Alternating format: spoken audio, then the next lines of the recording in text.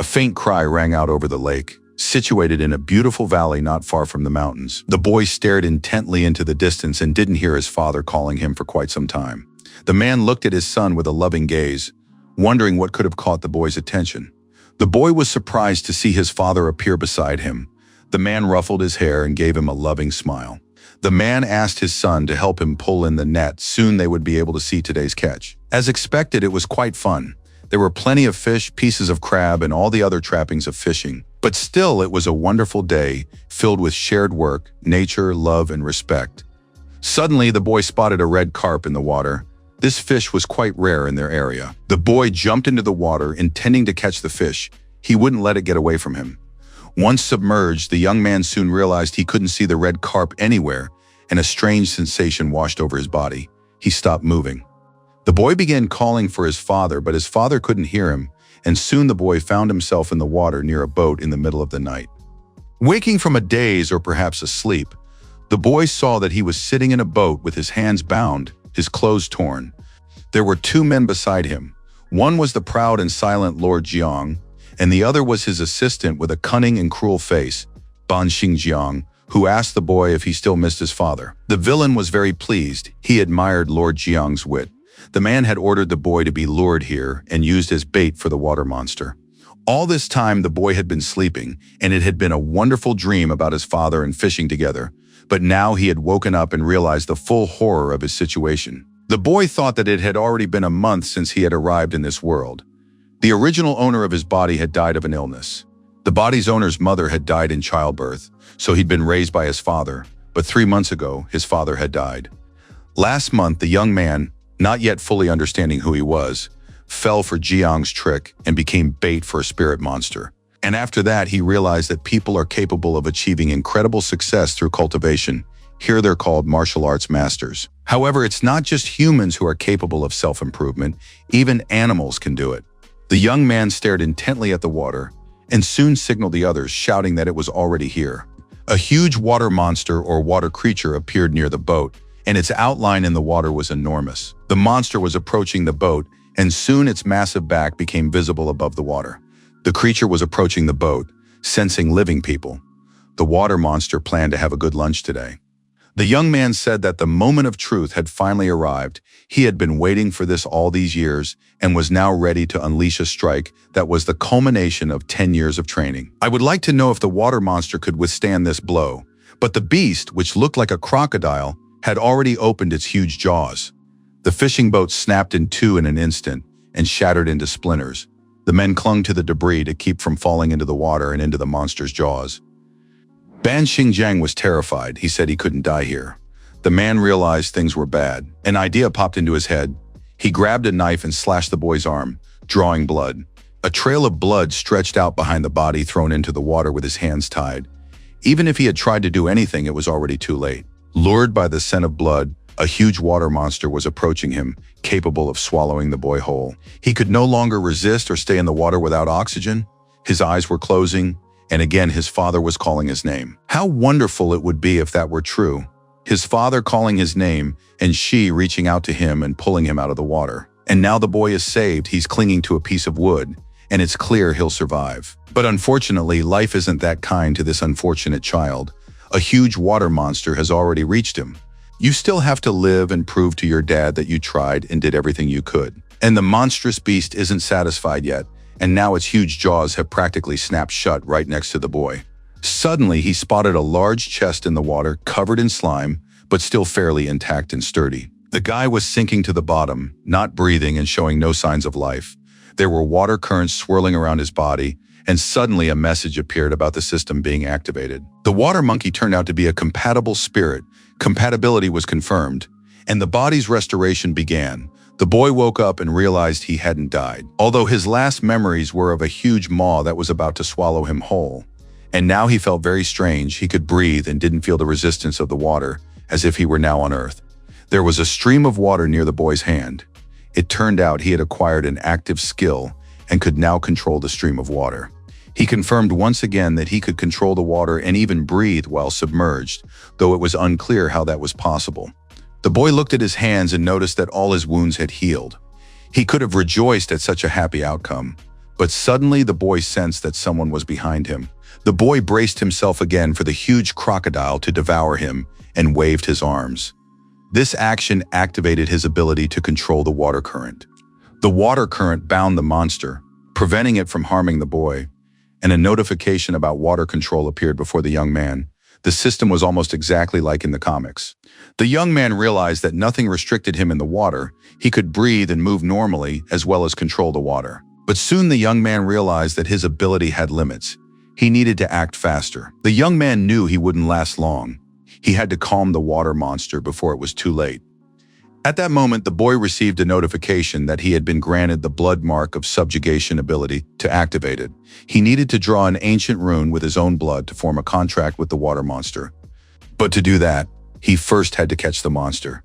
And that was the first thing the young man set out to do. The young man used his water flow control skill and was able to hold the water monster near him. After that, the young man drew a rune with his blood on his hand. Not knowing what this would lead to, he placed his hand with the bloody drawing on the water monster's head. The enormous beast suddenly began to thrash from side to side. Its eyes bloodshot, it was terrifying, and it seemed as though it was about to swallow the young man whole. The young man felt that he was about to lose consciousness, and his body was also being affected and undergoing changes. He desperately wanted to finish this process as soon as possible, and even more so to live, and the young man, concentrating all his strength, shouted for the monster to obey him. It was the dead of night when the boy, dressed in ragged fisherman's clothes, crawled out of the lake onto the shore. He was exhausted and could barely stand. The man lay there with his arms spread wide, trying to catch his breath, while a water monster approached him through the water. It seemed as though it would devour the young man, but no, the young man was able to subdue this hulking creature, which was now ready to serve its master. The young man had attained the status of Master Lian Shi. He possessed the spirit of a water monkey and ordered the monster to stay nearby for now. If necessary, he would summon it. The fact was that after the rune was cast, a spiritual channel formed between them, through which Lian Shi could contact the monster from anywhere in the world. Having finished all his business, the young man decided it was time to go home and get some rest. Fortunately, some memories remained in his mind and his home must be somewhere nearby. A group of men was walking among the houses, led by Mr. Zhang. Xinjiang showed him the way. Looking at the man with a fawning gaze, the fisherman tried to figure out why these people were heading toward a Shu's house. It seemed the young man was in trouble with the madman Zhang. Among the fishermen was a boy named Li Libo. He followed the strangers with his eyes and understood everything. The boy guessed that his friend was in for big trouble. Xinjiang was very pleased. He was going to take the house and all the belongings for himself, since the boy was dead, and all that was left was to confirm it. The man looked very angry. He didn't like to be disappointed and hated everyone in general. Kicking the door open, he ushered the gentleman inside, telling him he could come in without worry. But suddenly the old man's jaw nearly dropped. He couldn't believe his eyes. In the middle of the room sat a sleepy boy named Ashi. It certainly couldn't be true, but it was a fact nonetheless. The boy looked sleepy, since he'd just been woken up. He glanced at the uninvited guests and asked what they were doing there. Master Lian Shi had almost nothing to his name except for one tamed animal, but he was by no means a weakling in the full sense of the word. Mr. Zhong was very angry because he hadn't expected to see a living boy here. The old man began to smile kindly and introduced the boy named Lian Shi to Mr. Zhong. Zheng Xiang, who was a servant of the Zhao family, greeted the boy, who, moreover, hadn't died, which meant he was a real lucky guy. After the greeting, the man signaled to his servants and ordered them to grab Lian Shi. The boy began to scream, not understanding what these men wanted from him, as they grabbed his arms and held him tight. The man began beating the boy. He said that Lord Zhao had hired a martial arts master, Mr. Jiang, to deal with the water monster that was making life miserable for the villagers. And the shameless boy Lian Shi had conspired with the monster and killed Lord Zhang. A lot of money had been lost.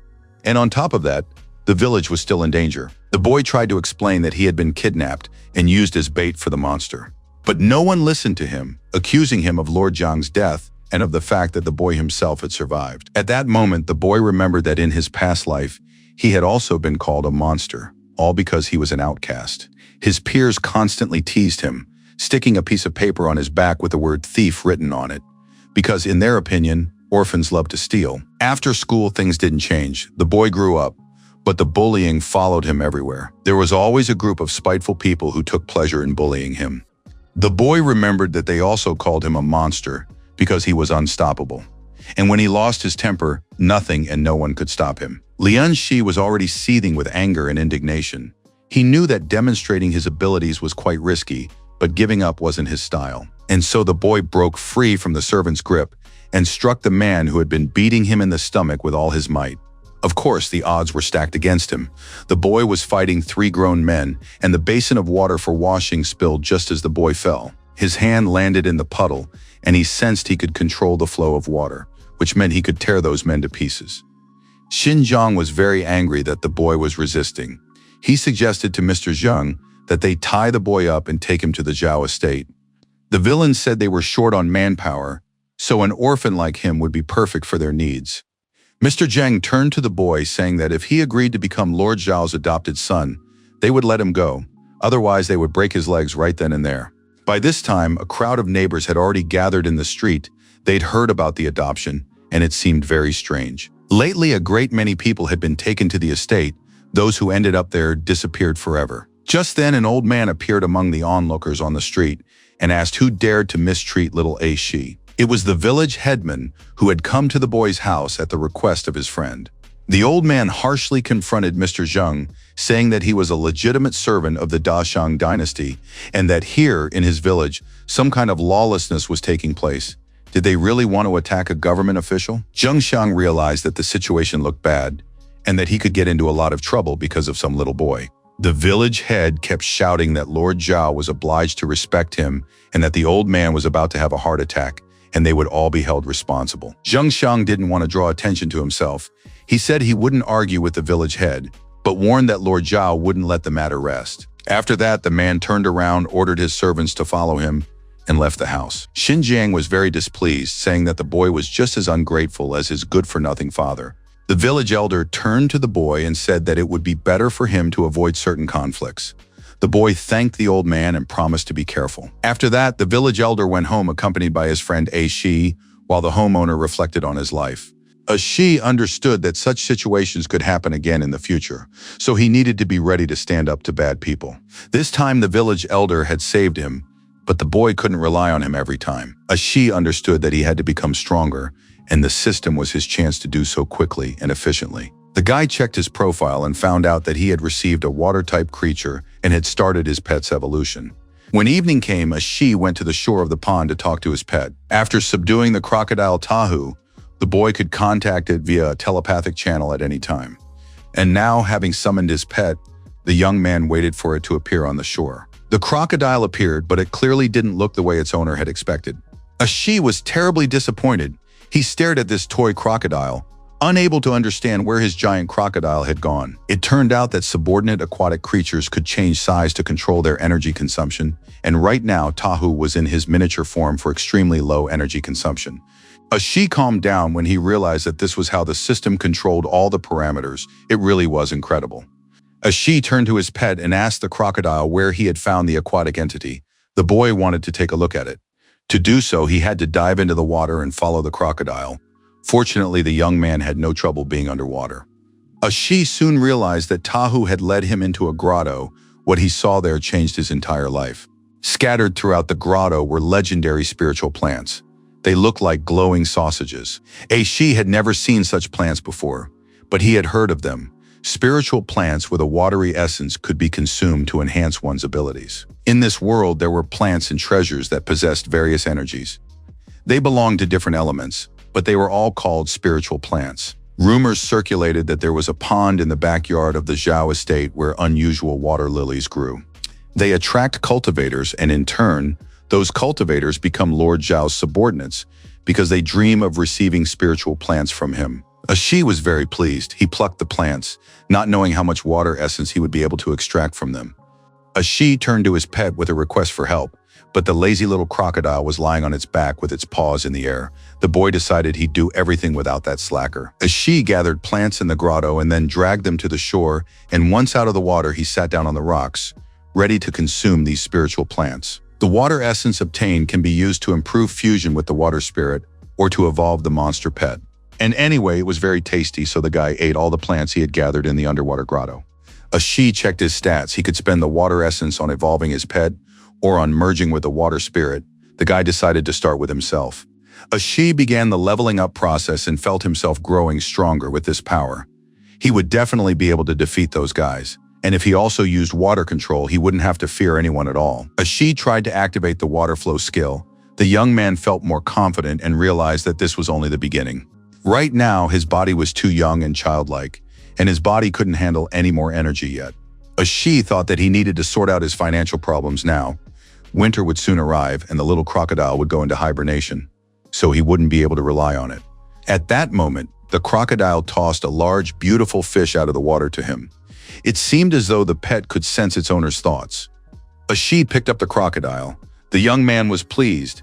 Now he had an idea of how he could earn a little money by selling the fine fish the crocodile would supply him. First thing in the morning, the boy sold the fish that Tahua had thrown out of the water for him. And now he was the owner of 80 coins. It wasn't much, but it was a start. The local merchants weren't like the vending machines of the modern world. You could negotiate a price or an installment plan with them, just as people did in ancient times. And she realized that his financial problem was temporarily solved. Now he just had to figure out what to do about that madman Jiang. And just at that moment, that despicable Jiang spotted the boy at the market and called out to him. Jiang said that a few days ago there had been a misunderstanding between them, and so he wanted to apologize to the boy. Fortunately, he'd managed to run into Ashi at the market. The man said his boat was nearby, so he invited Ashi on board to have lunch together. The boy looked at the man suspiciously. Jiang told the boy not to worry, since it would just be the two of them, though in reality, of course, there would be more people on the boat. And this time Ashi definitely wouldn't be able to escape. Ashi seemed very pleased. He smiled sincerely at the man and replied that if there really were only the two of them, he saw no reason to turn down such a wonderful offer. Jiang knelt, surrounded by 3 guards, and listened to everything Mr. Jiang had to say. He said that lately, the trials at the estate hadn't been going very well. Several people had already died, and there weren't enough medicinal herbs to go around. The boy Lian Shi was an orphan, which made him the ideal candidate. The old man's face was covered in fresh bruises and scrapes. He promised he understood everything, and that Lian Shi wouldn't run away from him again. The man swore he'd bring the boy the next day.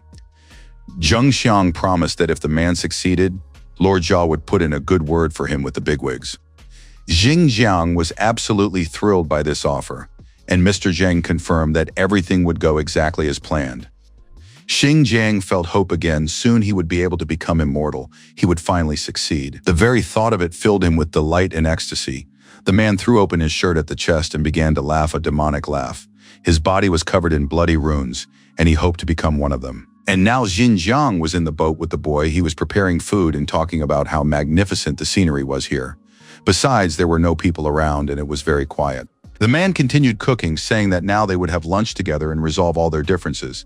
While stirring the soup unobtrusively, Jiang dropped a small red ball into the pan. She looked at the old man suspiciously and asked him if there really was no one else here. Jiang smiled, of course. He had already checked everything, and the boy needn't fear that some hidden danger awaited him. In fact, the old man thought that he certainly didn't need any extra ears to hear the boy's screams after he drank this fish soup. And she was satisfied with the answer that there was no one nearby. He climbed into the boat, activating the water jet control as he did so. Jiang didn't have time to figure out what was happening. He fell to the bottom of the boat and his head was engulfed by the water current. The pot of freshly cooked soup also tipped over. The water current did its work, and soon the man looked as if he were drowning somewhere in the depths. Life was gradually ebbing from that vile body. When Jiang came to, he realized he was lying at the bottom of his boat, his hands and feet tightly bound with ropes. Ashi sat beside him and said that the old man was sleeping like a baby and that night had already fallen. The boy was tired of waiting for Jiang to wake up. Jiang was in shock when he realized what had happened. Ashi showed him the wallet with the money they had paid the old man to bring the boy to the estate. Jiang looked at the boy with hope and pain. He promised he would explain everything right away, but Ashi wouldn't listen to him and suggested they look around and try to get their bearings. Jiang immediately realized where they were.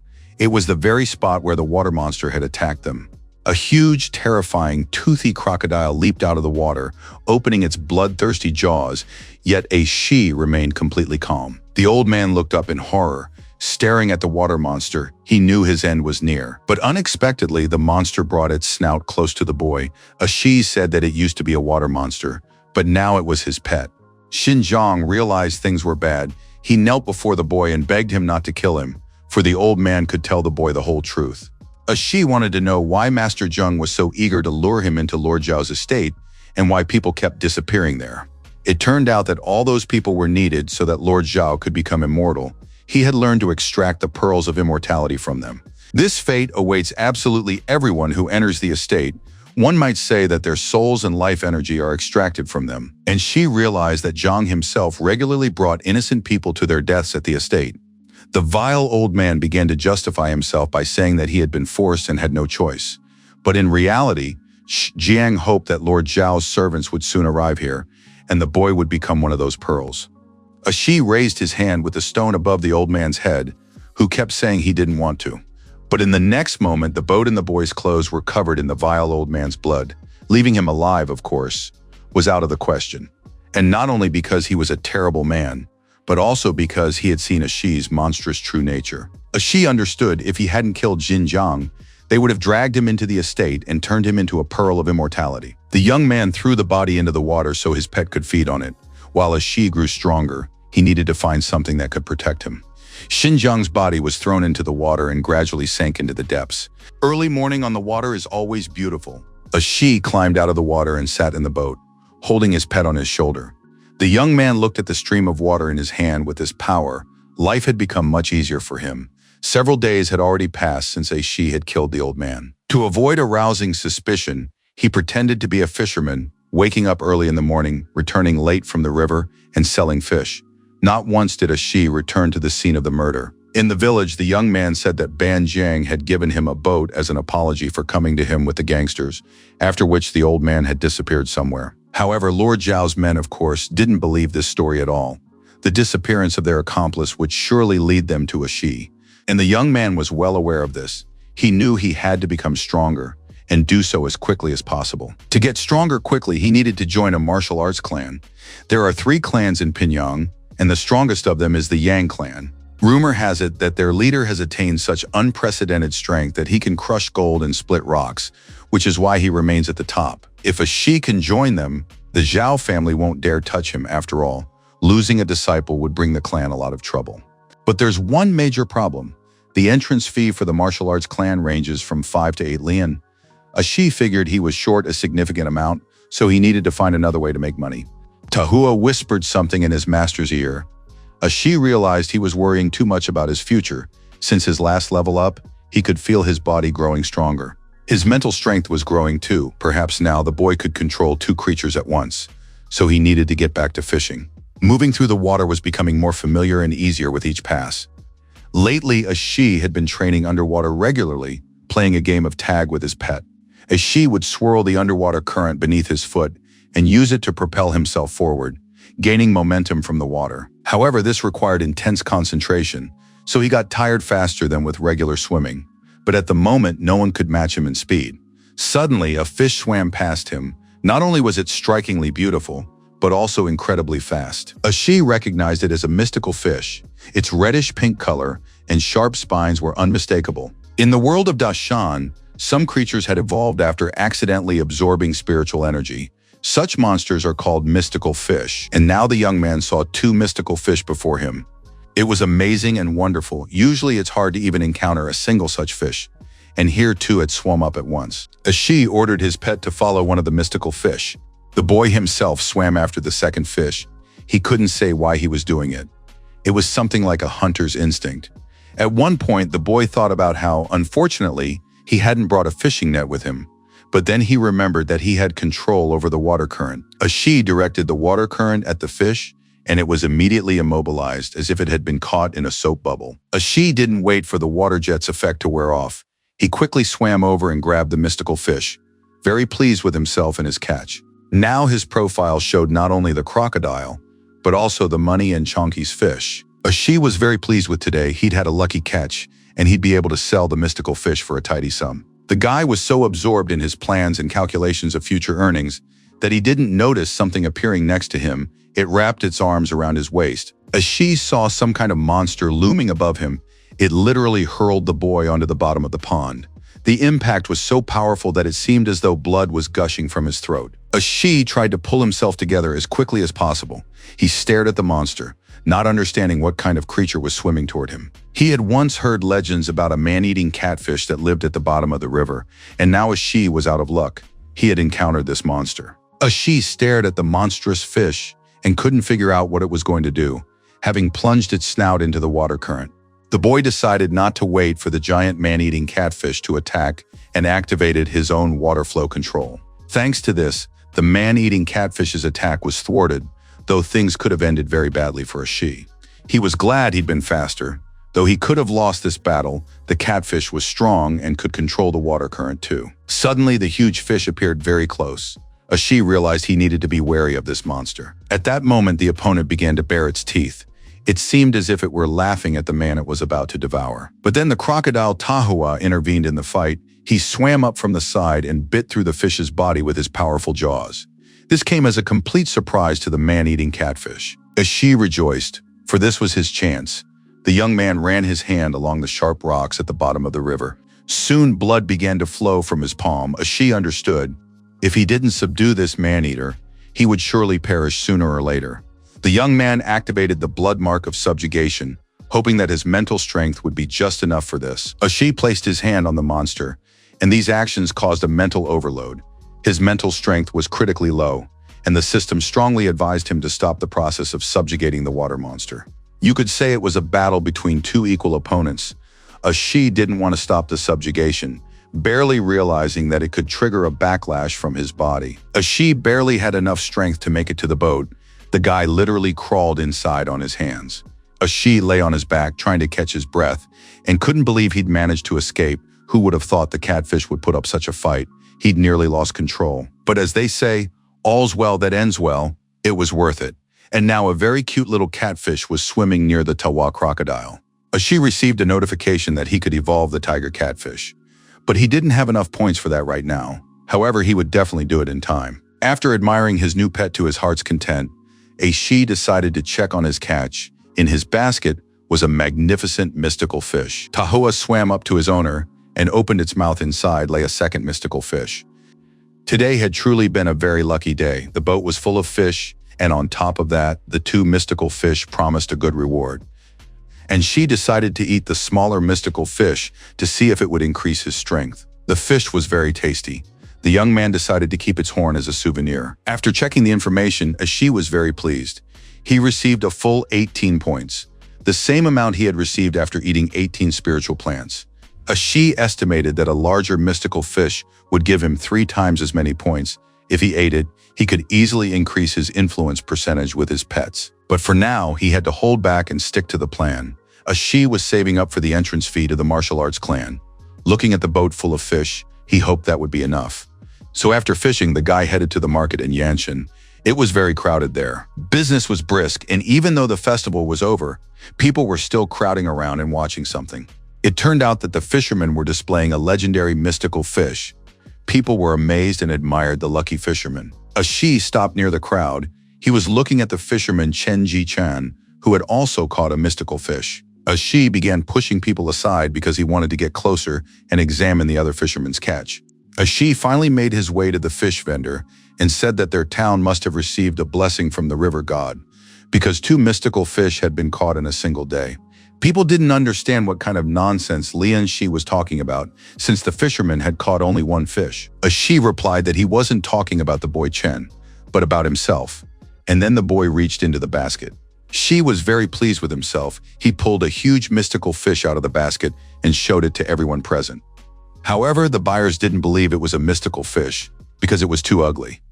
They accused Lian Shi of taking the most ordinary fish but trying to jack up the price. It is unknown how this transaction would have ended, but suddenly a voice from the side suggested that a red-blooded perch was being sold. One of the elders of the Yang warrior clan, a master named Hu Qi, appeared at the market. Hu Qi approached the fisherman Chen and asked how much he wanted for his fish. The young man was very embarrassed that such a gentleman and great man was willing to buy his catch. He didn't dare name a price and said he would sell it for whatever Master Hu Qi deemed fair. The elder named the sum of 150 fen. Ji Chang was absolutely delighted. He was ready to sell his catch to the great Hu Qi for such a generous sum. But Shi didn't hold back. He turned to the elder and asked him to take a look at his catch. Everyone present was very displeased with the behavior of that insolent Lian boy, after all. Everyone knew if he angered the elder, it would spell trouble for absolutely everyone. Hu Qi examined the fish closely and said it was a bull bream, as she was ready to sell the fish under any name. Hu Qi asked the seller if he would give him this magnificent fish for 325 fen. It was a simply fabulous sum, one that several generations of ordinary families could not save up. People in the crowd whispered that little Lian needed to spend that money before he was killed over it. Ji Chang silently watched the sale unfold, then turned and left the market without saying a word. Shi gathered his courage and asked the gentleman why his fish cost twice as much as the red-blooded perch. It turned out that the horns of the bull bream are used in medicine. They're made into pills that boost stamina and help with blood stagnation. This is very useful for the elder of a martial arts clan. Shi bowed deeply in gratitude for the gentleman's explanation. The young man was glad he'd kept the horn of the fish he'd eaten as a souvenir. Having sold all the fish and finished his business, Shu sat with his wallet, counting his earnings. Suddenly, a shadow appeared nearby. It was Shi's friend named Li Libo. He hugged his comrades, saying that their entire village was proud of him. Shi turned to his friend and said that last time he hadn't thanked him properly for bringing the village head. Libo offered to give him the money as an apology. Of course, it was a joke, but not a funny one. Shi asked his friend if he knew how much money was required to join the Yang clan. Li Libo replied that his father was just about to send him there, so he had all the information. A simple admission required 350 fen. If you wanted to live there with room and board and enjoy all the clan's benefits, you'd need 1,000. That's more than in other clans. But there's a reason the Yang clan is considered the best. Shi calculated all his savings and realized he could join the clan without room and board. Shi told his friend that he was ready to go with him the very next day to sign up. Li Libo replied that he hadn't known his buddy had become so rich. But of course it was a joke, and the boys agreed to go together the next day. Shi wanted to tell his friend about the mystical fish and everything else, but he decided not to. In the dungeon of the Zhao estate, a man reported that Ban Zhang had vanished into thin air. But the guards had tracked down the boy Lian Shi, who was the last person to see him. Lord Zhao said there was no need to bother him with such trifles, and that Zhang should sort it all out himself. As for Shi, he now spent most of his time on the boat. He was constantly fishing and training with his water spirits, so on this late evening, the boy was alone in the boat. He was currently preparing a meal for himself and cooking a delicious soup, which the crocodile Tawa was eyeing with great appetite. The smell was amazing. The pet couldn't wait for his owner to finish preparing this delicious meal. The aroma was wonderful, and the fish soup turned out simply amazing. Shi poured a couple of bowls into the water to treat his pets. When the meal was over, Shi felt that the influx of water essence was simply incredible, which was to be expected from a mystical fish. Besides, the young man felt that he had grown stronger. And now he looked at his pets, who also looked satisfied, and wondered where he could find another fish like that. After resting a bit following the hearty dinner, Shi decided it was time to level up. He'd earned enough points from the 2 fish. Checking his profile, Shi saw that his strength was growing. It literally coursed through his entire body, filling him with energy from within. Gradually, thanks to the points he'd earned, the evolution of his controlled creatures began. But the young man really wanted to fight someone to test his strength. Shi tested his mastery of the water stream and felt that his control had improved significantly. This happened because Shi had fed his pets a little soup, and so the evolution had begun, and the animals would soon become stronger. Although, of course, these 2 cute little pets still had a long way to go before transforming into a horned crocodile and a tiger catfish. Shi finally noticed the chest, which had appeared out of nowhere. The guy didn't understand what this thing was, whether it had been created by humans or had developed on its own. He began to examine the object and saw on one panel was depicted the yin dragon, and on the second some sort of enormous monkey. On the third side were deities with human heads and serpentine bodies. And on the fourth side was a mysterious emperor in black robes.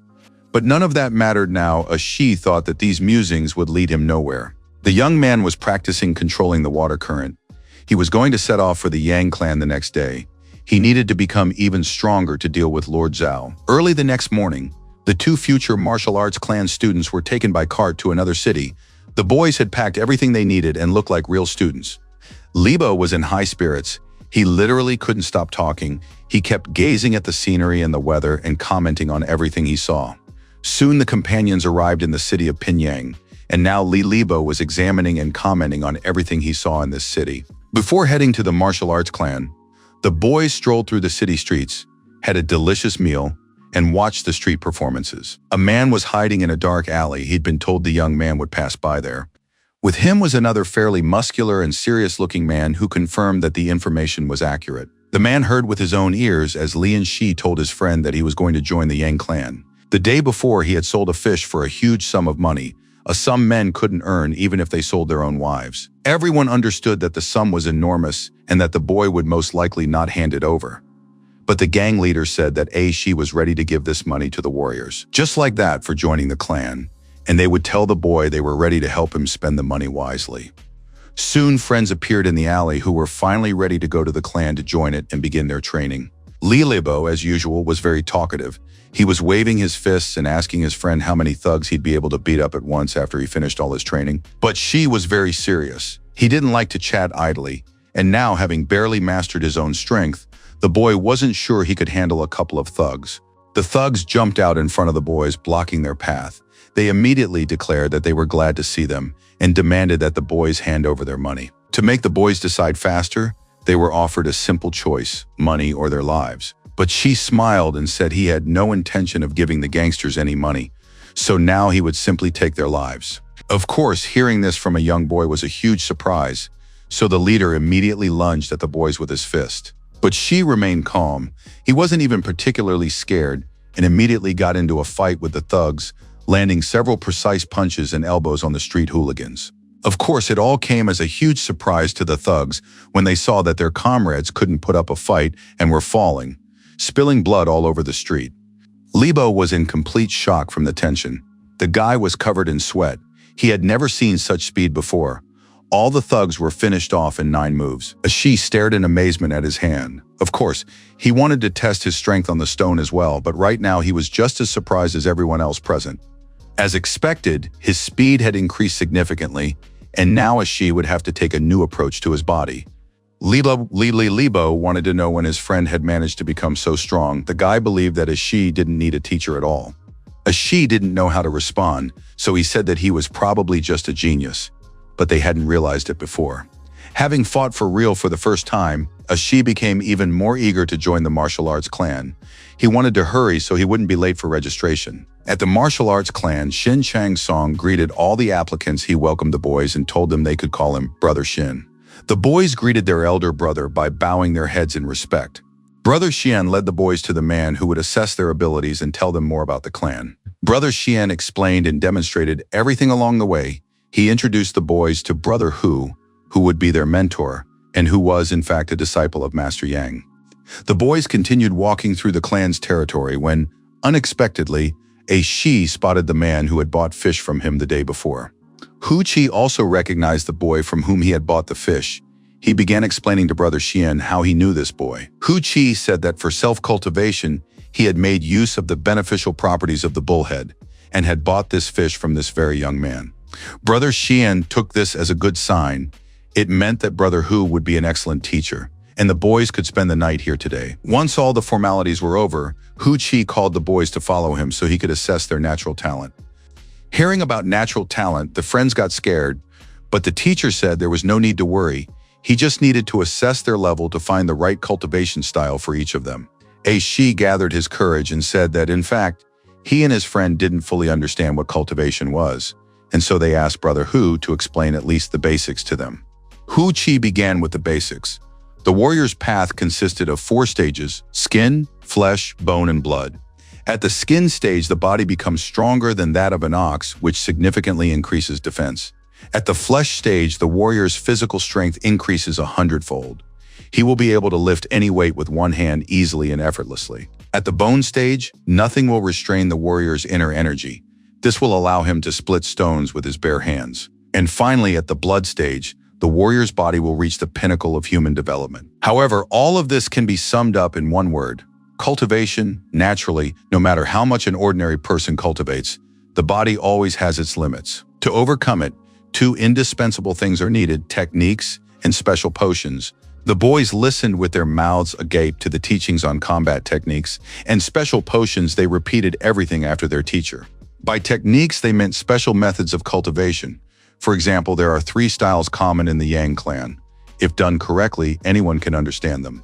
Lian Shi seemed to be soaking up every word. He repeated everything after his teacher. He already understood the techniques. Now he needed to figure out the elixirs. You have to imagine that techniques are a staircase, slippery and dangerous. To climb it quickly and safely, you need a railing, and that is what potions are. For example, that bull bream that Shi had sold the day before could be called a potion. It helps a warrior climb the ladder faster and safer. Hu Qi realized he had dumped a lot of information on the boys. He told them they shouldn't rush, since they were just at the very beginning of their journey, so it was important to focus on every step. Shi couldn't wait to get started. He asked Hu's older brother to determine their natural talents. A group of warriors sat in the courtyard. They watched with interest as Hu's brother prepared to test the newcomers. Liu Yangkai had already heard about one unusual young man from his friend Zhao San. The man confirmed that this was the very person he was looking for and asked that he be escorted out of the clan's territory. Zhao Hiyuan said he would handle the rest himself and that no one would get into trouble. Zheng appeared before his master and reported that this Lian Shi was 15 years old. He was the perfect candidate for extracting the potion, the same age as the young master, and on top of that, an orphan. If they captured Lian Shi, the young Lord Zhao's fortune could improve significantly. Lord Zhao listened to his servant. Yuan had been frail since birth, and finding suitable candidates of the right age for the elixir of immortality wasn't easy. This boy was the perfect fit. Zheng reported to his master that Lian Shi was planning to join the Yang clan, and knowing Yang Dongsong's character, it would be difficult to make a move. Lord Zhao's son overheard this conversation, and he noticed Zhang drop a piece of paper as he left his master. It was a photograph of Lian Shi. Zhao Yuan picked it up and said that he needed the pearls of immortality, and anyone who stood in his way would die. Li Libo couldn't calm down. He didn't understand why his friend had a top-tier bone structure when even his own was only average. And she kept saying that he was simply a talented genius because he didn't have a proper answer for his friend. The guys had passed one test, and now they needed to get to the parade ground as quickly as possible. Chen Jichang was already waiting for them there, the very same fisherman who had also sold fish the day before, albeit for less money. The guys were surprised, especially Li Libo, who was very aggressive toward Chen and demanded an explanation of exactly what the guy was doing there. Ji Chang said that anyone could come here, and a fight was about to break out between them, but Lian Shi stopped it, since they were from the same village and should be friends, not fighting. Shi greeted Ji Chang, but the latter merely nodded in response. The guy was 2 years older than Shi. He was a very skilled fisherman and a good acquaintance of the previous owner of this body. Shi looked very sincere. He asked Ji Chang if he had also decided to train. The guy finally stopped sulking and said he wanted to become strong too. It turned out he'd been selling fish to save up for the entrance fee, and he'd finally managed to scrape together the money. Shi suggested they head to the drill ground together. Hu's older brother was already supposed to have started the session there, and if they didn't hurry, they'd be in trouble. It was pure hell. No Marine or Navy SEAL had ever dreamed of training like this. The boys were trembling all over. They weren't giving up, but they barely had enough strength to get through the circuit of exercises. Hu Qi finally called a break and allowed the students to rest. After lunch, Teacher Lu would continue the training. Completely exhausted, the guys sat under a tree trying to catch their breath. They felt weak and drained. But soon the boys heard someone say loudly that the clan's territory had started to reek of fish. Liu Yangkai and his friends approached the group and said that the boys shouldn't be allowed into the clan's territory because they had already stunk up the whole place. Yang Kai promised that if each of the boys paid him 100 fen, he would let them stay at this school. Li Libo wanted to immediately throw punches, but Ji Chang stopped his friend, saying they shouldn't disgrace their mentor, Brother Hu. Lian Shi, meanwhile, was calculating whether he had enough strength to handle these three. Yang Kai continued to provoke the boys. He asked if they were really looking for a fight. He had almost reached the peak of the skin stage, so he really wanted to test his strength on someone. And Shi thought that if they were in the water right now, no skin stage would help this braggart. But before the fight could start, a stern voice rang out, causing everyone to snap to attention at ease. Hu Qi told the older guys to hold a plank for half an hour if they had nothing else to do, and to do it right now. Yang Kai said the newbies were just lucky, but they should remember that there was no place for cowards here. Hu Qi clarified once more, asking if the guys really wanted another assignment and hadn't heard what he'd just told them. Yang Kai and his friends immediately walked away. Li Libo was very impulsive, but the fisherman Chen showed a wisdom unusual for his young age. saying that cursing behind their backs wouldn't change the situation. Ashi thought that he had received yet another proof he needed to become stronger and do so as quickly as possible. Unexpectedly, Ashi told his friends to put in a good word for him with the teacher because he needed to run home for a bit. It was all very strange, and his friends didn't understand what kind of day it was or why Ashi was acting so oddly. Lian Shi ran to his village, thinking about the lotus pond, the danger, and his enemies. He wanted to know what was happening at the Zhao estate. It was already late in the evening, and the friends were waiting for Ashi near the entrance to the martial arts clan's grounds. They didn't know if they should be worried since their friend hadn't returned, but surely he had serious reasons for acting this way. Li Libo and Ji Chang felt a certain animosity toward each other. They wanted to punch each other in the face. Suddenly they realized someone else had appeared nearby. He said luck was on his side today, since he'd run into two cowards again. Yang Kai grinned maliciously and said that now Big Brother Hu wouldn't be able to help these two stinkers, and justice would prevail. Yang Kai promised he'd crush both guys, because fishy stink like that had no place in this establishment. Lian Shi was swimming at the bottom of the lake with his pets. The catfish and the crocodile had almost reached the peak of their skin-shedding stage, but something had frightened them. The pets called out to their master to protect them, and now the guy had to figure out what kind of creature was out there. And Shi parted the seaweed. He held a spear in his hands. He wanted to find this terrifying thing. Judging by the tracks left in the sand, it was some kind of giant. Suddenly, a club appeared in front of the boy. He looked at it and wondered what kind of seaweed or tree formation this stick resembled. His sensory range had expanded, and now he could sense the watery space more clearly. Soon he would be able to make out what this stick was and who it belonged to. And finally, in the darkness, he could make out the silhouette of a terrifying monster, whose glowing eyes were staring at the young man. It soon became clear that it was a crab, and one might have thought it was no monster at all, were it not for the gigantic size of this aquatic creature. Hu's older brother had said that any animal that had passed the skin stage became mystical, which meant this crab must possess intelligence. And, judging by its size, that was indeed the case. Though it was hardly too strong if it were, Tahu and Chonky would hardly have been able to escape from it. Shi looked at his opponent and doubted he could handle it. Besides, the guy had absolutely no plan other than the desire to grow stronger step by step. And for some reason, at that moment, Shi remembered old man Xinjiang. How he had called the boy a shameless man, just like his father. The face of Lu Yang Kai also came to mind. He had insisted that there was no place for cowards in the martial arts clan. And Shi realized that chance and danger had always been part of his path. Changes in life require risk. Truly meaningful things often happen by chance, and we can only plan for things that usually make no sense. But now the young man understood that he wasn't ready to accept his fate. If life gave him a chance, he had to seize it, and so Shi activated the water current. The boy thought about how the old man Ban Xingjiang had wanted to take away his chance at a new life, but now he was dead. And if that crab now wants to take over his lotus pond, it remains to be seen who will come out on top. Powerful blows rained down on the guys, and of course they couldn't put up much of a fight. Lu Yang Kai was pleasantly surprised. He said the newbies had character and weren't cowards, but he wanted to know where their friend Lian Shi had gone. Li Libo wasn't very smart, but he was brave. He grabbed a rock he'd found nearby and struck Yang Kai on the head with all his might. It was an utterly foolish move since it was obvious that the newbies wouldn't stand a chance against their opponents and would only end up with even more bruises and scrapes. Yang Kai continued beating the boys and said they were digging their own graves. Yang Kai sent his buddies to guard the gate while he planned to have some fun with these weaklings. Chen Ji Chang didn't want to wait meekly to be beaten up, so he charged at Yang Kai himself. But the odds were completely stacked against him, and so the older and stronger Yang Kai easily overpowered this young but brave fisherman. He beat the boys who, though unable to put up a fight, did not beg for mercy either. Yang Kai said he would gouge out those defiant eyes that stared at him so fearlessly, and who knows how the boys would train blindly afterward. Yang Kai raised his finger to Li Libo's eye while Ji Chang demanded that he leave his friend alone and stop this immediately. His finger drew closer and closer to the eye, and a loud scream echoed throughout the area. The giant crab grabbed a large rock with its claw and smashed it into fine crumbs. It was clear that the monster was very strong.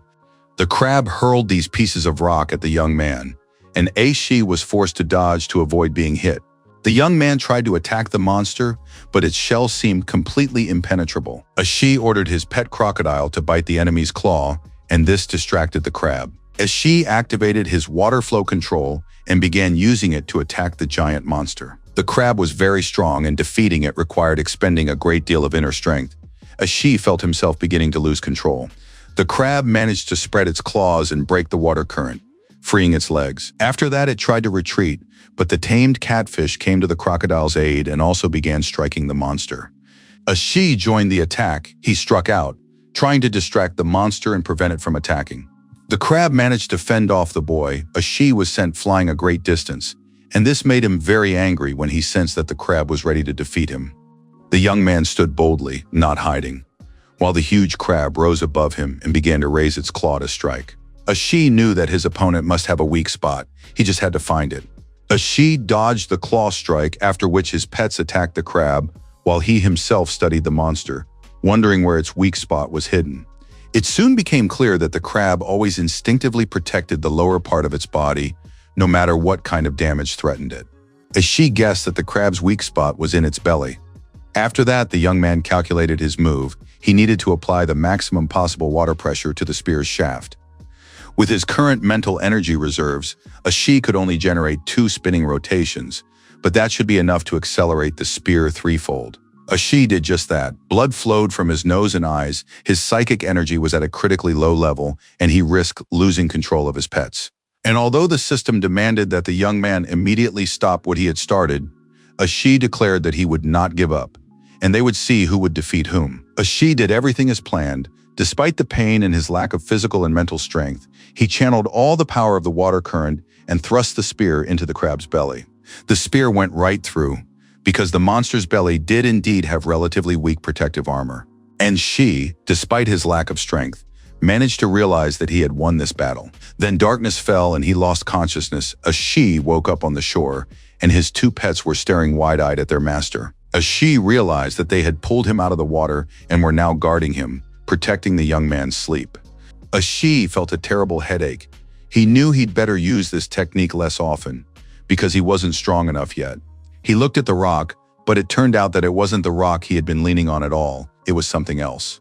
It turned out that his pets had pulled a monster crab out of the lake, one they had all defeated together in their last battle. The young man looked at the crab and realized that it contained a huge amount of water essence. The pets had examined the crab while their master was unconscious, and now they were pointing out a bulge on the crab's abdomen to Ashi.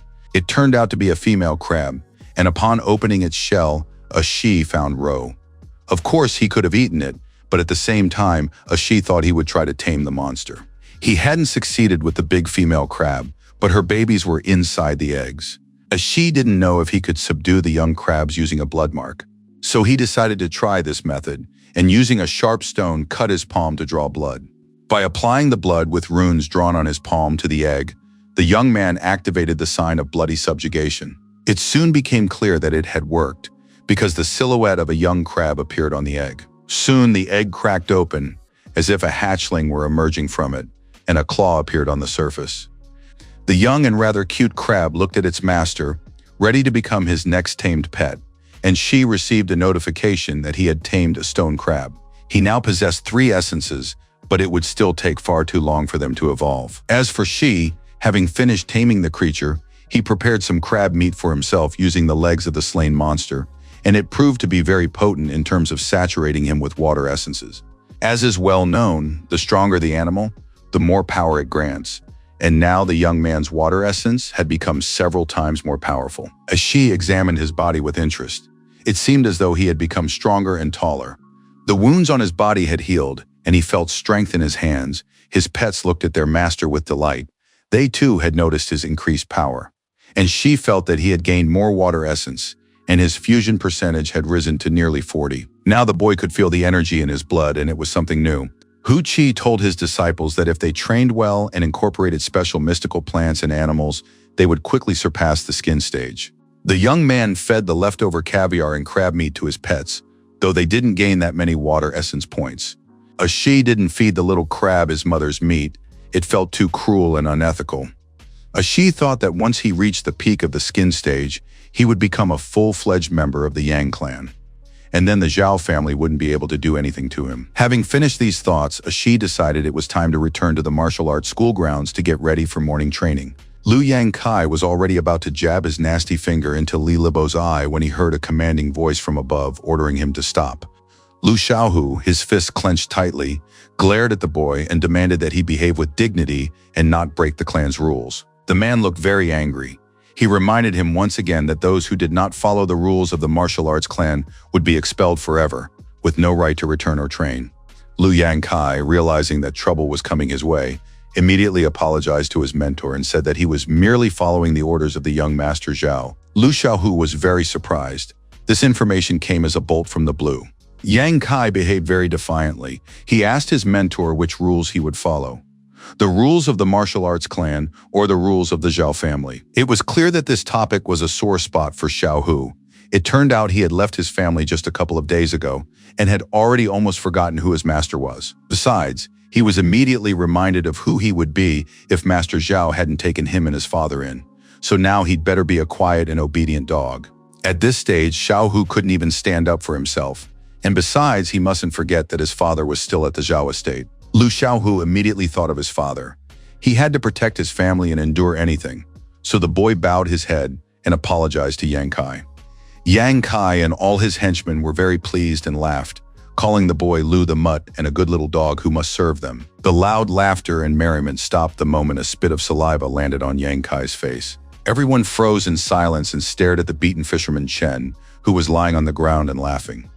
The guy said he was disgusted to look at Yang Kai, who looked like a pathetic and worthless coward. Suddenly, Li Libo was knocked to the ground, and Yang Kai put his foot on Li Libo's elbow, preparing to break it. Li Libo screamed loudly while Yang Kai continued to taunt him, saying that Ji Chang could keep playing the hero.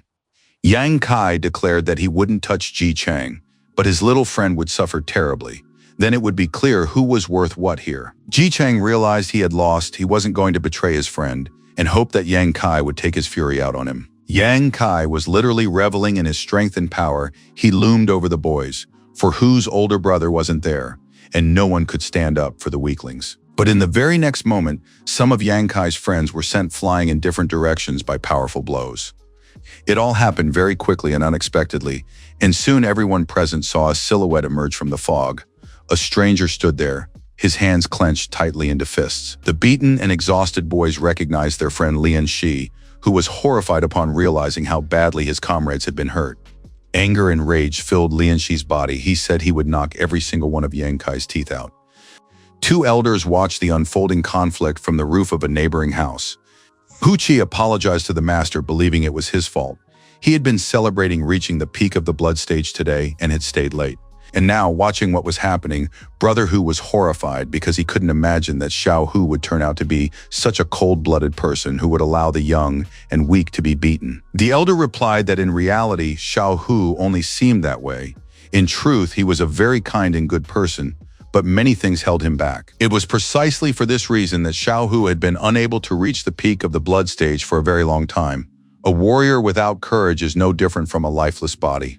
Hu Qi believed they needed to help Lian Shi. He had only just joined their clan, and Yang Kai had already reached the peak of the blood stage, and the boy couldn't handle him. Yang Dongxiong agreed with his disciple, but still suggested waiting and observing the situation from the sidelines. Master Yang saw that this newcomer's blood energy was very interesting and promising. Yang Kai, meanwhile, was sneering as he watched the newcomer, who was putting on a tough act and even hoping to strike Yang Kai. Shi rushed into the attack because he told himself he wasn't going to waste time on empty talk. The guy was so confident that Yang Kai felt a twinge of fear and ordered his buddies to grab this small-time fisherman. But before the guys could do anything, Lian Shi leaped up and kicked several opponents at once with a single leg. A couple more took powerful blows from his fist and elbow, and the henchmen were quickly dealt with. The leader himself stepped forward. Lu Yang Kai was furious. He glared at his opponent, convinced that the newcomer wouldn't stand a chance against him, even if he had defeated all his comrades. Yang Kai wanted to show what a person who had reached the peak of the skin stage was capable of. Yang Kai launched his attack and landed blows, but Lian Shi dodged them and blocked them. Seizing the right moment, Shi dodged and landed a single powerful blow to his opponent's jaw. That was enough to make Yang Kai cough up blood. Lian Shi was very pleased. He looked at the loser and realized that he was facing an ordinary weakling who only acted brave against weaker opponents. Yang Kai grabbed a knife and plunged it into the young man's body. Blood spurted from Lian Shi's chest. Yang Kai, who by this point had already lost several teeth, shouted that no one would now stand up for the poor orphan fisherman, and it was unclear what he had been hoping for in the first place. Lian Shi grabbed his opponent's hand holding the knife which pierced his arm at that moment, but the boy felt no pain. He was convinced that his opponent was indeed a dishonorable, worthless, disgusting coward, and now Lian Shi was ready to strike with his fist, holding his opponent down with his other hand. A few more teeth flew out of Yang Kai's mouth. He lay crushed and could now only call for help from Lu Xiaohu, who had stood on the sidelines throughout the entire fight. Yang Kai didn't understand why he was standing there like a statue. After all, his student was under attack and he wasn't doing anything to protect him. But before any further action could take place, a shout rang out and a huge sword plunged into the ground right next to the fighting men. Yang Dongxiong, as the clan leader, appeared as if out of the mist along with Master Hu and called out the names of the bullies who had been tormenting the newcomers. The elder announced that from now on, they were expelled from the martial arts clan. Lu Xiaohu was ordered to report to the seclusion hall for a very serious conversation with the clan leader. Lian Shi stared at the master, unable to believe his eyes. Could this really be the legendary Yang Dongxiong? Lian Shi was very upset. The boy realized he had broken the rules right in front of the elder, and now he too would be expelled from the clan. The young man recalled how, just a few minutes ago, Yang Kai had called him a worthless orphan whom no one would stand up for. It would be a great pity to lose everything he had worked so long to achieve because of a nobody like Yang Kai. However, the boy didn't regret fighting to defend his friends. Yang Dongxiong asked the boy if he wanted to become his personal disciple. Lian Shi couldn't believe his ears. He looked up at the teacher, who was holding out his hand to him, and it really wasn't a joke. That morning at the Yang family estate, the servants were whispering, discussing the latest news. Master Yang had taken on a 9th disciple, and it was said that he was a very handsome young man. The door opened slightly, and a pretty girl appeared, looking for young Master Lian. She, along with a few other maids, had brought ceremonial robes that his older brothers and sisters had sent. The girls said they could help the young man change, but Lian Shi thanked them, took the clothes, and said he could manage on his own. They needed to leave his room. Lian Shi still couldn't believe what was happening, even though 2 weeks had already passed since his fight with Lu Yangkai. The wounds on his friends' bodies had healed quickly thanks to Master Yang's treatment. Lian Shi no longer felt alone. He had a master as well as many brothers and sisters. Everything was going very well and according to plan.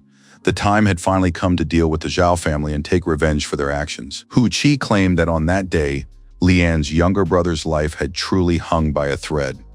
No one could have imagined that a boy who had just joined the clan would be able to defeat a man who had practically reached the peak of the skin stage.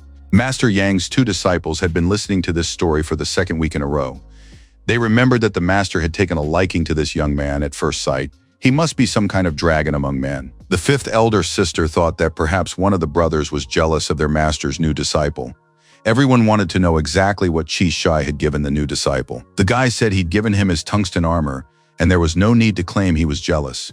He was just tired of hearing the same thing over and over. Hu Qi asked his sister not to tease Qi Shai, who had had to save up for a long time for such a gift. Everyone was in high spirits, and Brother Lian had finally joined the ranks of the disciples. The young man looked very handsome, wearing the gifts given to him by his clan brothers. The young man bowed sincerely to his new companions and thanked them for the gifts. Lu Gong said he hadn't given his gift yet, and the young man reached into his bosom to retrieve it. It was a tungsten steel ingot that he had specially prepared as a gift for Lian Shi. With this ingot, Lian Shi could go to the blacksmith's shop and specify exactly what kind of weapon he needed, and the blacksmith would forge it for him. The gift was simply magnificent, and Lian Shi was very pleased. Once all the gifts had been handed out, and all the brothers had greeted one another, it was decided to set out so as not to keep the master waiting. At the Zhao estate, the atmosphere was very tense and charged. Zheng reported to his master that Ban Xingjiang's body had finally been found. But unfortunately, an item had disappeared from his stomach. Though this was strange, such things usually didn't happen to dead people. Lord Zhao was furious. He struck his assistant with all his might, calling him an idiot. The man shouted that they were all in for huge trouble if everything came to light. He also warned that if the government came knocking on their door, Zheng had better be ready to have his head chopped off. Zheng insisted that the boy Lian was to blame for all of this. The man was almost certain that it was he who had killed Xingjiang. Lord Zhao already knew that Lian Shi had become the personal disciple of the head of the Yang clan. Did Zheng really want to provoke him? After that, the Lord grabbed his assistant and said that no matter how, Zheng must find that thing immediately. As for the young Lian Shi, the Lord had special plans and thoughts for him. At the Yang estate, an initiation ceremony was taking place at that moment. Yang Dongseong said that Lian Shi was a noble, brave, and unyielding young man. He asked if the boy would agree to become the clan head's personal disciple. The young man gave a positive answer. Upon joining the clan, the boy would be required to maintain obedience, discipline, and respect for his mentors and senior classmates. He must not harm those weaker than himself or abuse his position to further his own interests. The young man bowed his head and said that Lian Shi's disciple understood everything and agreed to abide by these rules. The clan leader announced that as soon as the boy drank a bowl of tea, he would become his personal ninth disciple. From that moment on, Yang Dongseong would also become the young man's personal guardian, and from then on, no one would dare to wrong him. And so began the usual daily routine of a disciple, accompanied by numerous and lengthy training sessions. The boys could barely stand on their feet and finally got a break, but only for half an hour. The martial arts clan students discussed how Lian Shi had become the master's personal disciple. It was a massive breakthrough, going from rags to riches. Another major topic of discussion among the students was that Liu Yang Kai and all his friends had been expelled from the clan. Many realized that some shady characters were behind that group, so now the martial arts program had been thoroughly cleaned up. Zhao He Yuan heard these conversations drifting in from different parts of the school and was furious at that damn Lian Shi, who had ruined everything. Hu Qi was conducting a private lesson with a Shi.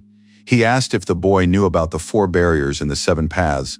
This turned out to be completely unknown information to the new student. As the name implies, the 7 paths are Galloping Horse, Wolf Smoke, Fierce Tiger, Crushing Elephant, Divine Dragon, Crucible, and Transcendent Rainbow. Upon reaching the peak of the Galloping Horse, one can effortlessly stop a dozen charging horses. By cultivating Wolf Smoke to its fullest potential, a warrior will be stronger and more deadly than a pack of rabid wolves. If a disciple chooses the path of the tiger, his power increases even further, and ordinary folk will fear even his aura. If the disciple chooses the path of the destroying elephant, the earth will tremble with every step he takes, and he will be able to split mountains and calm rivers. This power is worthy of a great general. At the next stage, the disciple will be like a celestial dragon freed from earthly bonds and will become a holy hero of the entire nation. Hu Qi honestly admitted that he knew almost nothing about the Crucible path, but masters who reached this level ascended to the heavens. This is truly amazing and fascinating, and now Lian Shi wondered if he could return to his own world if he attained immortality in this one. A Shi asked what path their master was currently on. Hu Qi answered this question with a counter-question. Did Lian Shi know how many clans were located in their area? The young man thought for a moment and said that, according to his calculations, there were 3 clans. That was the correct answer. The other 2 clans were here only because they couldn't afford a better place. Yang Dongseong had chosen this city because it was his hometown. But in reality, he was the only person in the area who had attained the way of the fierce tiger. Lian Shi considered it and decided that with his system, he too would be able to reach such a high level. Hu Qi ended today's lesson there and reminded his student that cultivation tolerates no haste. Lian Shi must progress steadily, pay attention to the smallest details, and maintain balance. But Shi was thinking that now that the Zhao family no longer posed a threat to him, he needed to catch another mystical fish to finally break through the skin barrier. As soon as the opportunity arose, the young man went fishing. Tahua turned out to be an excellent fisherman, and thanks to his skill, the boat was soon full of catch. Eventually, he would need to make himself larger gear, but unfortunately, he hadn't managed to catch the mystical fish today. As for Shi, he checked his profile. It turned out that his synchronization percentage had risen to nearly 37. At this rate, he would soon reach the skin stage. Suddenly, a strange object resembling a bird's feather appeared right in front of the boy's nose. The water in the lake seemed to start boiling, and the boat was being tossed from side to side. On top of that, there was a strange sound that was grating on his ears. The young man looked closely and saw what was happening. A duel between a huge toad and a bird. The toad was trying to drag the bird into the water. And indeed, it soon became clear that the toad had shot out its long tongue and grabbed the bird by the leg, preventing it from flying away. But the bird managed to break free, and the toad fell into the water on its back. It was enormous, so the fall created a huge wave that now threatened Lian Shi's life. The wave engulfed the boat, and the entire catch was washed into the lake. The young man's fishing trip had ended in failure. The bird chirped loudly, and a very aggressive attack was taking place around it. Lian Shi tried to break through it, but it turned out to be a psychic attack that he couldn't overcome. Soon the young man began to sink to the bottom of the lake, lost consciousness, and appeared to be lifeless. After a while, he woke up again on the shore and realized that the pets had saved him once more by pulling him out of the water. Lian Shi tried to remember what had happened. He had lost consciousness because of the cry of an unknown bird, a monstrous creature. But if he thought about it more deeply, a creature capable of catching that monstrous flying bird must be even more terrifying. Lian Shi lay on the ground, thinking he'd wasted his time. Now he had neither fish nor boat, so he'd have to postpone breaking through the skin barrier. At that moment, his pet crocodile appeared before him, giving its master unmistakable signals. Tahua opened its jaws, revealing a blood-red perch inside, which meant all was not lost, and he could continue to strengthen his abilities. The energy of blood is a reflection of a warrior's physical strength. However, a warrior does not become powerful simply because his energy is strong. On the contrary, by breaking down the body, he cultivates inner strength. Therefore, energy is not a source but a result. Yet this result can strengthen the source, forming a beneficial endless cycle. The young man lit an incense stick and stuck it into a bowl of sand. He sat there, focused and pensive, inhaling the scents and tuning in for a breakthrough. Hu's older brother brought him the incense, saying it helped with training. The key to overcoming the skin barrier was concentrating blood energy in the area of the chest chakra. The meat of the mystical fish was supposed to speed up this process. Lian Shi prepared the fish caught by the crocodile and was about to eat it. In fact, this was far from his first attempt. The young man had been gradually growing in physical and spiritual strength, and he was just a hair's breadth away. Hu Qi had said that to overcome the skin barrier, one must concentrate energy to stimulate the skin and muscle fascia.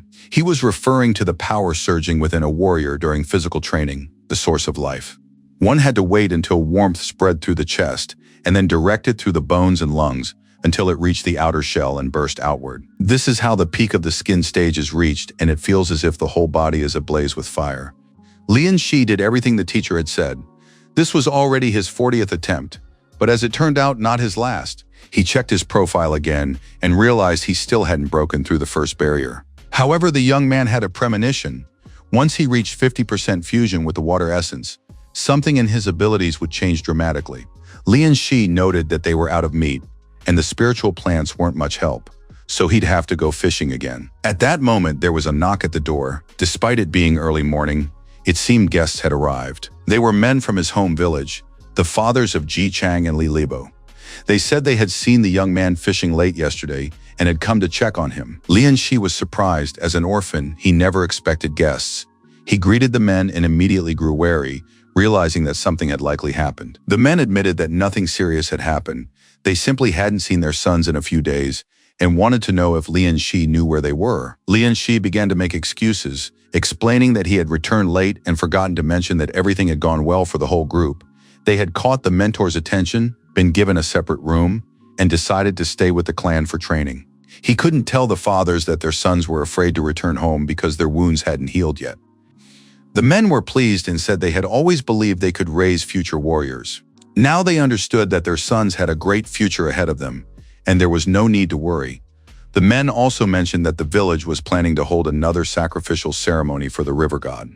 Such a ceremony had been held just a few months ago, but a momentous event had occurred yesterday, and the villagers had no choice but to proceed. The day before, the sky god leaped out of the water and seized a giant fiery bird. They say the heavens themselves split open at that moment. The men also saw this in the lake and declared that they would donate money and take part in the ceremony. After saying goodbye to the guests, the young man set off for the mountain lake with the lotus cave. Holding a sharpened stick in his hands, he jumped into the water and began to sink to the bottom. Lian Shi was trying to practice his water abilities and test how much stronger he had become. The young man would leap out of the water and dive back in. He practiced various techniques with his pets and could now control about 150 liters of water. This water could be compressed, and the stream possessed a completely different power. Lian Shi realized that, while in the water, his strength already surpassed the barrier of his skin. Now he could easily handle 4 tawas. During training, the stick in the boy's hands broke, and he thought he lacked a suitable weapon. In martial arts, he had been told that in this world, there existed spiritual weapons capable of regenerating and even improving. However, their production required the rarest materials and treasures, and the young man was currently short on both. Lian Shi didn't have the money to buy such a weapon, and it was unclear when he would be able to get his hands on something like that. His thoughts were interrupted by a catfish named Chong-Chi. It swam over and reported that it had found fire underwater. It was burning and very hot. Lian Shi swam along with his pet, who led him to the source of heat beneath the rocks and the sand. There he discovered a large and beautiful feather. It had likely fallen from a giant bird that had fought a huge water toad the day before. The young man examined the unusual and stunningly beautiful feather closely. It looked like something very valuable, but he needed to gather more information about the bird and its feathers. Lian Shi thought that he was just about to stop by Lu Gong's brother's blacksmith shop to pick out a weapon for himself. Perhaps they could tell him something about the feathers there. He decided to take the feather with him. As soon as he had some free time, the young man set out to find the smithy. He still didn't know his way around the city very well and was simply wandering the streets, hoping to find the right shop quickly. Suddenly, his gaze was drawn to a long black column of smoke rising high into the sky. The young man decided to find out where the smithy was and where the smoke was coming from. Finally, guided by the sound of a hammer striking metal, he made his way to the blacksmith's shop. Lu Gong greeted his younger brother. He was working, and beads of sweat covered his face. It was always hot in the smithy. Lian Shi told him that while fishing that morning, he had found something interesting and decided to ask Lu Gong what it might be. The young man opened his knapsack. Inside was a crimson phoenix feather. It looked very beautiful, and it seemed to radiate heat. Lu Gong looked at the feather with admiration and said it was a true treasure. Lian Shi was surprised and pleased. He asked his brother what he could tell him about the feather. Lu Gong was a kind and sincere warrior, willing to share his knowledge with his younger brother. He said it was an amazing find.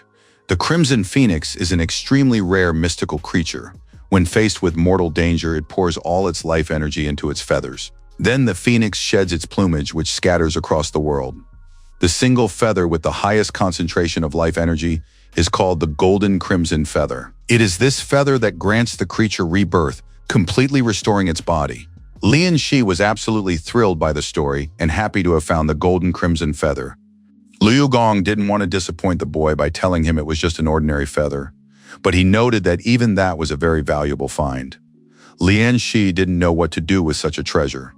Lu Gong pointed out that if he were in the boy's shoes, he wouldn't just absorb the pen's energy, but would instead turn it into a spiritual weapon. Lian Shi had planned to do just that with the feather.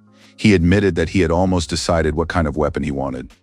Recalling his last battle with the giant crab, Lian Shi decided that a spear would be ideal for his underwater techniques. He told the blacksmith that he was choosing a spear for himself. Lu Gong was slightly surprised. In their clan, few ever chose such a weapon. Of course, the longer the weapon, the greater the range, but a spear is very difficult to control. Lian Shi said he had thought it all through and asked the blacksmith to use that feather to craft the spear as well. In this way, the young man would finally have a spiritual weapon. Lu Gong realized that the order was final and said he would make the spear and let him know when it was ready. Lian Shi thanked the blacksmith in advance, and as he left the smithy, asked what that column of smoke outside the city was. Lu Gong immediately became sad and reserved. It was clear that the subject was unpleasant for him, and he clenched his fists. He explained that the smoke was coming from the Manhwa temple, where a massive fire had broken out that morning. Not only had the beautiful temple burned down, but something that shouldn't have been there appeared amid the flames. Lian Shi listened intently to his brother, but didn't yet understand exactly what he was talking about. Lu Gong reported that there were mountain demons in the temple, which were most likely the cause of the fire. Early that morning, there had been no sign of trouble at the Manhwa temple. Suddenly, a woman emerged from the forest. Her body was covered in scrapes and scratches, and it was clear that she was pregnant. At that moment, one of the temple attendants was sweeping the steps and heard her cry for help. The woman could barely stand. She looked at the young monk and asked him to save her. After that, she lost consciousness. A short while later, she came to and saw the young monk and an old priest standing nearby. They wanted to know what had happened to her. The woman did not remember how she had ended up there and did not understand where she was. She explained that she was from Hatsu County but had come to the city of Pinyin a few months ago to visit relatives. On the way, she was attacked by bandits in cloaks. The woman couldn't really make out their faces. The bandits blindfolded her and took her to a terrifying place. The poor woman couldn't understand what kind of place it was. There, they tortured everyone until only a faint shadow remained of them. It was a veritable hell. The monk listened attentively to the story and suggested that the bandits had wanted a ransom for the woman. However, she said that wasn't the case. Tears of horror streamed down her face as she recalled everything. The bandits claimed that the people in that place were needed to create some kind of pearls. Supposedly incomprehensible runes appeared on their bodies. Then they cut out the materials they had grown from the people's bodies. No one survived such a procedure. The villains squeezed blood from the body parts and subjected it to a special ritual. The result was a bloody sphere, which they called a pearl. The purpose of these actions remained unknown. Even the villains themselves didn't understand why they were extracting these substances from the bellies of the unfortunate victims. One man said it was the pearl of immortality. Lin Guyong was somewhat in the know and began to explain to his friend. First, these people were fed a broth made from the flesh of a mountain monster. Regardless of gender or age, their bellies began to swell, carrying lumps of flesh. After 3 months, these lumps turned into uterine pearls, from which real pearls of immortality could be extracted. The entire process took exactly 3 months, because any delay would result in irreversible changes. If the womb pearls were not extracted in time, they would hatch inside the human body. Lian Shi listened with his mouth agape. He had never heard such horrific stories, which moreover were true. Lin Guyong replied to his friend that it was better for him not to know what was really going on there. One of the priest brothers went into town to inform the authorities, while the others prepared food and tea for the guest. The young monk Qingming received an order from his mentor to take the food to the woman. He knocked and quietly peeked inside. The unfortunate woman was nowhere to be seen, so the boy entered the room, assuming she was probably sleeping after a terrible night. He walked into the room and suddenly noticed that his feet had stepped into some kind of red puddle. It was unclear what the liquid was. Following the trail of the puddle, the young monk saw that there was even more blood, and in the middle of the puddle stood someone's feet. The poor boy realized that the woman he had recently saved was standing before him. Looking more closely, the young monk noticed that someone else was still on the bed, and he didn't understand what was happening. He began to peer at the sleeping person. The woman was lying on the bed, and it was clear from her appearance that she was dead. The young monk was terrified. He slipped in a pool of blood, fell, and screamed loudly. But then something dripped from the ceiling onto his bald head. He cautiously looked up, hoping there was nothing scary up there. However, his hopes were dashed. Beneath the ceiling, he saw a hideous monster that had apparently hatched from the unfortunate woman. Meanwhile, a group of men was walking through the forest, looking around warily. One of them thanked Mr. Liu for coming with them. Otherwise, they would have had to disturb the Grand Master. The man said there was no need to thank him, because it was the direct duty of any cultivator. In fact, Zhang had given the order for Lu Xiaohu to deal with the Fahua Temple, cover for Lord Zhao, and retrieve that item. The young man didn't understand exactly what the Lord's assistant was talking about, but Zheng was certain that Lu would soon figure it out on his own. At that moment, the young monk who had led the authorities to the temple announced that they had arrived. Before them stood a huge and beautiful temple, nestled deep in the forest among the trees and mountains. The men opened the door, and what they saw caused a look of horror to spread across their faces. Who could have done such a thing? They didn't understand what had happened, but the entire temple courtyard was littered with the bodies of slain monks. They lay scattered about, some intact, and others torn to pieces. The young monk immediately thought of his teacher, whom he needed to save, and ran deep into the temple. While the boy was running, Wang Bo suggested they look around to figure out what had happened here. Looking at the torn-apart bodies of the monks, it seemed as though they had been devoured by something resembling a giant insect. Not a single intact corpse remained in the entire courtyard. Lu Xiaohu already guessed what Zhang wanted from him to cover up this whole nightmare. The young man understood that he would have to do the dirty and dangerous work, but he had no choice. The guards noticed tracks as if the bodies had been dragged in a certain direction. They followed the bloody trail and realized it led to the temple building where the monk had been. The men entered the temple, their faces focused and wary, and a real nightmare awaited them inside. Wang Bo thought they were facing some kind of madness and incomprehensible nonsense. Lu realized that this was exactly what he had to bring back to the Zhao estate. In the center of the temple stood an egg streaked with blood, and dozens of dead bodies lay scattered around it. It was impossible to tell how many corpses there were. The young monk was at a loss for words. He merely repeated his prayers, hoping that this nightmare could be explained. Suddenly, the door slammed shut, trapping the entire group inside.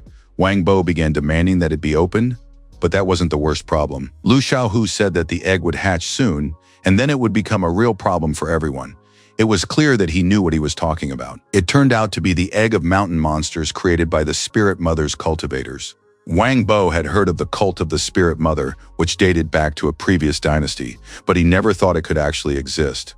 When the mountain monster hatches, it devours blood and flesh to enter the second stage. The egg's maturation was nearly complete, and it was about to hatch at any moment. The future monster was comparable to a steed-level warrior, and it was clear that it would be very powerful. Soon the eggshell burst and a long, bloodied arm emerged. A few moments later, a second-stage mountain monster hatched. It was terrifying, and expecting anything good from it was unrealistic. The unfortunate young monk continued to repeat his prayers while the monster was already choosing his first victim and slowly approaching him on its long limbs. In the blink of an eye, the monster leaped toward the monk and sank its toothy jaws into the young man. The monster was very hungry, for it had only just been born. The soldier ran to save the monk, but it was useless. Nothing could help the poor young man now. The mountain monster had just had a bite to eat and regained his strength. With a light flick of his hand, he flung the guard to the far end of the room, knocking the very life out of him. Wang Bo tried to call for help, but it was absolutely useless. No one and nothing could save him now. Lu thought about how he hadn't even reached the fourth barrier yet, and before him stood a monster equal in strength to a Skakun-level warrior. The boy realized he had to escape and calculated that he had enough strength to break down the door. Lu Xiaohu thought about what would happen if that horrible beast, the mountain monster, got out. Then no one living nearby would be safe. The next wave of thoughts washed over the young man. First and foremost, he thought of his own survival and had no intention of sacrificing himself. Xiaohu always put his own life first.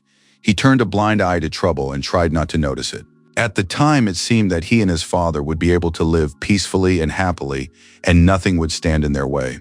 Of course, this was the attitude of a weak and insignificant man. Wang Bo, barely alive, continued to wheeze and call out to Master Lu to save him. Xiaohu drew his sword and managed to fend off the unfortunate Wang Bo. The mountain monster leaped aside and prepared to attack. Lu Xiaohu was now completely calm. He realized that today he would finally find out just how strong Skakun was. The boy swung his wooden sword and shouted that one day he would become as great as Master Yang. The little boy admired the strength and swagger of his brother Lu, who boasted that he would be going to the city with their father today. Young Xiaohu told his friend that they would start working at the Zhao estate and that this was their chance, one they had to seize. The little boy looked up to his older friend and was sure that he would succeed. It turned out that things weren't so simple. Lord Zhao's son, Yuan, would regularly come to him, laugh at the boy, and say that he would never be accepted into the clan. All this happened because Lu Xiaohu had no mother, so all he could do was cower in a corner and rot there with his pitiful father. In the evening, sitting in their poor shack, the father tended to his son's wounds after he had gotten into another fight with the landlord's son. The father scolded the disobedient Xiaohu, saying that the boy must behave with dignity, respect his elders, and be diligent in his studies. But most importantly, as his father said, he must become the kind of person whom he himself would be ready to respect. And so one day, Lu Xiaohu took an oath to uphold the obedience and discipline of the martial arts clan. He swore not to abuse his strength against those weaker than himself, nor to use his position for personal gain. And the boy also remembered that he must respect his mentors and senior classmates. With these thoughts in mind, he charged at the mountain monster.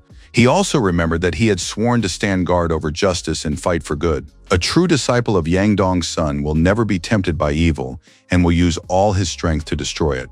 While Xiaohu was fighting, a candle in the temple fell onto a book and a fire broke out.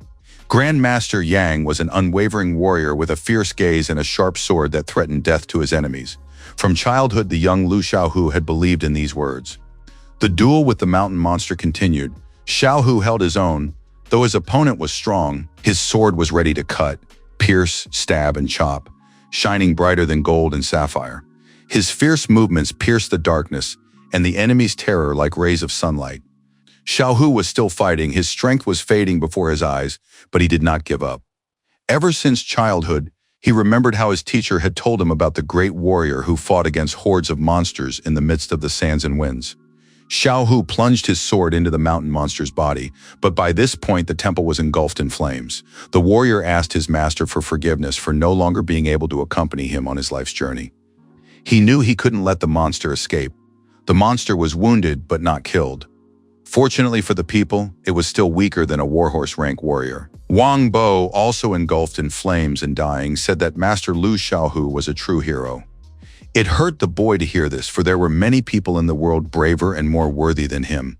For example, just recently, Lian Shi had become such a person. Xiao Hu remembered how, as a child, the master's son had demanded that he knock out the teeth of unfortunate little ones, and he had done so quickly and without hesitation.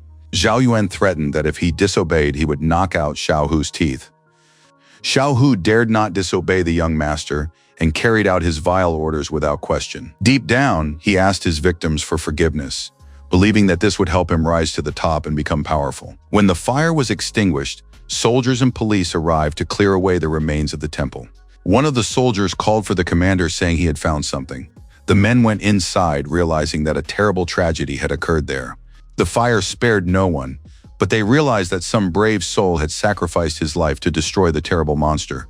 The charred skeletons of both remained. Near this burned man, the soldier noticed an object that looked like an amulet. He handed the object to the two unfortunate children, who didn't understand why he was saving them. The boy's face looked terrible, bruises, bumps, missing teeth, but he was happy and said that a hero is someone who doesn't hurt the weak. That night, a loud scream rang out at the Zhao estate. The estate's master could not tolerate his subordinate's weakness and uselessness. Lord Zhao believed that his assistant did not understand how angry the Lord would be if the incident at the Fawa temple became known to everyone. Zheng knelt before his master, explaining that they couldn't delay, they simply had no choice. On the day the woman fled, the guards immediately gave chase, but no one expected her to make it to the temple. By the time the pursuers reached the temple, the place was already drenched in blood.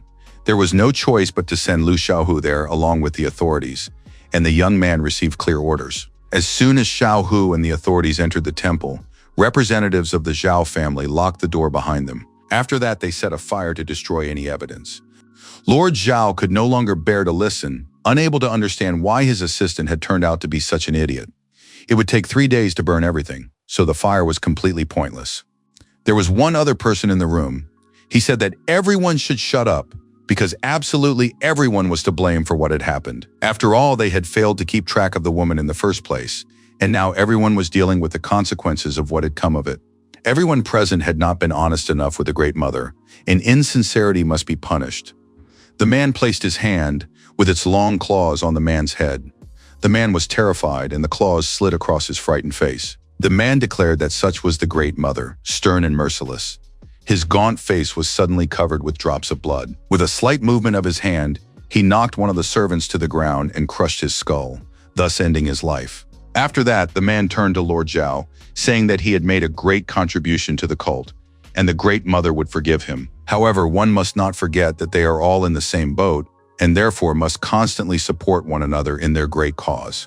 Lord Zhao promised the Lord that, of course, he would set everything right and prevent such situations from happening again. After that, the Lord turned his attention to Zhen's servant and asked, "Did the man truly wish to renounce his son?" Zheng bowed his head and knelt. He confirmed that this would never happen again. The Lord glanced at his aides and said that from now on he would continue to rely on them. After that, he laughed loudly and left the estate. Finally left alone, Lord Zhao and his aides were able to breathe a sigh of relief. It seemed they had gotten lucky this time. Of course, the body of the slain servant made it clear that the Lord had openly threatened them. But on the other hand, what could they have done in this situation? If it weren't for the family's wealth and power, Lord Zhao said he wouldn't have listened to that old man at all. Fortunately, they'd managed to give that woman a chance to get rid of unnecessary witnesses. Another opportunity like that wouldn't come along for a long time. But in the end, everything went almost according to plan. For now, Lord Zhao believed they needed to lie low, because the authorities had already launched an investigation. As soon as the situation here calmed down, they would head to Hangzhou. Lord Zhao also owned land there, and they would be able to continue their peaceful and happy life. Young Master Zhao would continue his studies, and the head of the Yang clan would no longer meddle in his affairs. Now, to avoid drawing unnecessary attention and keep it from focusing on them, they needed to minimize the fallout from what had happened at the temple. Lian Shi went to the market first thing in the morning, but his thoughts were preoccupied with what had happened at the temple. He hadn't expected Lu Xiaohu to end his life in such a way. Li Libo had said that this young man was the only one who tried to stand up for the newcomers. It seemed he was a noble person. However, it was unclear what he was doing at Fawa Temple. Elder brother Lu said that the Yang clan had not received any requests for assistance from the authorities that day. But the presence of a mountain monster so close to the city was very dangerous. Fortunately, the beast had already been killed. Lian Shi was walking through the city when he heard someone call his name. One of the villagers was very pleased that the young Lian Shi had already returned to the city. The boy didn't understand what was going on, but the man advised him to go home and see for himself. A whole crowd of onlookers had already gathered there. Lian Shi was approaching his house when he saw a huge, hideous centipede lying on one of the stones, basking in the sun. Suddenly, the hand of a monster who thought only of his own immortality came down upon it. It was a mountain monster that devoured the centipede, repeating Lian Shi's name as it did so. They say that the past of great people is filled with pain and suffering. The more a person suffers, the more magnificent they become. In this house, things were constantly breaking, rotting, spoiling, and falling apart. And this happened regularly. He Chengchang could see that the boy was truly suffering and in agony. His son, He Dingyi, begged his father to stop because he had been lying there for half an hour. The boy was tied down and secured to a bench and said that this little fisherman wasn't worth it. The father punished the boy by hitting him in the groin with a stick. He couldn't understand how he could have fathered such a stupid son. The boy screamed and sobbed, thinking his father would kill him, while the man said he was ready to beat such a dimwit to death with a cane. Two people watched what was happening through a crack. One of them reasoned that everyone had hoped the martial arts clan would turn the boy into a man, but she had always believed he would still get into trouble. The woman was Lian Shi's aunt. She didn't remember ever sharing even a single grain of rice with him, and now she didn't understand what he wanted from her. Lian Gongtian thought she was completely clueless. If she didn't understand, did she really think the boy would ever repay them for their kindness? She must have forgotten what a fool Lian Shi's father had been. The man said they needed to stop talking because their nephew had shown up. Lian Shi didn't understand what was going on. He turned to the people, asking what they had left behind near his house. Besides the father and son, the father was beating his son in the yard. There were a few other village onlookers who also wanted to know what was going on. He Chengchang stopped beating his son and rushed over to greet his beloved nephew. The man said that A Shi resembled a young pine tree, standing firm against the fierce gusts of wind. It was no surprise that Master Yang had taken him on as a disciple. A buzz immediately spread among the village gossips watching the scene. Could it be that the very same great hero, Yang Dongxiang, had become the teacher of their beloved neighbor? Everyone knew that becoming a personal disciple was the same as becoming an adopted son. Now even the prefectural authorities would have to reckon with Lian Shi. Thoughts and calculations immediately flashed through the villagers' minds. Exactly how could they take advantage of their famous neighbor's help? Everyone immediately began congratulating the boy. They recalled that they had always believed in his great future, were ready to treat him to a delicious meal, and considered him worthy of such an honor. He Chengchang admitted that he had a dishonorable son who had stooped to despicable acts, but Lian Shi could personally punish him with this stick, and no one would stand in his way. It seemed like some kind of idiocy because Lian Shi could take advantage of the situation and do whatever he wanted with Ding Yi. Lian Shi looked at the young man tied to the bench. He admitted he wasn't the type to hold a grudge for long. But on the other hand, you can't keep everything bottled up. It can affect your mental well-being. After all, everyone wants to live in harmony and peace with themselves. Lian Shi picked up the cane and leaned over the unfortunate Ding Yi. Ding Yi couldn't withstand such a psychological onslaught. He burst into tears and said he admitted his wrongdoing, was willing to become Lian Shi's slave if only he would spare him, and promised never to behave that way again. Lian Shi said the matter was settled. He tossed the cane aside, deciding that Ding Yi had already paid enough. After all, he hadn't been the main instigator. Lian Shi was about to turn and head home when He Chengcheng suddenly called out to him. He said that, of course, his nephew had shown unprecedented generosity and taken pity on his son. But a man could not remain ungrateful. Servants held a tray on which lay silver ingots. There were 200 of them. None of those present had ever seen so much money in one place. Everyone stood with their mouths agape in astonishment. At that moment, the door of the house swung open, and another relative appeared in the doorway, who remembered that he too had a nephew named Lian Shi. The man told the master that he was the boy's real uncle, his own flesh and blood, and that he was ready to discuss compensation with the master. But the villagers said that Lian Gongtian should have a conscience. After all, when little A Shi was dying of hunger, he wouldn't even open the door for him. And now, when it came to money, Gongtian remembered his beloved blood relative. The man began arguing with the villagers, saying that it was none of their business and that no one knew where his nephew would be now if it weren't for Gongtian. He Chengchang turned to the young man and asked who this man was. Lian Shi didn't know him at all. According to the memories of Lian Shi's true body's owner, this so-called uncle had never been kind to him. He was a parasite living off others.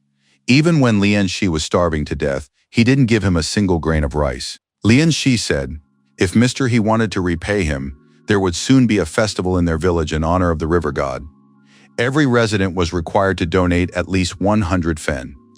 Since Mr. He is so kind, why not help the villagers cover these expenses so they can save their money for the coming winter? Besides, a field kitchen could be set up for a couple of days, because lately there have been a lot of hungry vagrants hanging around here. These ideas were enthusiastically received by the villagers, who now considered Lian Shi a good boy and invited him to visit. Lian Shi was finally able to shake off the crowd. The matter was settled, and it seemed there were no more questions for him. The young man stretched his arms, thinking that the last time he had trained his skin barrier, it hadn't been as dense as before, but had felt somewhat inflamed. Lian Shi decided this was a good sign. Perhaps today he would be able to break through the first skin barrier. The young man filled a basin with water, knowing that the breakthrough would cause severe overheating. One mistake and his brain could simply burn out. To avoid this, he needed to cool himself down physically. Lian Shi finally carried the water, undressed, and submerged himself, beginning the process of breaking through the skin barrier. He sat in the water, concentrating and completely shutting off his consciousness. Soon he felt energy passing through him, as if his skin were a porous sponge. Lian Shi realized he had finally succeeded, and now he could practice controlling the flow. Roughly speaking, at this point, he could control about 250 liters of water. This was a significant improvement.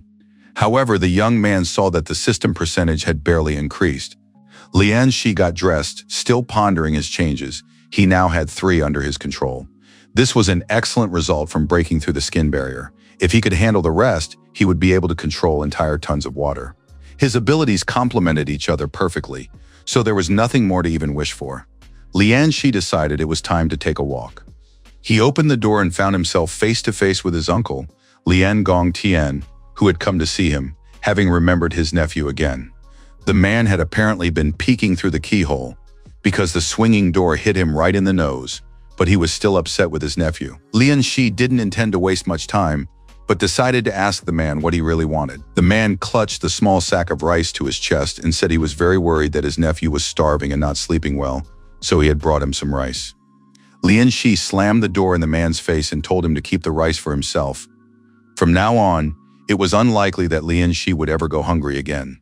Gong Tian kept pushing against the door.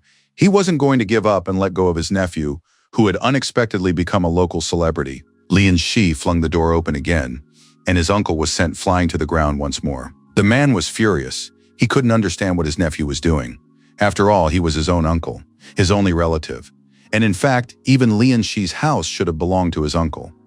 Gong Tian called his nephew an idiot who hadn't even taken half of that wonderful sum of silver, when he could have taken it all and given it to his uncle if he didn't need the money.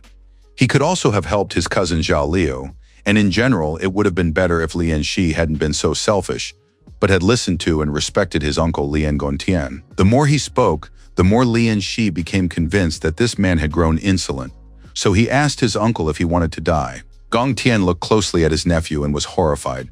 The boy had changed in literally a second.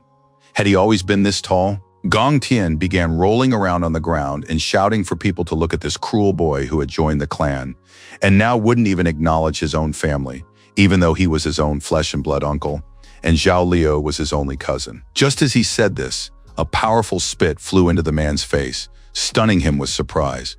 One of the neighbors reminded everyone who exactly had helped pay for Lian Shi's father's coffin, and she also wanted to know if Gong Tian had shared any food with his dying brother. The female neighbors knew that because of Gong Tian's arrogance, the boy's father had inherited only a single boat. He had to work day and night to raise his son on his own. Gong Tian jumped to his feet. He wasn't about to listen to this and said that no one had given these gossiping mothers any right to speak. They'd better shut their filthy mouths. But at that moment, a powerful blow from a stick to the chest knocked the man off his feet, and he heard a stern order to watch his tongue. It was the village elder who said that as soon as the boy started to succeed, his uncle immediately decided to reap the rewards of his success. Where had he been before? The neighbor, together with the village elder, chased the shameless man away, telling him he'd better get out and never set foot here again. Every village had its own village head, but this Chen Zhaoang was the only special old man the head of the Chen family, and even Lord Zhao was forced to reckon with him. Lian Shi thanked the village elder for his help and protection and asked why the elder had come to see him. Old Chen had come to invite Lian Shi to serve as a priest at the river festival, which would be held in the village soon. The young man realized that from this position, he would be able to observe everything happening at the festival. It was an excellent opportunity. Besides, the young man hoped that there he would be able to figure out what that thing in his profile was, the one called Favor of the River. Lian Shi gratefully accepted the elder's invitation to serve as a priest, and the old man asked him to study the ritual texts thoroughly because the day of the festival was fast approaching. The next day arrived, the sun was shining, the flowers were fragrant, the birds were singing. Lian Shi was walking to school with his school bag. In reality, things turned out to be far from simple. Lian Shi had stayed up all night trying to memorize the ritual texts, but they came with great difficulty. The boy didn't know many of the local characters, and that in itself was a problem. On top of that, he had to memorize the ritual text. There was no other choice. In the end, Lian Shi told himself that he would become a student of the ancient world, which one might say is a tremendous rarity for all modern people. Classes had been held at the school since early morning. The teacher read about how diligence would bring everyone comfort, honor, and wealth, and also that one should not associate with criminals, for they are unworthy by nature. Lian Shi, of course, understood that he needed to go to school, but he never thought he would end up in elementary school. And now this grown man was sitting among the little kids. He felt immense stress and was ashamed. But on the other hand, he hadn't had the chance to go to school as a child. A chubby girl sitting at the next desk told the teacher that Lian Shi, it turned out, wasn't repeating the words and rules after the teacher. The teacher was very angry. He tapped his stick on the book, demanding that Lian Shi not get too big for his boots. He should be grateful to his master for the fact that such an ignorant adult was even allowed into school. Lian Shi should be happy that the master had become his teacher. Lian Shi smiled and repeated the words verbatim. Follow the will of the law, respect authority, and act wisely. Diligence will bring you comfort, honor, and wealth. Do not associate with criminals, for they are unworthy by nature. Study is difficult, but you must be diligent to understand the world. Lian Shi spoke on, while the students stood with their mouths agape, staring at this unique classmate. Even the teacher could no longer find fault with anything, because this unique student had memorized the entire text. After all, in his past life, he had studied at a prestigious university. Lian Shi decided not to be modest and told the teacher that, in his opinion, this method of learning characters was ineffective. The teacher was furious upon hearing this from the insolent Lian Shi. After all, this method had been passed down through many generations from teacher to teacher. What did this kid even know? The teacher calmed down a bit and asked Lian Shi what suggestions he had for changing the way characters were taught. Lian Shi realized that his moment of glory had arrived and began to explain. The semantic method certainly has its merits, but it is very complex and requires memorizing the writing of each individual character. Lian Shi proposed a method where a character was divided into symbols that represented specific sounds. The young man said that this method is called the pinyin system. It sounds much simpler than the semantic method, so perhaps there is a reason to try it at this school. Ji Hengui agreed that there was a logical component to the method and asked Lian Shi to explain everything in more detail. Some of the children had already recognized Mr. Shi, who had arrived from the capital and joined their class. It was a tremendous honor for all the students, teachers, and the school as a whole. Lian Shi spoke about his vision for teaching, and Mr. Shi found it interesting. But then a teacher from the local school said it was nonsense, and that he didn't want this heresy to reach his ears. Mr. Shi said that in Dashan, it was customary to reward scholars. If a person invented something useful, he could receive money, tax exemption, or even a noble title. Lian Shi understood what this meant. Very soon, people would begin to notice his uniqueness. To avoid suspicion, he needed to take control of his own reputation. Shi Hengui said that the young man was very talented and offered Lian Shi the chance to study under him. It was a tremendous honor. Mr. Shi believed that education should not be bound by status. He had learned this from his own teacher. Old Master Jiang thought this was outrageous, and that high-ranking officials might take offense at such an arrangement. Mr. Shi laughed and said that the teacher had no need to worry about anything like that. If there was anything that Mr. Shi's student could not ask about, he himself would ask about it. And if there was anything the student couldn't handle, Mr. Shi would take care of it himself. Lian Shi was practically in shock upon hearing and realizing the changes taking place in his life. He bowed and thanked Shi Hengui for everything. The pets grew quite sad because their owner was now too busy at school. They were forced to play with each other, tossing a ball of yarn back and forth just to distract themselves from their loneliness. It was thanks to this game that the pets stumbled upon some abandoned spot deep at the bottom of the lake that caught their attention. A strange, mysterious light was emanating from the depths. The pets decided to call their owner, and late at night he managed to make his way out to them to explore this interesting place. Tahua was very pleased and never tired of repeating that he was the one who found it and that it was all thanks to him. Besides, they absolutely had to thank the Crab Clash, who had dug a nice big passage. Lian Shi was happy to have so many pets. They not only helped him, but also kept each other from getting bored. Lian Shi made his way through the passage into the cave and, looking around, realized it was much larger than he had expected. The light that had initially attracted his pets came from a vine growing upward. The vine had a fairly soft texture, so Lian Shi decided to give it a bite. It might have been a demonic plant, but he couldn't bite through it. So together with his pets, the boy moved upward along the cliff, holding onto the vine. Soon he found himself in a chamber with fresh air and some sort of underwater lake. And finally, Lian Shi managed to get onto dry land and saw exactly where the vine originated. He noticed some movement behind him, as if there were a small insect there. Thanks to his excellent physical conditioning, Lian Shi was able to react instantly and dodge. A huge water centipede flew past his ear. Lian Shi addressed the creature, saying that it was very slow and that he had spotted it long ago. It was a massive centipede, which of course was also a mystical creature. It wanted to attack the young man, but the Crab Clash had already grown large enough to fight it. He calmly stopped it with his claw. The centipede retreated immediately. Lian Shi was surprised that Clash had become a true warrior, strong and brave. The crab won the fight a few minutes later. He was holding the centipede in his claw as it writhed with all its might. Lian Shi knew that centipedes had very powerful jaws, and now he looked at the creature, wondering what to do. Besides its powerful jaws, the centipede had another, even more terrifying weapon, the venom oozing from its mouth. If he could subdue such a creature, it would make an excellent hidden weapon. Lian Shi estimated that his psychic energy should be just enough to subdue it. The young man picked up a sharp stone and tried to cut himself, but after breaking through the barrier of his skin, Lian Shi's body had grown tougher, and the stone shattered before a cut could form. Lian Shi decided he would need to order a dagger from the blacksmith Lu Gong. Finally, he was able to cut his finger, and the blood would barely be enough. The young man held out his bloody finger toward the centipede, which the crab still held in its claws. The bloody mark of submission was activated, and the centipede began to writhe. The recoil was incredibly strong. Lian Shi could barely stay on his feet. He didn't understand what had happened, but his body was under immense strain. However, the subjugation was soon complete. Lian Shi was able to breathe a sigh of relief. He now had a new pet. The boy realized he'd gotten a very fierce animal, so he decided to name it a Fei. In order for the centipede to evolve, a huge amount of water essence was required. Each new pet became more and more expensive.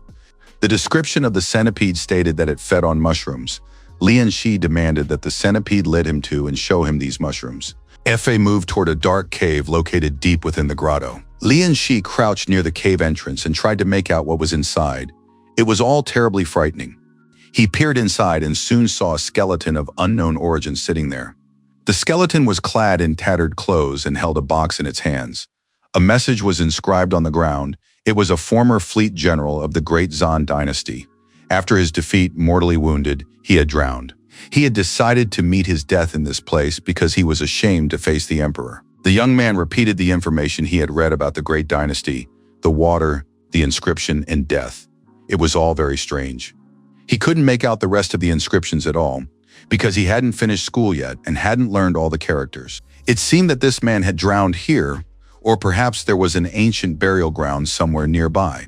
Clearly, there might be many valuable things buried there. Lian Shi guessed that there were spiritual mushrooms in the chest. He apologized to the owner and took the chest from the dead man's hands. Inside the chest was indeed a spiritual mushroom and the remains of a mushroom that had been partially eaten by a centipede. Lian Shi promised the dead man that he would bury him by the lotus field, and now it was time to level up. The young man hoped that these spiritual mushrooms would be enough to exceed 50% fusion. Lian Shi also decided to share the mushroom with all his pets. A piece for the crocodile, a slightly smaller one for the catfish and the crab. The centipede had already eaten a whole mushroom, so there was no need to share with her. And the remaining part of the mushroom was intended for Lian Shi himself. The effects of eating the mushroom were mild and delicate, like tofu, as well as refreshing and pleasant. He actually gained even more water essence points than he did from the crab roe. The boy decided to spend all the points on his own leveling up, and it was all worth it because now the fusion with the ferocious monkey was half complete. Lian Shi became even stronger, and a new skill, Aqua Dash, was unlocked. Moreover, the energy in his chest now blazed even brighter and more powerfully. Lian Shi thanked the skeleton for the mushrooms and now wanted to test what he was capable of with his new powers. The young man activated Aqua Dash, and it felt as if water were pushing him from behind at tremendous speed. Lian Shi hadn't expected the thrust to be so powerful, so he didn't have time to avoid colliding with the stone wall. It was an excellent skill for movement, but it consumed too much energy, and it was still difficult to control the direction of movement. The boy checked his profile and found that it was no longer just Aqua Dash, it had improved. With the river's favor, the volume of controllable water flow had also increased. His pets had also leveled up significantly. The crocodile would soon evolve into a horned crocodile. Chonky's controlled catfish had almost reached the tiger catfish variant. It had become strong and mustached. The controlled crab was still far from becoming the king of stone crabs, but its strength was no longer in doubt. Lian Shi couldn't figure out how Chonky had managed to outpace all the other pets. Something didn't add up, but perhaps it had to do with the peculiarities of a catfish's digestion. The river festival was just a week away, so the young man decided to spend that time training hard. He felt that many events would be connected to this holiday. A week passed and early winter was approaching. All the villagers had prepared for the festival. Lidabo came to pick up his friend, knocked on the door, and said it was time for them to head to the festival. Lian Shi was getting ready. He put on all his finest clothes and reached out to his pet, a centipede. Afei climbed onto his owner's arm and wrapped itself around his wrist, looking just like a fashionable accessory, a bracelet. Once he was ready, the young man went outside and greeted his friend, saying he was ready to go. In the city center where the festival was being held, a special stage had been set up. Stalls were lined up nearby, and the townspeople were strolling through the streets. Little Near, despite the festive atmosphere, was crying constantly, and her mother didn't know how to calm her down. The girl pointed and said she could see a monster there, even though no one else present noticed anything of the sort. Near insisted, pointing to an empty spot, that there was a monster there, but her mother said there was absolutely no way a monster could appear in their village. The girl kept crying, pointing to a specific spot, and then her mom promised to buy her some candy. If everyone had the same vision as the little girl, they would have noticed that someone was indeed hiding behind one of the houses. Perhaps it would have been better to say that it wasn't just someone, it was a monster who dreamed of becoming immortal with the help of Lian Shi. While the festival was in full swing, the villagers brought sacrificial animals. The shaman was on site and ready to perform the rituals. He gave a signal to the high priest, who was to begin the ceremonial part. Lian Shi, who was serving as the high priest today, climbed the steps to the upper platform. Before him lay the heads of the sacrificial animals, and the rest of the necessary items had been prepared. The shaman announced that the great ritual was beginning. Lian Shi took the scroll and began to read. O river god, by your mercy, I take the lands of Yanxin, which lie near the Huaihe River, and in exchange I offer you these gifts, gathered by the people who bow before you. Li Lebo and Ji Cheng were also present at the festival. They looked on with admiration at their friend, who had become such a great man. Li Lebo hadn't even noticed how this had happened or what had become of his Lian Shi, since they had always been together and had grown up side by side. But now, looking at this strong, brave, and self-assured young man, Li Lebo wasn't sure that the person standing before him was the same Lian Shi. Meanwhile, a terrifying monster was making its way up the walls of the building. It had climbed onto the roof of the house and was now staring at the high priest, who was its target. It was the mountain monster Brother Lu had warned them about. The monster's speed and skin matched exactly the picture from the monster almanac that was shown in schools. Little Near calmed down a bit when her mom bought her some candy. The girl stood in the crowd watching the passers-by. Suddenly, she started screaming again, pointing at the monster. The girl said it had appeared again. Now the rest of the townspeople could see the mountain monster sitting on the roof of the nearest house. People had never seen such a monster and didn't know what it was. The mountain monster realized it had to act. In a single leap, it jumped down to the ground, and everyone, terrified, scattered and ran away. A terrible commotion broke out, and Little Near lost her mother. The girl stood there crying and trying to find her mother. The unfortunate woman had been swept up by the crowd of panicked people and could not find her beloved daughter either. Lian Shi saw that the little girl was about to fall victim to the mountain monster and realized he wouldn't be able to stop it in time. The situation was dire, but Li Libo happened to see the scene and rushed in as well, hoping to save the poor girl. Ji Chang was closer to the child. He grabbed the girl just as the mountain monster was about to seize her. Ji Chang flew off to the side with the child and called out to his friend Li Libo for help to distract the mountain monster from the child. Li Libo knew he had only recently learned a new technique and wasn't yet confident in it, but he saw no other way out. Li Libo pulled a dagger from his bosom and hurled it at the mountain monster. Unfortunately for the monster, this wasn't much of a problem. It managed to dodge, and now Li Libo realized he wouldn't have time to throw another knife. The mountain monster could already literally taste the little girl in its mouth. It opened its jaws wide and prepared to devour her. Ji Chang closed his eyes and shouted to Lian Shi, "If you've got any tricks up your sleeve, now's the time to show them." The mountain monster's hand had almost touched her head when a stream of water struck it right in the center. Lian Shi used Aqua Dash to quickly close the distance to the mountain monster. This time his speed was just right. The young man grabbed the mountain monster and pinned it to the ground. When the mountain monster appeared at the festival, Lian Shi knew he wouldn't be able to stop it physically. But then his gaze fell on a water jar filled with river water collected for the ritual. Aqua Dash required water, so the boy realized he had to create the conditions himself. Lian Shi placed his hand on the water and commanded it to rise in response to his movement. After that, the young man activated Aqua Dash, and a powerful thrust in his back allowed him to reach the mountain monster. The acceleration from Aqua Dash was enough to slam the monster to the ground with tremendous force. This move was executed just in time. Chen Jichang managed to observe it in every detail. The boy wanted to understand how his friend had managed it, because something amazing had happened right before his eyes. But Lian Shi said, "Take the girl and run yourselves. Leave the rest to me. We'll discuss everything later." Ji Chang didn't need to be told twice. He grabbed the girl and shouted that as soon as he got her to safety, he'd come back to help his friend. Lian Shi stared at the columns of dust and smoke, unable to fathom where this hideous creature had come from. Finally, the smoke cleared, and unfortunately, it turned out that the mountain monster had vanished. Only cracks remained where it had been lying. However, the monster apparently had no intention of giving up. It rose again and began attacking the young man. Lian Shi managed to put up a defense, but immediately sensed that his opponent was incredibly strong. A fight broke out between them, and soon seeing his chance, Lian Shi struck with all his might, considering this his opportunity. Li Libo and Ji Chang returned to the square to help their comrade, who was currently fighting the mountain monster. Lian Shi shouted to his comrades that they needed to immobilize the monster first, and began thinking about the best way to do it. He told his friends not to swing their knives wildly, but to aim for the joints. The guys did just that. Sneaking up on the mountain monster from behind, they plunged their knives into its hip joints. A loud scream rang out, and the monster was clearly in pain and distress. Lian Shi looked at the monster that had just tried to kill him and realized that desire alone wasn't enough. He landed several blows, knocking the monster away from him, and then ordered the centipede to attack. The venomous insect immediately leaped onto the mountain monster's body and prepared to sink its powerful jaws in. Lian Shi was certain that the centipede's venom would cause the monster immense discomfort. The villagers watched the scene from a distance. It was the first time they had seen such a terrifying, hideous, and powerful monster fighting right in the central square. Suddenly, the monster leaped to its feet and bolted. The people recoiled in fear, realizing there was nothing they could do against it. Lian Shi grabbed a log and told the monster not to even think about escaping. The young man yanked a wooden log, one used to build the platform, out of the ground and hurled it with all his might at the monster's back. The blow was powerful.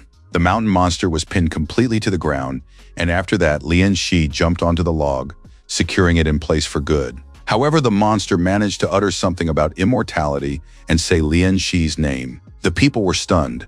They hadn't expected the monster to be able to speak. Panic broke out among the villagers, and their peaceful life was now a thing of the past. But Lian Shi said that this was not a curse or a punishment from the river god. It was a gift and a blessing for the entire village. The mountain monster was still alive, and now Lian Shi had to find a way to end its life so it wouldn't be reborn. The young man took out a knife and bent over the monster's body, which was pinned to the ground. Lian Shi cut off the mountain monster's head and said it was the perfect offering for the river god. And so the festival day ended. The monster's decapitated body lay in the middle of the village square. Lian Shi understood.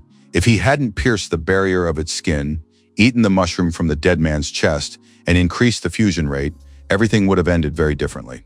It was also smart to use the centipede's venom to immobilize and slow down the monster. Thanks to these actions, he managed to defeat the beast. Lian Shi realized he had become much stronger than before. Moreover, he had finally gained the river's favor. Now with this skill, he could level up a new ability. The only disappointment was the meager reward after defeating the monster. The next morning, the village head and the doctor came to the village. The doctor examined Lian Shi and noticed that the young man had been wounded by the mountain monster. He admired the young man's figure, saying he had arms as long as a monkey's and a waist as slender as a wasp's. But it would be better if the doctor focused on treating him. The doctor asked what material Lian Shi's clothes were made of. The young man explained that his second older brother had given him the cloak. It was made of bearskin. The cloak was as sturdy as steel, and the robe had come from his eighth older brother. It was made of heavenly silk. But the doctor felt that these clothes were not enough, and asked Lian Shi directly, "Has the young master already broken through the skin barrier?" Everyone present froze upon hearing about the skin barrier. Lian Shi realized there was nothing to hide and confessed. The villagers welcomed the news with enthusiasm and were proud of him. Li Libo also admired his friend, who had now become a true warrior in just a few months. Chen Ji-chong, upon hearing the news about the skin barrier, realized he was no match for Lian Shi. Lian Gantian realized that his nephew had become too strong and now hoped he wouldn't go seeking revenge. The village head wanted to find out what kind of monster it was because everyone in the village was worried. Lian Shi told the villagers that the monster was called a mountain demon. It fed on blood, and apparently it had been drawn to the crowd. The young man couldn't say whether there were other mountain demons roaming around their village, but he knew for certain that this wasn't the first time. People were alarmed to hear that such monsters had already appeared nearby. Suddenly, one of the villagers pointed to the monster's head and asked if it looked familiar. At first, everyone saw a real monster in that head, but upon closer inspection, they noticed a resemblance to Ban Xingjiang, who had gone missing several months ago. If you look closely, it really was him. Lian Shi immediately thought of alchemy, the Zhao estate, the mountain demons, Lu Xiaohu, and the Fahua temple. Lian Shi couldn't understand why he hadn't drawn the connections earlier and hadn't figured out where this monster had come from or what was actually happening at the Zhao Manor, where mountain demons were apparently being bred. Lian Shi turned to the village head and said that the matter was very serious. He had to report what had happened to his teacher, Yang Dongsun. The locals were right. This monster used to be Ban Xingjiang. Now Lian Shi realized that the situation had become extremely dangerous, and everyone involved would surely be held accountable for their crimes. The young man immediately went to Master Yang's house, where he was met by Yang Hu Shi, who wanted to know the purpose of his visit. The young man respectfully bowed to the lady, greeted her, and said he had a very important matter to discuss with the master. Lian Shi recounted everything that had happened and expressed his conviction that the incident at Fahua Temple was directly linked to the Zhao estate. The woman sipped her tea and remarked that the young man was very intelligent, which was why Yang Dongxiang had chosen him as his disciple. Lian Shi noticed that the woman wasn't particularly surprised by this information, so he asked her directly about it. She said she understood how nervous the young man was, but that he shouldn't forget who his teacher was. Yang Dongxiang is the only tiger warrior in the entire region, and that must always be remembered. High in the mountains stood the citadel of the Demon Mother sect. The group of travelers was approaching the houses via a long staircase. Suddenly a whistle sounded, and the travelers felt they were under attack. They had to raise the alarm. It seemed as though a tornado had formed in the sky, from which a flaming blade emerged, ready to crash down upon the sect's citadel. The fiery blade approached, slicing through the air and terrifying everyone present. Soon Yang Dongxiang appeared before the people along with the blade and ordered everyone to surrender, because he was now here. Lian Shi trained day and night, feeling very nervous since he had already spent 2 whole days at the teacher's house. The lady had left him there so the young man wouldn't ruin the teacher's plans, and she had also given him 2,000 fen for daily expenses. It all seemed very ordinary, and the woman said that if Lian Shi ran out of money, he could ask her for more. In addition, he received a restorative pill, and thanks to it, his wounds had almost healed. Yang Dongxiang believed that the cult of the Demon Mother was planning a large-scale attack on cultivators to obtain the potion, which was why the lady was keeping Lian Shi here for safety. Lian Shi noticed a ball flying toward him. He immediately put up a block and deflected the flying object to the side. A dent formed in the thick stone wall, with a yellow ball lying in the center of it. Lian Shi looked around and asked who was hiding in the darkness. It turned out to be Hu Qi's older brother, who praised the young man for his vigilance. The yellow object turned out to be a mandarin orange. Hu Qi said he'd been told that Lian Shi was currently at the clan, so the mentor decided to find his young apprentice at the training ground. He handed Lian Shi a spear and suggested a quick sparring match to take his mind off things for a bit. Lian Shi readily accepted the challenge and said he wouldn't hold back. The young man holding the spear suggested that Hu Qi attack first. Hu Qi used a trick. He threw a tangerine at his opponent. Lian Shi was distracted and missed several strikes. This was unforgivable. The boy left himself open and ended up losing his spear, left without a weapon, ready to fight with his bare hands. Hu Qi quickly noticed that the young disciple had already broken through the barrier of the skin. Seeing such progress, he believed that the boy already possessed a pattern of destiny. Lian Shi heard about the pattern of destiny for the first time and asked his older brother to explain it in more detail. Hu Qi merely held out his hand and said that the day of explanations was not far off. The teacher himself would show him everything when the time came. The boys shook hands and decided to have another sparring session. Several more sparring sessions followed, and so it went on and on. Eventually, Lian Shi was so exhausted he could barely sit up. Hu Qi said that the information about the Zhao estate matched his own investigation, but it all seemed too simple and easy. He believed that finding the information hadn't been difficult at all. It seemed as though someone had deliberately left a trail.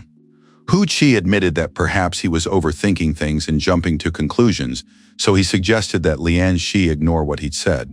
Hu Qi was about to leave, but then said he had a book suitable for Lian Shi since the boy had broken through the skin barrier. The book was called The Technique of the Bao's Power. This book was ideal for a warrior who had just broken through the skin barrier. Combat techniques are divided into two classes, movement and power. Power techniques are needed to deepen control over qi, energy, and blood. Hu Qi left the book with his younger brother and told him to study it and use the information in his next sparring match. Lian Shi thanked Brother Hu and said that he still hadn't admitted why he'd been looking for him. Hu Qi was too lost in thought. He seemed to be floating on air and almost forgot that Brother Lu Gong had asked the young man to come see him. Lian Shi immediately guessed the purpose, which meant his first weapon was already ready. A huge mountain monster was bound by a multitude of iron chains and hung tethered in a vast hall. People with their hands bound moved along the cages where the mountain monsters were kept. Guards escorted the unfortunate souls, who realized they were unlikely to ever leave this place. Lin Gu Young noticed a girl. She was the same age as his daughter, and sinister thoughts began to form in the man's mind. A comrade called out to him and said that Brother Lin shouldn't linger here, since Lord Wu was already waiting for them. The men in cloaks stood before their master and reported that all the ingredients were ready, and in 3 days he would be able to use them. The master praised his servants, saying that this was excellent. They must take great care of the mountain monster. It was very important. The captives were all held in a single cell, an empty room with straw scattered here and there. Men, women, old people, and children were all mixed together here, some crying, others trying to sleep.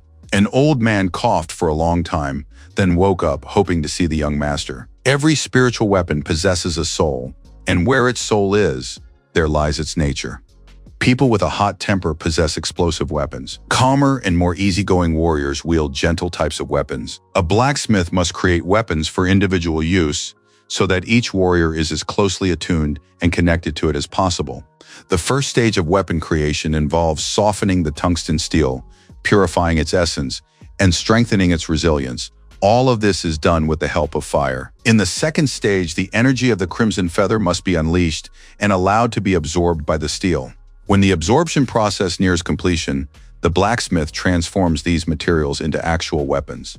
For now, it is a fleeting darkness, hovering between illusion and reality. It feeds on blood, and it is from this blood that the spear's form will be forged. A spiritual weapon must be imbued with the blood of its future owner, so Lian Shi's hand was immediately cut to draw blood. Lian Shi was participating in such a process for the first time. He was very serious and focused, and the blood from his hand flowed onto the future weapon. Fiery masses swirled around the forge, creating a spiritual weapon with a blood bond to its owner. Lu Gong had almost finished the spear when he suddenly saw that the weapon was rejecting Lian Shi's blood. But Lu Gong was not one to give up, and he declared that no task would remain unfinished during his watch. He would achieve the result he sought. Lu Gong put in a great deal more effort, and just as day was breaking outside, the blacksmith announced that Lian Shi's weapon was ready. Now the young man could try it out. He looked at the spear engulfed in flames and realized that this was his spiritual weapon. Lian Shi took the spear in his hands and was surprised to realize how heavy it was. It weighed over 50 kilograms. At first, the young man couldn't hold it, but the more he tried to control the weapon, the better he got at it. Lian Shi felt connected to the spear, as if they shared a single breath. Lu Gong told the young man that there was a dummy in the blacksmith's yard, and he could test his weapon on it. He didn't have to ask twice. Lian Shi practiced his techniques on the dummy with great pleasure, growing more and more fascinated by his spear. Liu Gong watched the young man and finally said that their union, Lian Shi and the spear, was simply perfect, which meant the weapon needed a name. Lian Shi thought for a moment and said he would name the spear Fubo, which translates to Conqueror of the Waves. Suddenly a voice rang out, stating that Lian Shi's weapon, it seemed, was already ready. Hu's older brother and fourth brother entered the forge and watched Lian Shi from the sidelines. The young man was surprised and immediately asked what had brought them there. It turned out that Hu Ji had sent the fourth brother on a reconnaissance mission. The latter had spent all his time in taverns, and his cheeks were covered in kiss marks, but the young man claimed that a lot of information could be gathered there. Lu Gong wanted to know exactly what Qi Shai had found out, and it turned out that he was almost certain he could locate one of the citadels of the Demon Mother sect. Hu Qi Shai described how difficult it had been for him. He suffered while simultaneously enjoying the beautiful flowers. At the same time, the young man didn't forget to keep an eye on what was happening and soon spotted a group of people in black robes. It was difficult because the beauties wanted him to drink with each of them, and he had to clink glasses, doing so strictly for business. After that, he followed the people in black cloaks and found their hideout near the Fahua temple. Liu Gong surmised that they might be following the master's plan, but a direct attack seemed inappropriate in the current situation. Lu Gong agreed that it was worth waiting a little while and taking action the very next day. Qi Shai leaned toward the newcomer and said that this time, the star child Lian Shi would definitely be going with him. Qi Shai suddenly grew serious and said that it was time for Lian Shi's hands to be stained with blood, for one couldn't avoid it for long, especially with so many enemies around. The blacksmith smacked his comrade on the head and told Lian Shi not to listen to that nonsense. Lu Gong, however, grew serious and asked Lian Shi what he thought about sneaking into the rear of the Demon Mother sect. Lian Shi didn't hesitate for a moment and said he would definitely go with his friends. The huge, monstrous mountain demon was still hanging there, chained up in the Demon Mother's citadel. The men led Master Zheng to one of the monsters bound by chains and told him that it was well-fed and stronger than ever. Zheng was very impatient. He sent the servant away, saying that he shouldn't interfere, that he would handle it himself. Left alone with the monster, Zheng approached it and said that the poor boy had tried so hard, and if he hadn't turned into this monster, everything would have been completely different. But at the same time, no one but his beloved son could help his father achieve immortality. That night, the hills near Fahua Temple were quiet, and nothing foreshadowed trouble. However, it soon became clear that another group of unfortunate captives was on its way, escorted by guards. One of the guards looking over the prisoners said that among their ingredients today were some real treasures. His master demanded that he keep his composure, but the guard replied that he needed very little from these people. The head of security allowed his subordinate to do whatever he needed, but quickly, if the Khan's envoy's plans were disrupted, both of them would be dead. The men from the Yang clan realized they had found the place Hu Qi Shai had told them about. They took Black Fang, the teacher's dog, with them. Without him, they would hardly have been able to find the markings. The dog was smart enough, but it barked to attract attention several times and growled regularly. Lian Shi didn't understand where Qi Shai had gone. After all, he was the one who had found out about this place, and now he was nowhere to be found. It turned out that the fourth brother was very impatient and had already fired his arrow to punish the first villain. One of the guards pulled the girl out from among the captives and tried to take advantage of her defenselessness. Just a moment ago, he had been holding the girl, but the next moment he was gone, as if a flash of fire had swept past. Now that guard was sitting on the ground, using his body to shield the fence. His comrades realized that their camp was under attack, and they needed to act quickly. Hu Qi said this was a signal from the fourth brother, and now was the time to join in the retaliation. Liu Gong immediately charged forward at tremendous speed, fists clenched. The young man smashed through the gate, and smoke swirled around him as he stood amidst the fragments of the stone wall. By this time, the men in black robes had already gathered in the courtyard and drawn their swords. Lian Shi was struck by Lu Gong's power. Now he knew what the power of the steed looked like. But Hu Qi didn't want to waste time talking. Now it was his turn to join the battle.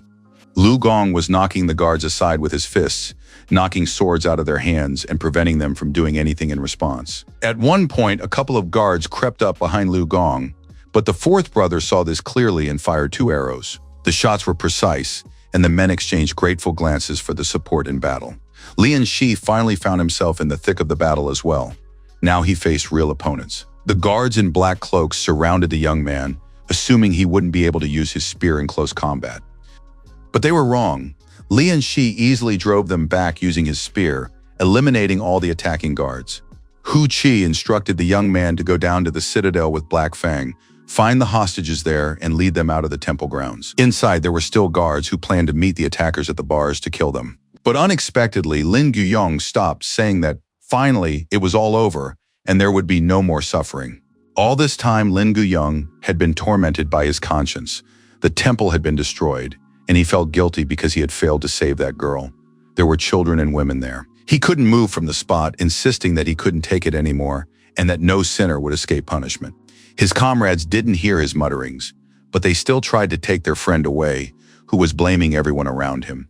Suddenly, Lin Guyong grabbed a knife and killed his comrade, saying that Zhao Hongyang and Zheng Xiang were to blame for everything, but he couldn't leave. He believed he had to save his family, and to do so, he had to kill his friends. Zheng Xiang was furious because the guards were frightened by the 4 disciples from the Yang clan. The man ordered all the mountain demons within the citadel to be released. Zheng Xiang was certain that Lord Zhao had orchestrated all of this. He had deliberately pinned everything on his subordinate, but at the same time, it was a perfect opportunity. Now, no one would blame Zheng Xiang for releasing his son, and if he managed to sneak through the secret passage, he could turn the tables. Morning had come to the bandits' hideout, and the 3 disciples stood over the ruins, believing that death was too easy a punishment for such bastards. Lian Shi wasn't among them, but the boys assumed he was descending the mountain with the hostages and would return soon. Lu Yugong was still uneasy. The smell of blood bothered him. It was too strong, as if something else was happening that they didn't yet understand. Lian Shi walked through the forest with Black Fang, trying to guess if there might be more captives somewhere else.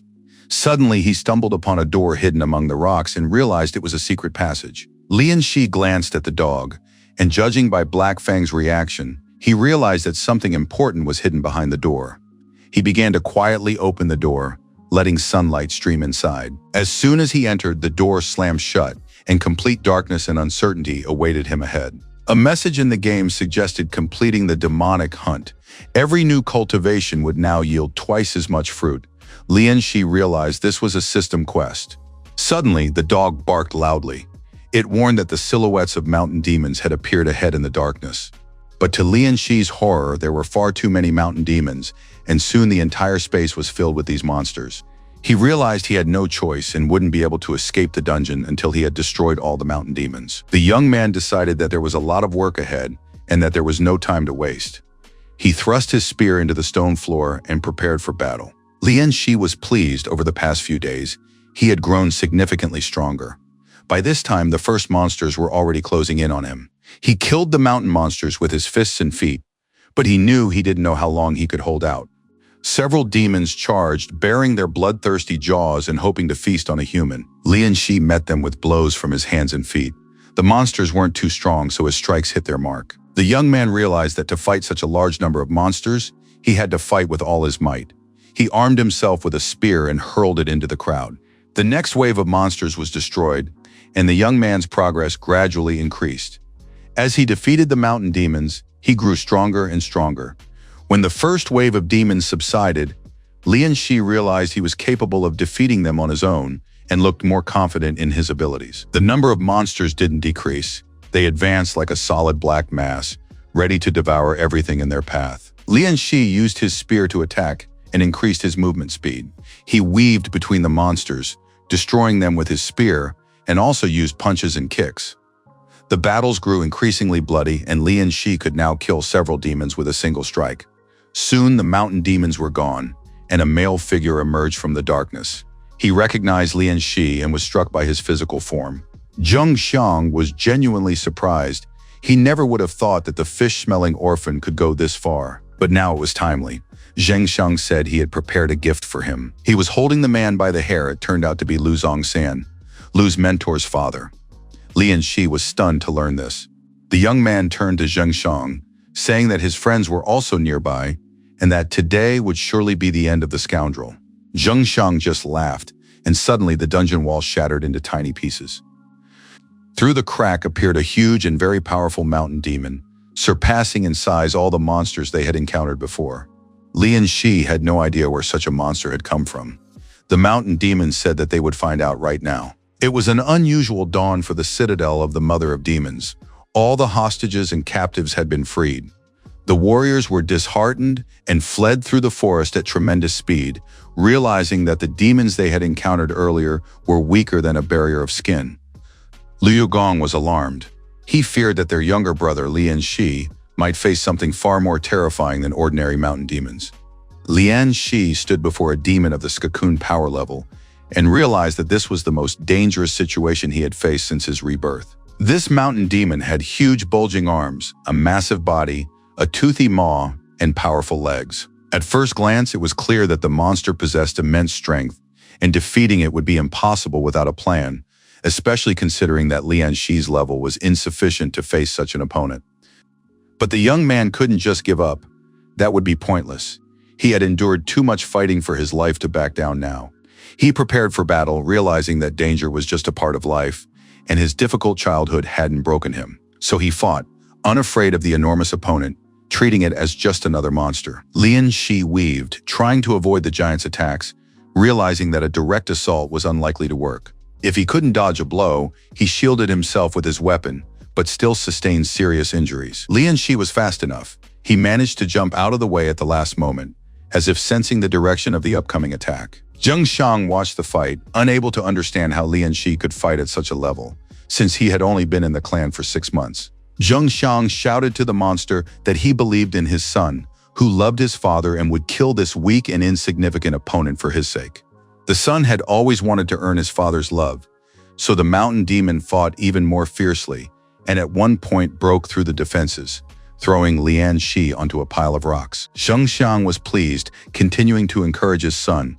"Daddy believes in you." Lian Shi felt the enormous difference in strength between himself and his opponent. At that moment, he received a notification that the demon hunt was over, and he was offered a gift, perhaps a fusion with a portion of the River Guardian's imperial grace. Lian Shi thought that luck was also a form of power. He was fortunate to receive the notification at that very moment, which meant the duel would continue. He chose the fusion option, and his physical characteristics began to change. The young man opened his eyes and didn't understand where he was or what was before him. The next moment, he saw a huge water monster that greeted its master, saying that the River Guardian would have mercy. Lian Shi realized that somehow he had ended up in the body of the River Guardian, who considered violating the laws of the universe a direct path to death. The water monster asked him not to blame him. If the enemy did not surrender, the consequences would be on him alone. The River Guardian was composed and prepared to use a technique against his monstrous opponent. This technique, Dragon's Rip, was supposed to put an end to the duel. Zheng Xiang was satisfied with the battle. He saw that Lian Shi lay lifeless on the ground and couldn't understand what this weakling had been counting on. Zheng Xiang believed he had done everything right in life. It was all just for survival, and anyone would understand his feelings and actions. Some people are born lucky or with a silver spoon in their mouths. Zheng Xiang had only one son, and he had to fight his way to the top. Zheng Xiang had gone through a lot to become the chief servant of that idiot Zhao, and no one could understand the suffering of a man who had sacrificed his son for the sake of his goal. Now this son had to help his father bring everything he had done before to its logical conclusion. Lian Shi suddenly opened his eyes, and his gaze blazed with fire. It seemed as though a powerful explosion had gone off and rocks flew in all directions. Even the mountain demon was forced to retreat and shield his eyes. Zheng Xiang didn't understand what was happening. Visibility in the dungeon was poor, and everything was shrouded in smoke. But soon the smoke cleared, and Lian Shi looked even more powerful and stronger than before, his gaze burning with fire. Sometime before these events, Lian Shi had asked his teacher about the power of the paths of the crucible and the rainbow. Yang Dongxiang replied that no one alive today had ever seen them, so no one knew for sure, but in nature, they were known as divine paths. For some reason, Lian Shi recalled this conversation now. Perhaps his current state could be compared to a divine path. The young man held up 2 fingers, around which energy swirled and activated Dragon's Rift. Waves shot out in all directions. His opponents didn't understand what the hell was going on, Everything around them was shrouded in black mist. Brother Lu's father watched the events unfold and had a rough idea of what was going on. Zheng Xiang, though frightened, tried to pretend that everything was normal. He demanded that the boy stop using his tricks and ordered his son to be killed. A massive mountain demon, who served his father and was ready to give his life for him, immediately lunged at Lian Shi. From the outside, it looked predictable. The demon's fist alone was larger than his opponent. The mountain demon, expecting no surprises, delivered a blow that would have killed anyone. Zheng Xiang was pleased. The difference in strength was vast, and now his son would destroy Lian Shi. But suddenly the mountain demon let out a loud scream. He was staring at his hand and couldn't understand what was happening. It seemed as though it were dissolving in acid. The frightened demon turned and ran toward his father, his body gradually melting away before his eyes. The demon wanted to hug his father one last time, and even managed to call out Dad, for a father is supposed to help and protect his son. But before he reached his father, the demon vanished before the stunned eyes of Zheng Xiang. Zheng Xiang sat down on the floor in front of the emptiness, realizing that now he had nothing left, not even his son who had given his life for him. He looked distraught and disappointed. He hadn't realized for a long time that his son's death could affect him so deeply, and on top of that, he was left without his most loyal servant. At that moment, the man saw Lian Shi, who had collapsed face down, too weak to stand. Lian Shi lay unconscious, his battle spear lying nearby. Zheng Xiang was furious. He picked up a rock and was about to finish off this fisherman's orphan, who was the cause of all his troubles. But suddenly there was a loud crash. Stones flew in all directions, and Zheng Xiang realized that someone was approaching. A group of warriors emerged from a breach in the wall, having finally made their way to the room. They scanned the room and saw the lifeless body of the 9th younger brother, not understanding what had happened here. Judging by the scene, a very serious battle had taken place in the room. The warriors lifted Lian Shi and helped him walk. Zheng Xiang managed to hide behind a stone wall at the last moment, with no idea how he would escape now. The men decided to first take Lian Shi out into the fresh air, since he looked weak, and then return to search the room. Zheng Xiang realized this was his chance and had to take it. The man leaped out of his hiding place and ran down into the dungeon. But a voice called out to him, addressing him by name. The man in the black robe asked Zheng Xiang where his family was, his wife, his daughter, where they all were. Zheng Xiang recognized him as one of his employees. It was Lin Guyong, who seemed to have forgotten that he was dealing with a master and spoke to him disrespectfully. But Lin Guyong no longer cared about status. He lunged at Zheng Xiang, grabbed him by the clothes, and demanded to know where his family was. Zheng Xiang, though frightened, replied that he didn't know where his wife and daughter were. In this chaos, it was impossible to tell who had gone where. It was quite possible that Lin Guyong's family had already been devoured by mountain demons. That was the last thing Zheng Xiang said, because Lin Guyong, driven mad by grief, slashed him with a dagger, even though he was his master. He said that Zheng Xiang should go to hell and pay for his sins there. Lin Guyong turned and walked deeper into the dungeon, believing he couldn't give up. His family might still be alive. Lian Shi saw himself as the river guardian, but he was in excruciating pain. It felt as if his body were being torn to pieces. With a loud cry, the boy jumped up, waking from his sleep. He saw that he was lying in bed, covered by a blanket. Looking around, Lian Shi realized he was in a room at Master Yang's estate. He had just been fighting a mountain demon. It seemed the battle had ended, and his older brothers had saved him. Notifications reported that the partial fusion with the River Guardian's Imperial Grace was complete. Lian Shi had received this ability as a reward for his demon hunt. Lian Shi hadn't expected this and immediately got out of bed to check his stats. First, he took the spear in his hands and felt that it had become easier to hold, and that he had a better understanding of how his body worked. Now Lian Shi could sense a boiling point as if pulsing inside his body. The young man felt a burning sensation in his chest, radiating warmth throughout his body. His cultivation level was already high enough to begin refining his physical body. Lian Shi had only begun cultivating a couple of months ago, but had already reached the beginning of the second barrier, and all thanks to the system. Just then, there was a knock at the door. It swung open and his older brothers appeared, surprised to see Lian Shi so alert so soon after waking up. Lian Shi, it seemed, hadn't expected guests so early in the morning either. The young man respectfully greeted his senior brothers, but they said there was no need for formalities. They had come to ask Lian Shi about what had happened in the secret chamber. Lian Shi explained that he had blacked out after defeating the last mountain demon sent by Zheng Xiang. The young man realized that his older brothers didn't know about the monsters, so he decided not to tell them to avoid unnecessary questions. Xiao Hu was puzzled since the boys had found Zheng Xiang himself dead. Lian Shi was very surprised if Zheng Xiang was dead. That meant someone had been hiding in the secret room and watching the fights. If he wasn't a friend of Lord Zhao's men, then why didn't he help during the battle? The questions only multiplied.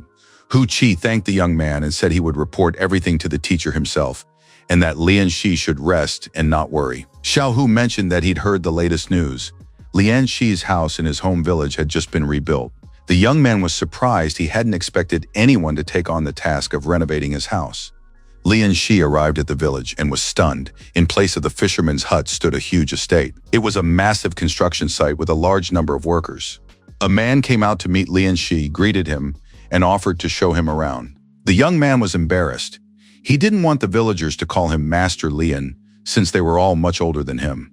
Finally, the village head spoke up.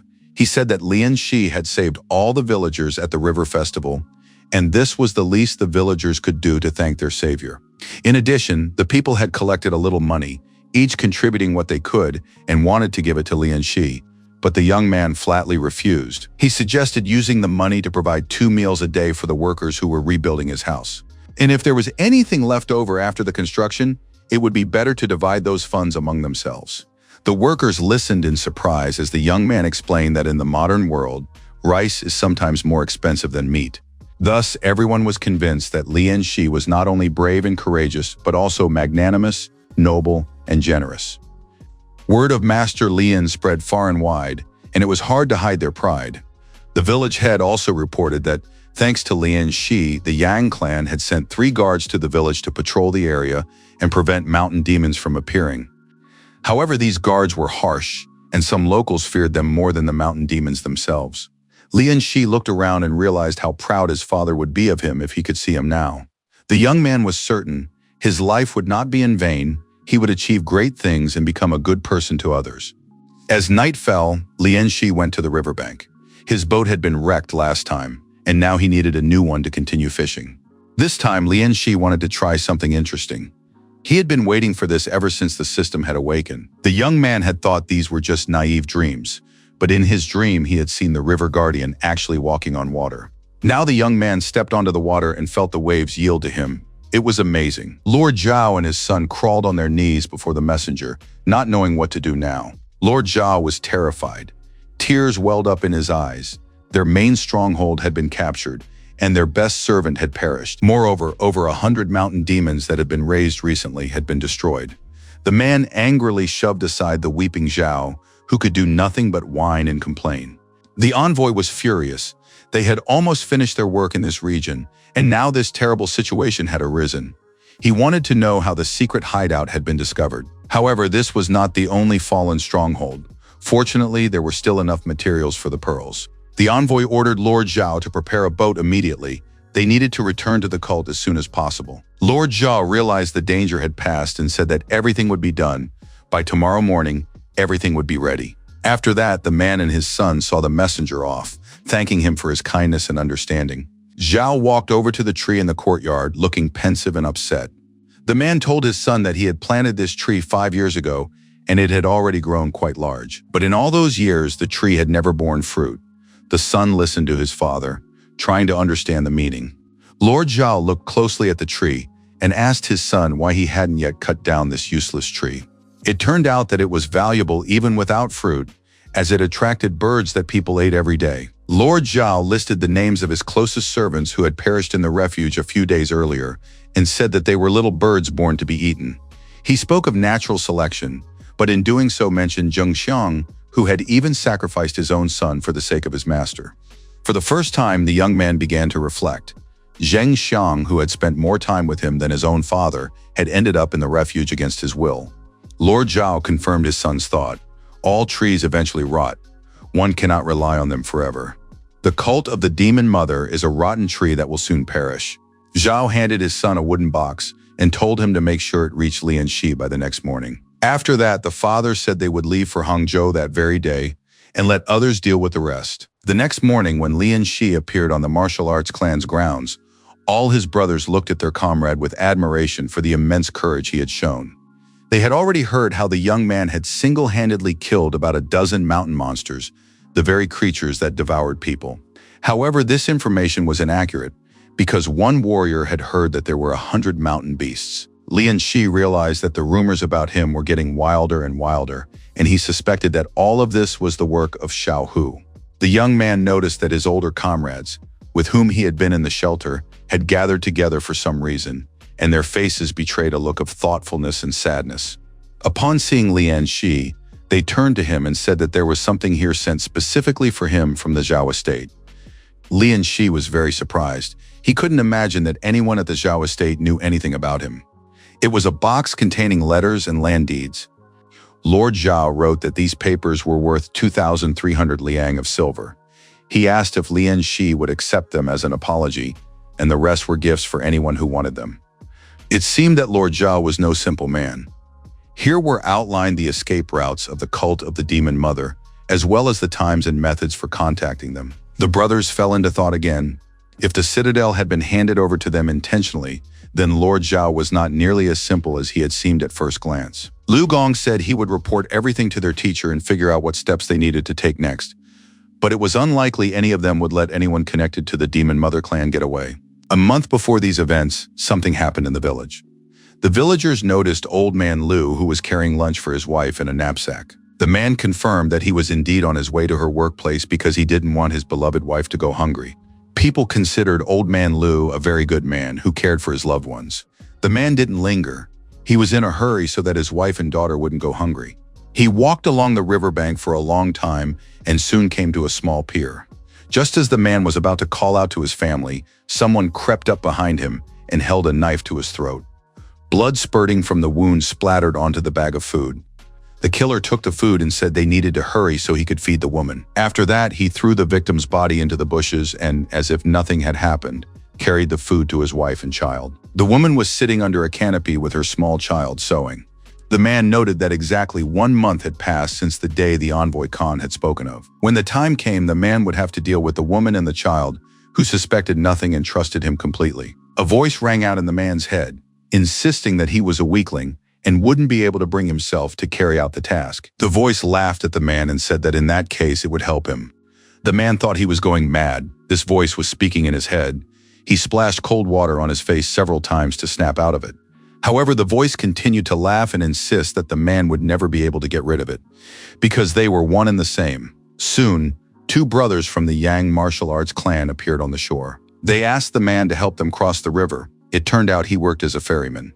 Old man Lu began ferrying passengers while his wife and young child waved goodbye, advising him to be careful. Lian Shi stood at the stern of the boat, trying not to give himself away, for cult members could be anywhere. The young man understood that he could trust no one. Xiao Hu turned to the ferryman and asked who was staying on shore, probably his wife and children. The man nodded in agreement, but at that moment, Lu Xiaohu said that pretending to be someone else was disgusting. The ferryman tensed, but continued to say that he didn't understand what these gentlemen were talking about. The boat drifted further and further from the shore, and the ferryman kept steering it without turning to face the passengers. Xiaohu drew his daggers and said they would have to skin the ferryman alive to find out the truth. The old man grew angry. He was just 1 day short of completing his mission. He began to curse, hurling insults and abuse at everything around him, thinking that if he had held out for just 1 more day, he wouldn't have had to kill anyone. Now, however, he had to kill everyone, the warriors, the woman, and the child. The ferryman's face looked like that of a monster, and he held a weapon in his hands. Lian Shi noticed the aura emanating from the man. It was a cocoon-level monster. Xiao Hu prepared for battle while Lian Shi raised his spear against this monster hiding within Old Man Lu's body. Xiao Hu addressed his opponent. "There are 2 of us, and you are alone. I wonder how long you can hold out against 2 warriors of the Yang clan." The old man jumped up and declared that they were mistaken if they thought he was alone. At that moment, his true form burst out of the water, with long chains and transparent arms. The monster began to cackle and said that they should have released him sooner. The man's chains had hooks that immediately latched onto Lian Shi's arm, preventing him from moving freely. The chains wrapped around the boy's arms pulled him underwater. In the blink of an eye, Lian Shi found himself overboard. The villain shouted that in the Demon Mother's Guard clan, one was always in the light and the other in the darkness. He was fighting Lu Xiaohu and said that his other half specialized in underwater killings and that in a few minutes Lian Shi would die. The young man hadn't seen his opponent yet, but somewhere in the depths was a monster pulling on chains, dragging him along. The monster was pleased, for the underwater realm was its territory, and it was almost certain that the boy's lungs were already torn apart. But unexpectedly, instead of dragging its prey, the monster slammed into the underwater rocks with great force. It didn't understand what was happening or who it was dealing with. Lianxi thought that once the fusion had reached 70%, he had always dreamed of finding out how deep he could dive underwater. Now, thanks to the monster, he finally knew. The young man said to the villain, "Welcome," and began pulling him along. The monster was terrified by the boy's strength and tried to resist with his feet. He hadn't even imagined that he had entered a territory where Lianxi was now the sole ruler. There were no gods in this world, for if there were, they would surely have saved all the oppressed and the unfortunate. But countless ordinary people were constantly dying, and no one paid any attention to their deaths. The villain didn't understand why the gods never answered his prayers and why his fate had turned out this way. People said that God could only be seen on the brink of death. The monster thought that these were probably his final hours, but he was desperate to find out who he was dealing with. He had no intention of giving up, even though he didn't know exactly who he was fighting. However, he believed he had the advantage in speed. That should be enough to finish off the kid, the monster thought, and lunged forward, extending his hand with its long claws. Lianxi activated his aquavix and closed in on the monster even faster, striking it with his fist. The blow was powerful. The monster flew back, drenched in its own blood, and didn't understand what was happening, since it was still at the cocoon stage. Lianxi had no intention of hiding. On the contrary, he began pulling on the chain, drawing the monster closer for another attack. This came as a complete surprise to the opponent, who hadn't expected the boy to attack at all. The boy struck the monster once more accurately and powerfully, realizing that fighting a cocoon-level demon underwater wasn't that difficult. Lianxi realized he needed to get back to the boat quickly to help Brother Lu, and swam to the surface. The monster lay dying, blood flowing from its mouth, and he recalled the words of his older brother and teacher, "God can only be seen at the threshold of death." Perhaps this was exactly what was happening to the mountain demon right now. Lianxi was rushing toward the boat at that moment to help his comrade. In the boat, meanwhile, lay a man from the demon clan, having taken several powerful blows.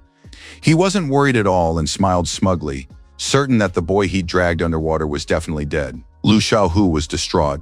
He had to admit that Lianxi was likely dead, and he regretted that such a young warrior had fallen in broad daylight.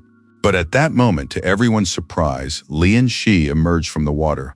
He tossed his spear into the boat and hung onto the side himself. The young man caught his breath with difficulty, then said that the villain who had dragged him underwater had been swallowed by a river monster. Lianxi had done it all on purpose, pretending to be on his deathbed, as if he had simply been lucky that another monster had killed his opponent. At that moment, the Tahua crocodile swam by, and everyone who saw it assumed the monster had fallen prey to the crocodile. Xiaohu was convinced that the guy had simply gotten lucky and concluded that Lianxi had gotten away with it without revealing his abilities. Later, the men called the authorities, and they arrested the man who had been impersonating Mr. Lu. He was so distraught at having lost his dark demon that he didn't even put up a fight. The woman learned that her husband had been killed long ago and that a demon had possessed his body, but fortunately, she and her daughter had survived. This cult member wasn't particularly strong. He belonged to the younger generation, so they dealt with him quite easily. A fierce tiger-level warrior can live for 120 years, and an immortal even longer. But 60 years have already passed since the fall of the Great Qing dynasty. The older generation of cult adherents is barely hanging on. The middle generation is dead, and the immortals only appear as a last resort. It turns out that this youngster isn't part of the cult's core.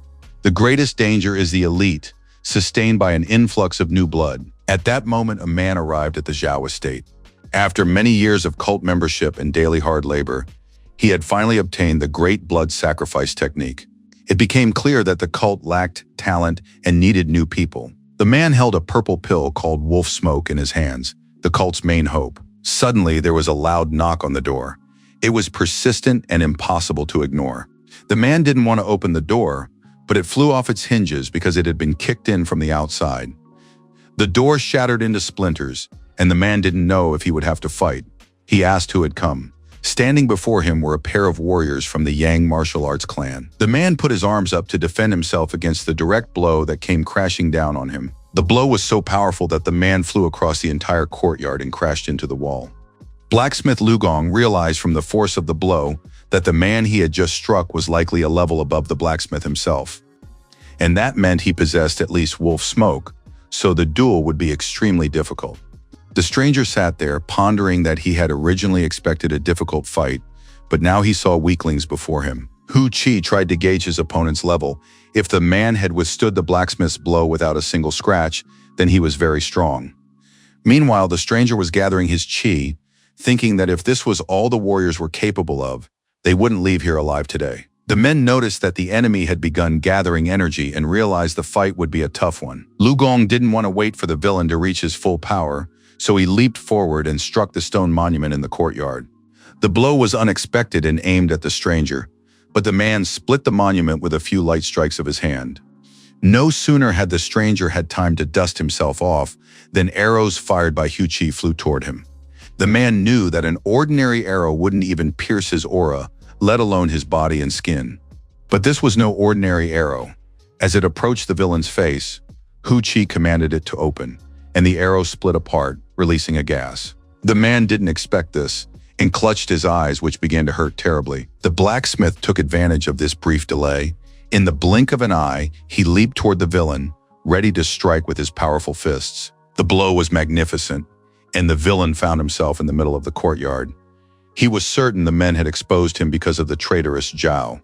But now the man couldn't let them live. He took out a wolf smoke pill and prepared to use it. Hu Qi turned out to be an excellent archer. He fired an arrow that struck the pill squarely.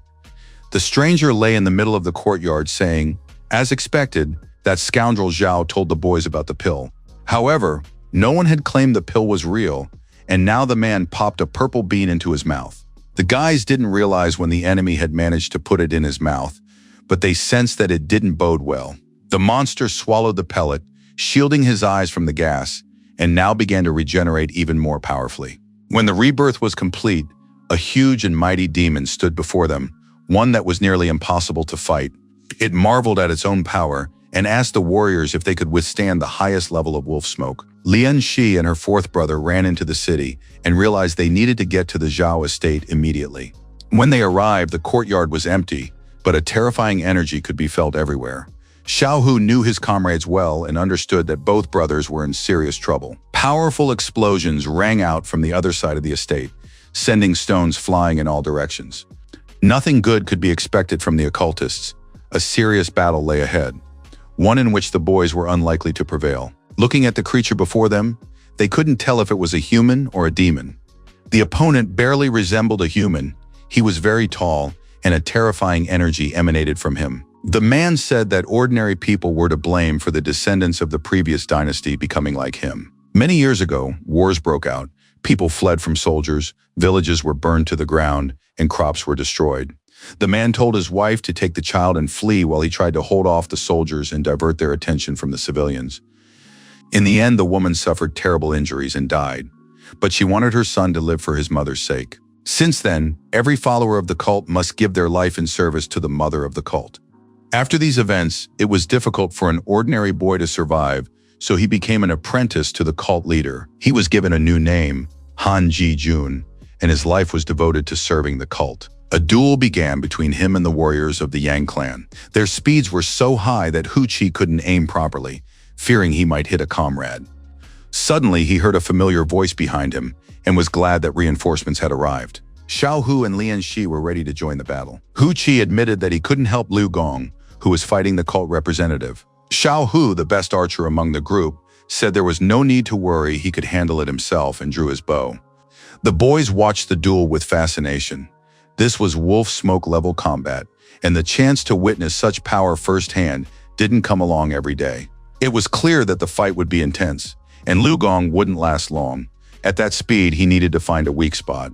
The young man understood that his opponent's weak spot was somewhere near the heart, and he wanted to expose it for his comrades so they could join the battle. At that moment, an arrow whistled past the blacksmith's ear, flying straight into the demon's chest. From the outside, it seemed that the arrow's energy was weaker than usual, but the enemy simply possessed powerful protection against arrows. He addressed the warriors, saying that their arrows wouldn't even scratch him, since they couldn't pierce his aura. Lu Gong realized that the fourth brother was deliberately firing arrows at the monster to distract it. The moment the next arrow was fired, Lu Gong took advantage of it and struck the enemy directly in the chest. The archer's next shot also hit its mark, because the protective aura had already been pierced, and the arrow could reach its target. The head of the Demon Mother clan had always lived in the mountains and wore a mask over his face. The disciples had asked more than once why they could not live in the sunlight.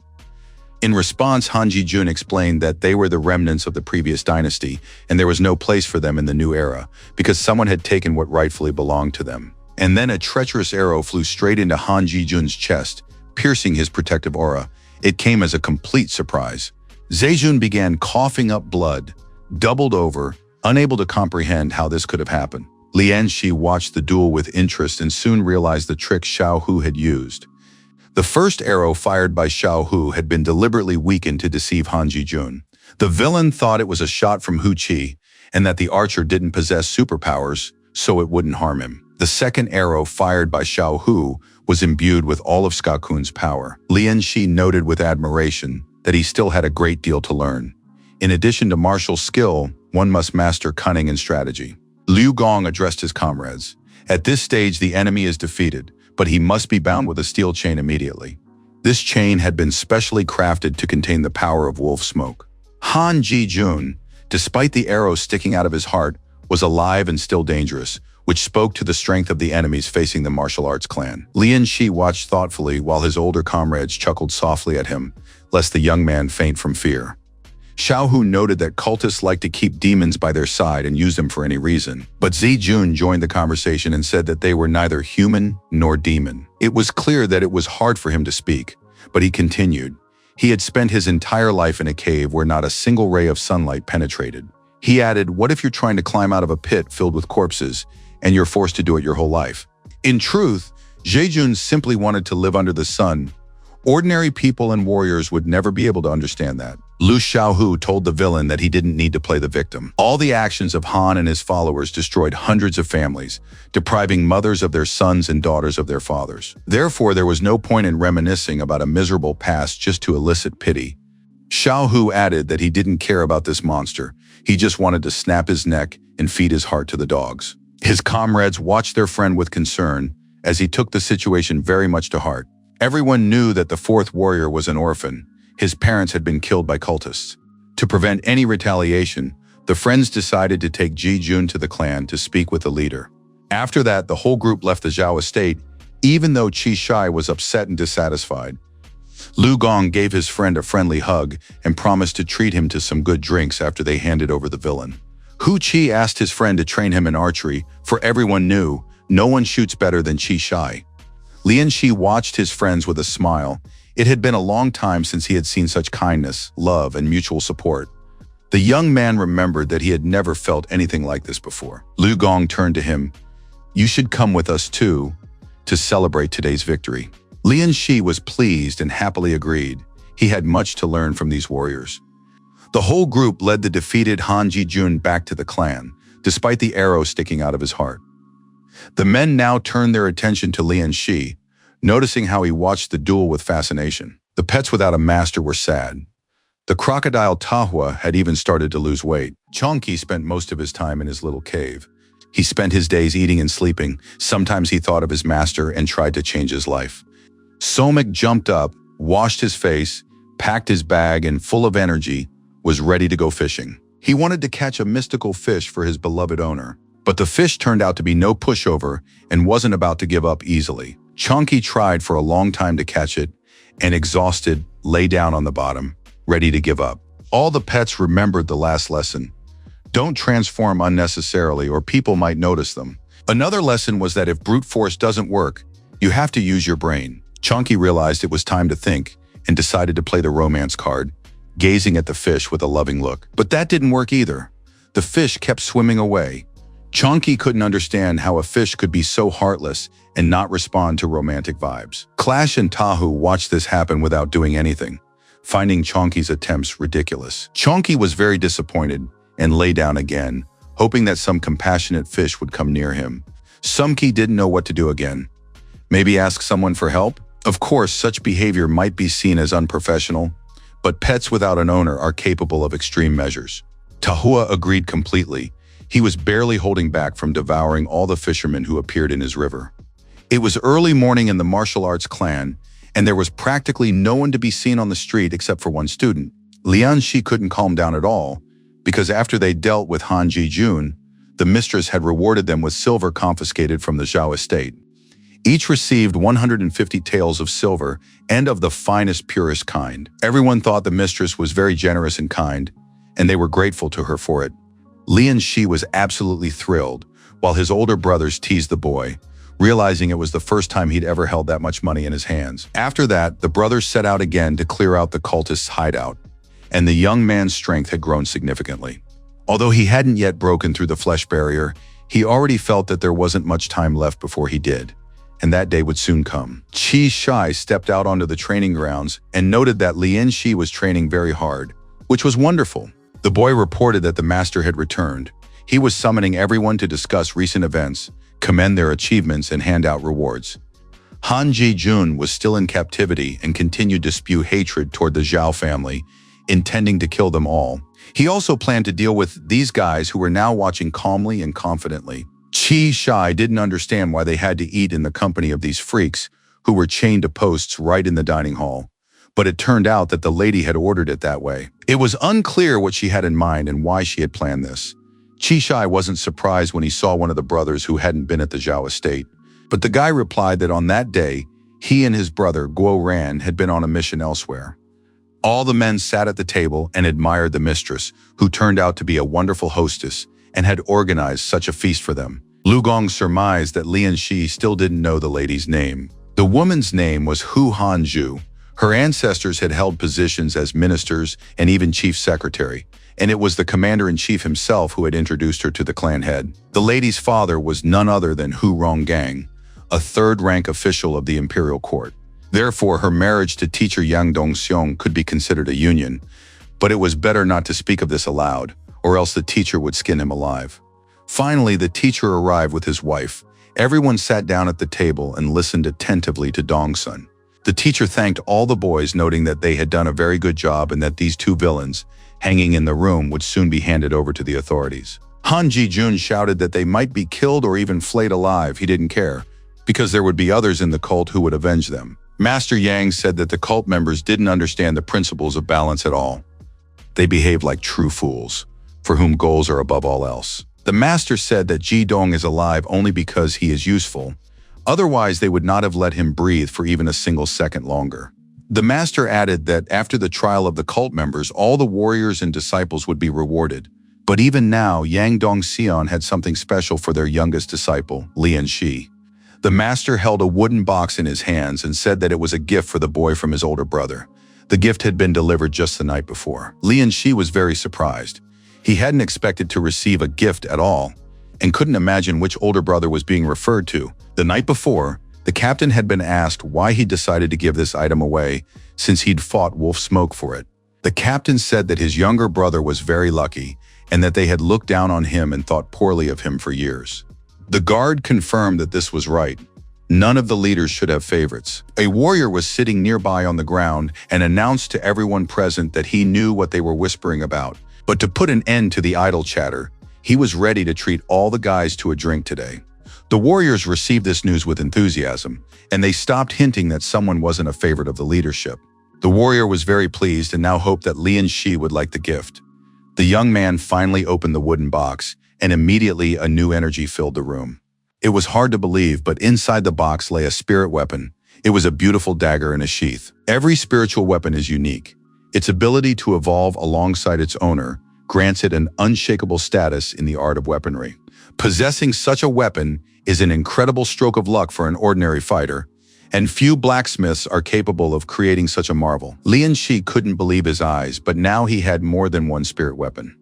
The exquisite dagger lying in the chest was the second spiritual weapon in his arsenal.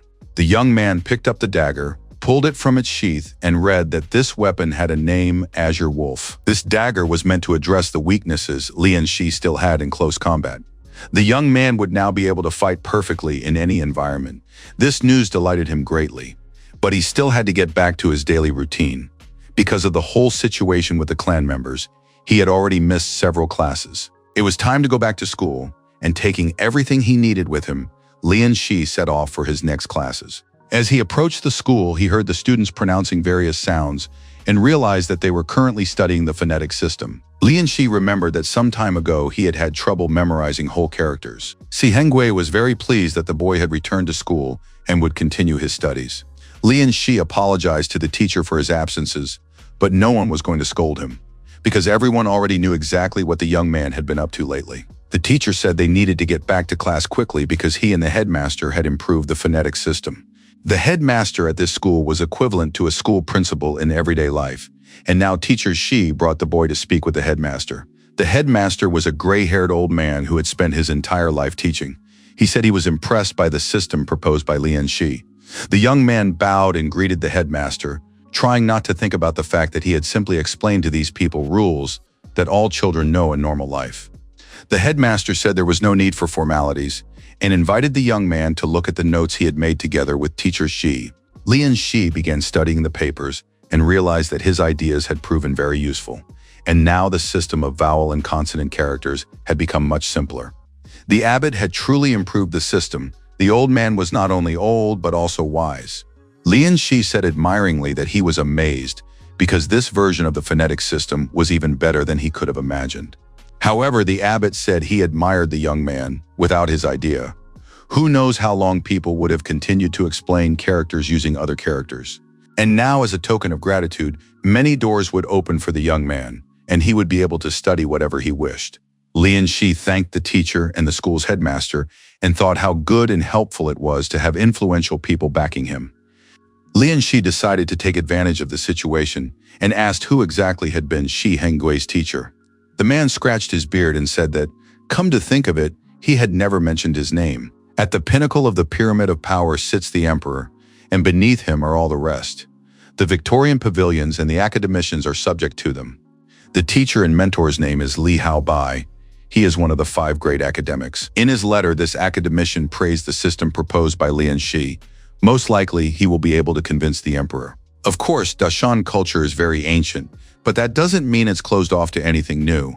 The new phonetic system will help keep up with the times. Li Yanxi clarified that besides the scholar, there were 4 other people. Moreover, it is unknown how the emperor will react. The teacher kept saying that there was no need to worry about the emperor, because he had always encouraged new ideas. Well, to be perfectly honest about Li Haobai, one can say without false modesty that he is one of the most powerful. The imperial palace, renowned for its wealth and luxury, was located in the capital. The emperor always kept a very close eye on matters related to science and development. After listening to the latest reports, he ordered the academics to go about their business if they were done. The academics bowed to the emperor, wishing him a long life and a successful reign. But before they had a chance to leave the throne room, one of the scholars addressed the emperor, saying that as a loyal servant, he needed to tell him something. The man said he would like to show the emperor a new method for studying Chinese characters. Li Haobai was an official from the Abyss Pavilion. He wanted to explain the phonetic system. Another scholar, upon hearing of the innovation, shouted that it was absurd and utter nonsense because it was impossible to replace ancient methods, and even thinking about it was foolish. Another of the scholars was indignant. Did Scholar Li really not understand what their nation's culture was based on? Academician Li, in turn, accused his colleagues of having no understanding of the word reform and of relying solely on outdated knowledge. Another academician supported this system, saying that the phonetic system was far superior to the one they had used previously. This was perceived by many as a deliberate accusation that their ancestors were foolish and backward. Some believed that academician Li would not have dared to propose such a phonetic system during the reign of the Qin dynasty. This scholar was immediately rebuked, as the Dashang dynasty was currently in power, and it was unclear why he had mentioned the Qin dynasty. Finally, the emperor put an end to this pointless argument with a shout, saying that he had no intention of listening to his subordinates' quarrels. He wanted to know why academician Li held this method in such high regard. The scholar bowed even lower before the emperor and said that this method could be used to lay the foundation of the country. If the state did not open the way to change, everything could end just as it did with the Qin dynasty. When His Majesty was young, he personally took part in campaigns against the northern barbarians and traveled to the south to learn about the lives of ordinary people. The emperor fears stagnation, but by no means reform. The previous method consisted of a vast number of characters that were very difficult and time-consuming to learn. The scholar asked his colleagues and the other officials how long it had taken them to learn even half of the characters. The men didn't know how to answer and just exchanged glances with one another, trying not to meet the emperor's gaze. Academician Lee estimated that this process usually took at least 5 years. But if one used the new phonetic method, it could be done in just 6 months. A murmur rippled through the ranks of those present. Some thought it was nonsense, while others were delighted to hear about 6 months. The most ardent supporters of the old method began accusing their colleague of empty talk. But Academician Lee was completely calm and confident. He said that anyone who doubted it could see for themselves once they tried the new phonetic method. Academician Lee reported to the emperor that this method had been invented by a student of his student, a young man named Lian Shi. Although he was just an ordinary fisherman, the young man was very intelligent. The scholar believed that this was an incredible contribution to the culture and development of the entire country, and therefore Lian Shi deserved a reward and a noble title. The emperor listened carefully to all the information. It was new and quite interesting. Before rewarding or punishing anyone, it was necessary to test the phonetic system first. It was decided to try it out on the 6th prince. At the Yang Dong-sun clan's martial arts school, it was a typical workday. The teacher examined the letter and reported that the emperor had demanded a full report on Lian Shi. A destiny pattern must be created. This is vital information for any martial arts master. The master explained that a destiny pattern does not fully define a person, but it can still reveal a great deal about them. People with a unique destiny pattern are considered blessed by the heavens and chosen by fortune. All that remained was to figure out how to get out of the current situation. Our destiny is not determined by heaven, but is subject to the laws of fate. The wind makes the tiger fierce. The rain turns the dragon into a mighty being. The higher a person's destiny level, the greater their achievements, and if they are a warrior, the stronger their combat abilities. One can also learn much from fate. If one acts in accordance with it, everything will go more smoothly and quickly. People with a high level of fate often possess 2 seals of fate, the direct and the indirect. For example, the youngest holy warrior, Zhang Longxi, bears 2 seals at once. The direct seal is the divine Mount Dazhu, and the indirect seal is the demon devourer. This means that on his path to glory, he must endure terrible hardships and trials. And indeed, many years later, Zhang Longxian was attacked in the northern wasteland. Alone, he fought 3 true elephants, killing 2 and severely wounding 1. It was then that he proved himself worthy of the title of invincible warrior. Another holy warrior, Yuanji, possessed the destiny of the Great Stone Mountain. He mastered the way in the wild mountains and attained the level of holy warrior, regaining his youth. But unfortunately, this warrior was stubborn and did not submit to the laws of fate. Therefore, he was killed in turn. Where these 2 great warriors fought, the earth was stained with blood. The local wildlife, having absorbed this power, began to transform into spirits and demons. Over time, these places became filled with all manner of monsters possessing immense power. But it is important to remember that fate is not set in stone. It changes and people influence each other's destinies. Lian Shi listened and asked his teacher how to discover his own fate. The simplest method turned out to be using the ashes of a special incense of destiny. With it, one can determine one's destiny, but only after activating the destiny-bearing pattern. The more it is imbued with blessings, the more accurate the result will be. The teacher informed him that fate incense, aged for 5 years, had been specially prepared for Lian Shi for the new year. The only thing missing was a single drop of blood from a century-old precious fish. As soon as Lian Shi heard about the precious fish, it was as if a light bulb went off in his head. It was a creature born of nature itself. Its blood was filled with special luck and blessings. Without the spiritual fish, the ritual could not be completed. The teacher said he had already instructed various people to gather information about this fish. Now everything depended on luck. Lian Shi thanked the teacher. Of course, there wasn't much he could do to help, but when it came to searching for the precious fish, Lian Shi was a true professional. However, he first needed to buy a suitable vessel because the search for the precious fish would be nothing like before. The young man headed to the pier. His old boat had been smashed to pieces when he witnessed a battle between 2 powerful spirits. Soon the young man reached the right spot and was ready to make the most expensive purchase of his young life. At that time, the boat-selling business in the area was almost entirely controlled by the Fishermen's Guild. Those who couldn't afford to buy a boat rented one from the guild. The young man went inside and was greeted by a servant who offered to show him the boats. He said he had a beautiful brand new boat for sale. It was coated in tung oil and gleamed like a true beauty. The boat looked simply excellent, and the price was reasonable. Plus, the first few months of the lease would be interest-free. Lian Shi knew a lot about boats, and it really did look impressive. But the young man noticed that these boats had been secretly modified. But before the young man could make up his mind about the boat, someone called out his name, and soon the name Lian Shi was echoing everywhere. Mr. Lin Dai came out to meet him, accompanied by his wife and child. He said it was a great honor for them to meet the hero Lian Shi. Everyone in town already knew that Lian Shi was the new 9th disciple of the great master Yang, whom everyone was talking about. They said that Lian Shi was a true hero. He had personally destroyed over 100 mountain demons. Mr. Lin said that his son had long been telling him about the young man who had become famous, and now they were very happy to see such talent and nobility in their shop. Mr. Lin immediately ordered his boys to bow and greet Master Yang. The boys, of course, were obedient sons of their father and bowed their heads before Uncle Lian. Naturally, such a situation was bound to go to his head, and soon Lian Shi asked to be addressed simply by his first name. The men began to talk, and Mr. Lin admitted that he had a very important matter to discuss with the young man. Lin Dai offered the young man the role of patron of their fishermen's guild. If he agreed, he would receive 20% of the guild's income, as well as the best boat as a gift. Soon the talk turned to as much as 30%, but to the surprise of everyone present, Lian Shi refused. The young man said he had a rough idea of what was going on here.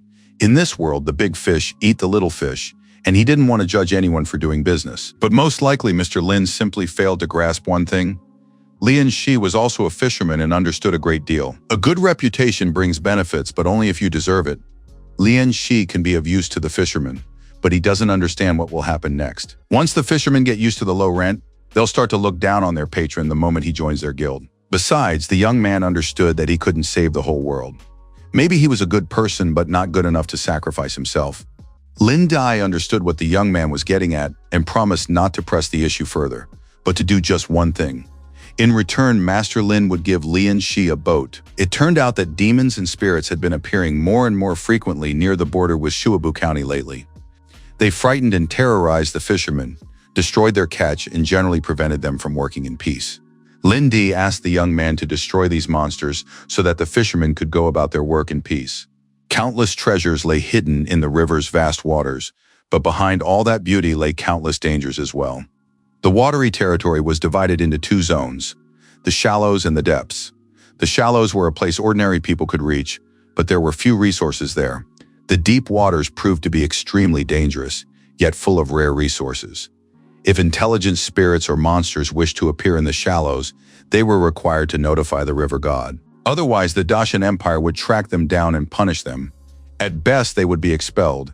At worst, they would be destroyed. For example, Quan Tu's mother came to the shallows precisely for safety, to lay her eggs and survive. The battle between two powerful spirits, a giant toad and a bird, took place in the deep zone.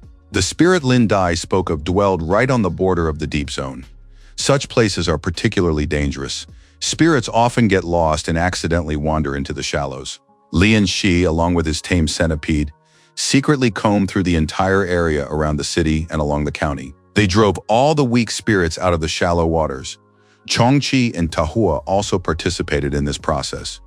Therefore, the spirit the fisherman had spoken of was most likely not very strong. However, a spirit is merely a supporting element. Lian Shi was already an extraordinary person who could survive only in shallow waters. At this point, the young man had already achieved 70% fusion and had nearly broken through the barrier of the body. The young man was ready for great achievements. He activated the water current, hoping to find only truly valuable treasures in the deep zone, such as a century-old precious fish. Lian Shi was very pleased. With this goal in mind, Lian Shi dived off the boat, preparing to encounter the spirit. Soon he found himself in the true deep zone, where there were things everywhere that could not be found in shallow water. Lian Shi had already spent several hours underwater, but he still hadn't found what he was looking for. The young man saw stunningly beautiful aquatic plants, resembling tulips, growing out of the sand. If held in the mouth, they would allow an ordinary person to breathe underwater for half an hour. Soon the young man spotted a rainstone shell, a delicacy enjoyed only by true gentlemen. Of course, all of this was very beautiful, but it wasn't what he was looking for today. And finally, at some point, Lian Shi realized that the centipede had found something valuable. He followed Chongqi into the thicket of seaweed, having no idea what might await him there. When he saw who was hiding in the seaweed, The young man didn't know whether to be happy or scared, because it was a 7-starred eel. The thing is, you can't accurately gauge a spirit's power by its appearance. But if it's below the level of wolf smoke, they're simply called water spirits, because they're almost never found anywhere. Powerful monsters, dragons, live by their own rules. They don't venture into shallow waters for 2 reasons. First, they fear Dashun, and second, it's simply not worth their while. Ordinary people are like rice husks to them. Although some valuable fish possess incredible strength from birth, Lian Shi wasn't afraid of the eel.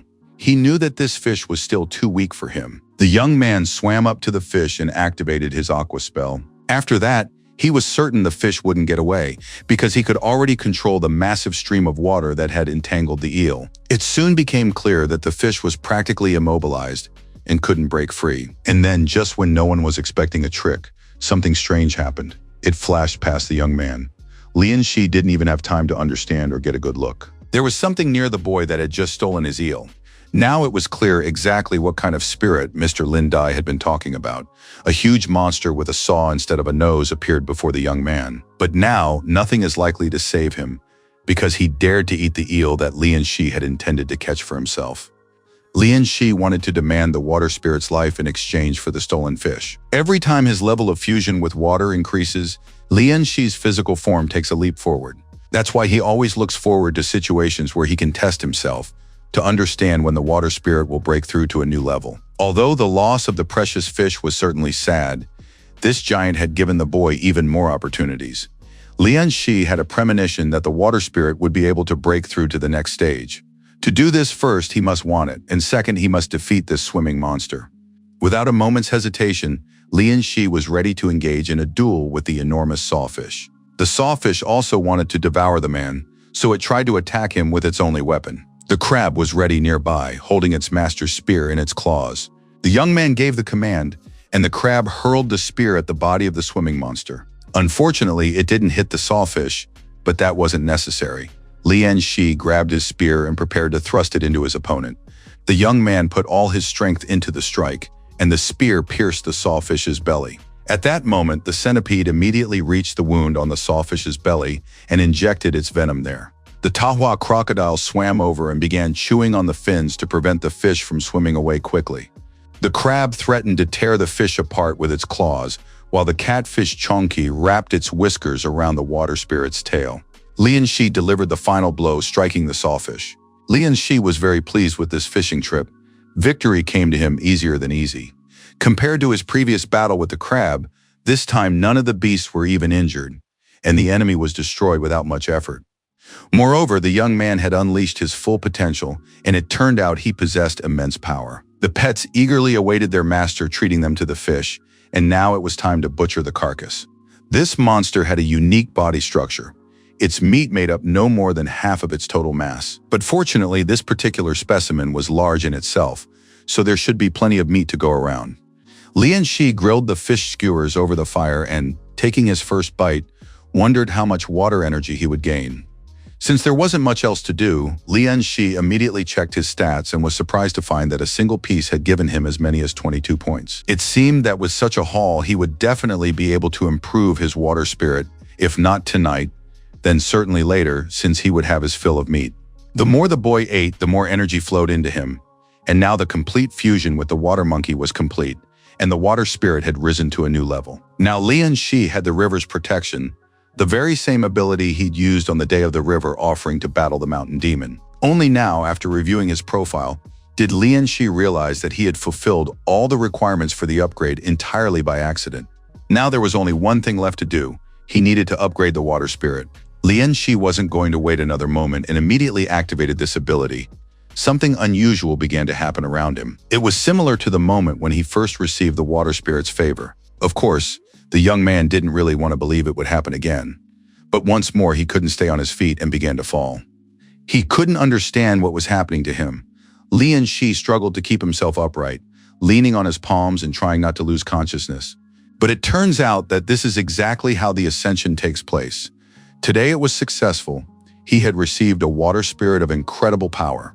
It enhanced all of Lian Shi's physical abilities, granted him boundless energy and endless strength, and was simply unstoppable. In addition, a new innate skill, Wave Leap, had been added. The water prison skill had been mastered, and the blessing of water had been received. Its energy nourished the body while in water.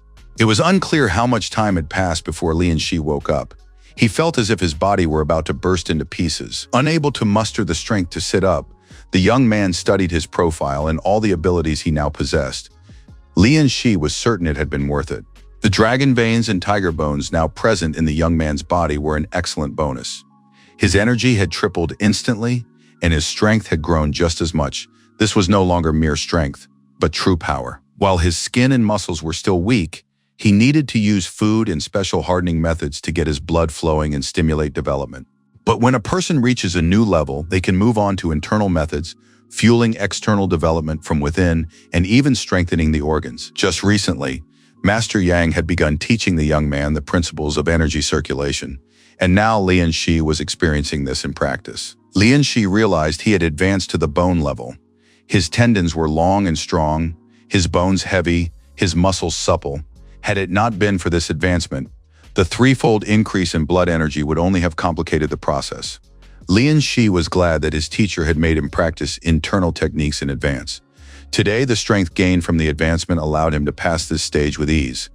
The notification stated that the crocodile could evolve into a horned crocodile, and the catfish could become a tiger-headed catfish. Lian was very pleased and decided that today he would evolve both of them. The pets were also pleased, though tense, not understanding what they would become. The evolution process was in full swing, and soon, where the crocodile and catfish had been, two large glowing eggs appeared.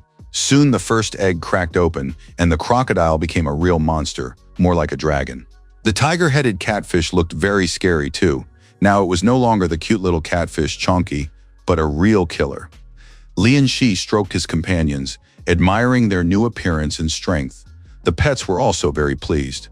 The difficulty of merging them increased tenfold thereafter, so spending the remaining water energy on improving them was simply pointless and unprofitable. Lian decided to think big. The patronage of water allowed him to slowly accumulate water energy in the water and make up for its shortage for the evolution of the beasts. Now 2 of his pets had evolved and were content with their lives. But the others couldn't be left behind, for who knew what dangers lay ahead. Lian understood that his beasts, his pets, were his trump card, one his enemies usually didn't suspect. Lian understood that he had had no choice at all before, but today he decided he would take everything that was rightfully his. Morning came. Lian was speeding down the river in his boat. It was what people usually call gliding over the waves.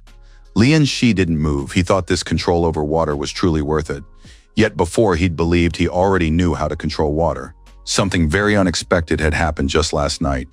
2 evolved pets had suddenly gained special abilities. The crocodile was especially proud. He practically felt like a water dragon. Chonky had evolved and could now unleash something like towering waves. And the crocodile was now able to grant everyone a buff for immediate health regeneration. Lian didn't forget that he was first and foremost a fisherman, so he activated a water prison, and several large fish voluntarily jumped into his boat. Lian used these fish to attract larger prey. Why bother with small fry when you can catch a single giant?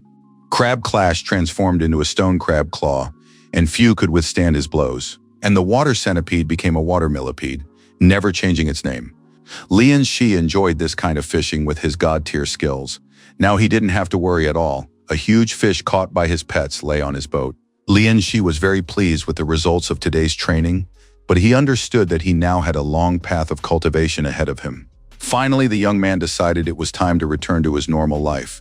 He was ready to go back to the fishing wharves and talk to the fishermen. At that moment, the fishermen were idling away their time, sitting in the harbor. They didn't know if that boring master Liani would return. Even though 3 whole days had already passed, the fishermen's days were all the same. They sat, smoked, and looked out at the water, musing on the vicissitudes of life. One of the fishermen said that it's usually those who can swim who drown and die.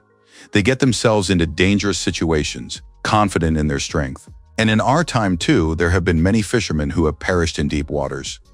The men shared their breakfast among themselves and continued to discuss the vicissitudes of fate. But their breakfast was suddenly interrupted when the head of a huge monster, a sawfish, fell among them. Lian turned to the old man and asked him to tell Mr. Lin Di that the river monster had been dealt with. They were even, and the young man was taking the boat for himself. After that, the young man turned and went about his business, leaving the frightened fisherman standing near the enormous fish head. Lian Shi walked through the market. He was pleased with his fishing, but he hadn't managed to catch the precious fish, so he had to sell what he'd caught.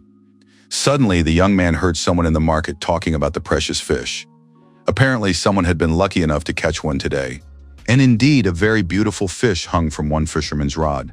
Everyone agreed that Lao Chenyu had been incredibly lucky today.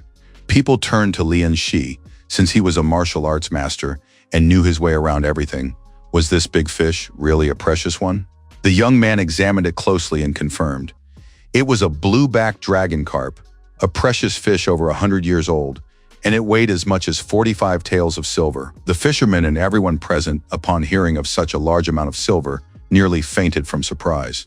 Lian Shi handed the fisherman a purse containing 50 taels and said he would buy the fish. The fisherman paused to think for a moment. It seemed he didn't want to part with such a beauty, or perhaps the sum wasn't enough for him. Then he smiled and said that Lian Shi had saved the entire village. So a fish like this, caught for a hero, was an honor for any fisherman. The man did not want to take the silver. Everyone at the market thought that Fisherman Chen had gone mad. He was being offered money, yet he refused. Lian Shi also remembered this man as kind and sincere. Once during a famine, he had shared with Lian Shi a meat-filled flatbread he'd bought for his own child, thereby saving Lian Shi's life. Lian Shi hoisted the huge fish onto his back, said goodbye to the fisherman, and told him he was taking the fish. The fisherman was on the verge of tears. He thought of his friend, who had raised an excellent son, but unfortunately the man would never know it. Lian Shi was no longer thinking about what was happening. His mind was elsewhere.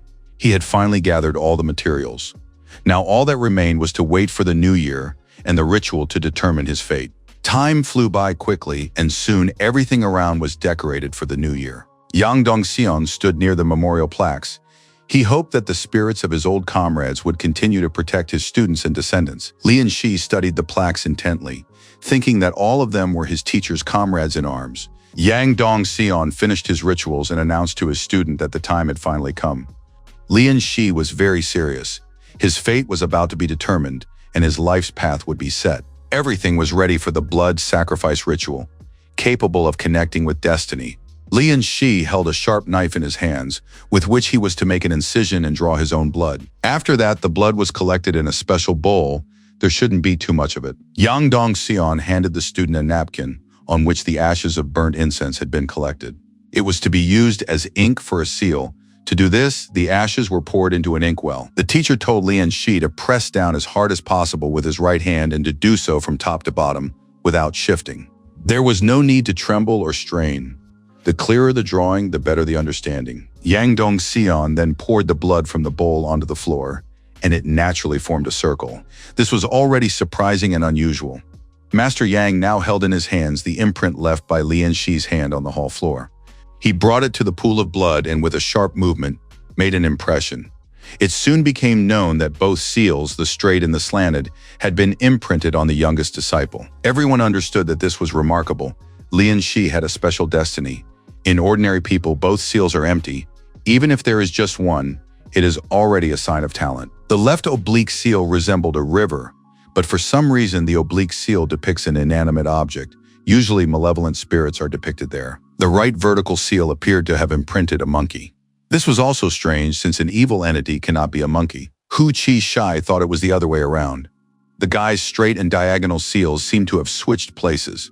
But then the idea occurred to them that perhaps they weren't seeing a river at all. If you look closely, the imprint of fate looks very much like a dragon, as if a split were occurring. All the disciples realized they were completely confused and now wanted to know what Yang Dongxian thought about this. The master was very focused. He said he understood the meanings perfectly. They speak of the fate of a great calamity. The slanted seal points to the dragon's long stride along the great river, and it has two interpretations. According to legend, a snake transforms into a dragon in 500 years, and a dragon transforms into a celestial dragon in 1,000. This suggests that Lian Shi's youngest disciple will undergo many trials and may achieve greatness by becoming a dragon man. But another possibility exists. Someone else is striving to become a dragon, and a struggle will begin between them. One of the combatants will rise by stepping on the other's body. Everyone present did not know how to react to such words. Sadness and sorrow crept into their souls. Lian Shi raised his hand, drew attention, and spoke. Whether he is the one walking along the great river or the one swept away by the current, one thing is clear: Lian Shi will handle it all. The teacher looked at the young man with respect and gratitude. A man who fights alone against 7 is capable of soaring into the heavens. Yang Dongseon continued to study the seals and admitted that he did not yet fully understand the direct seal.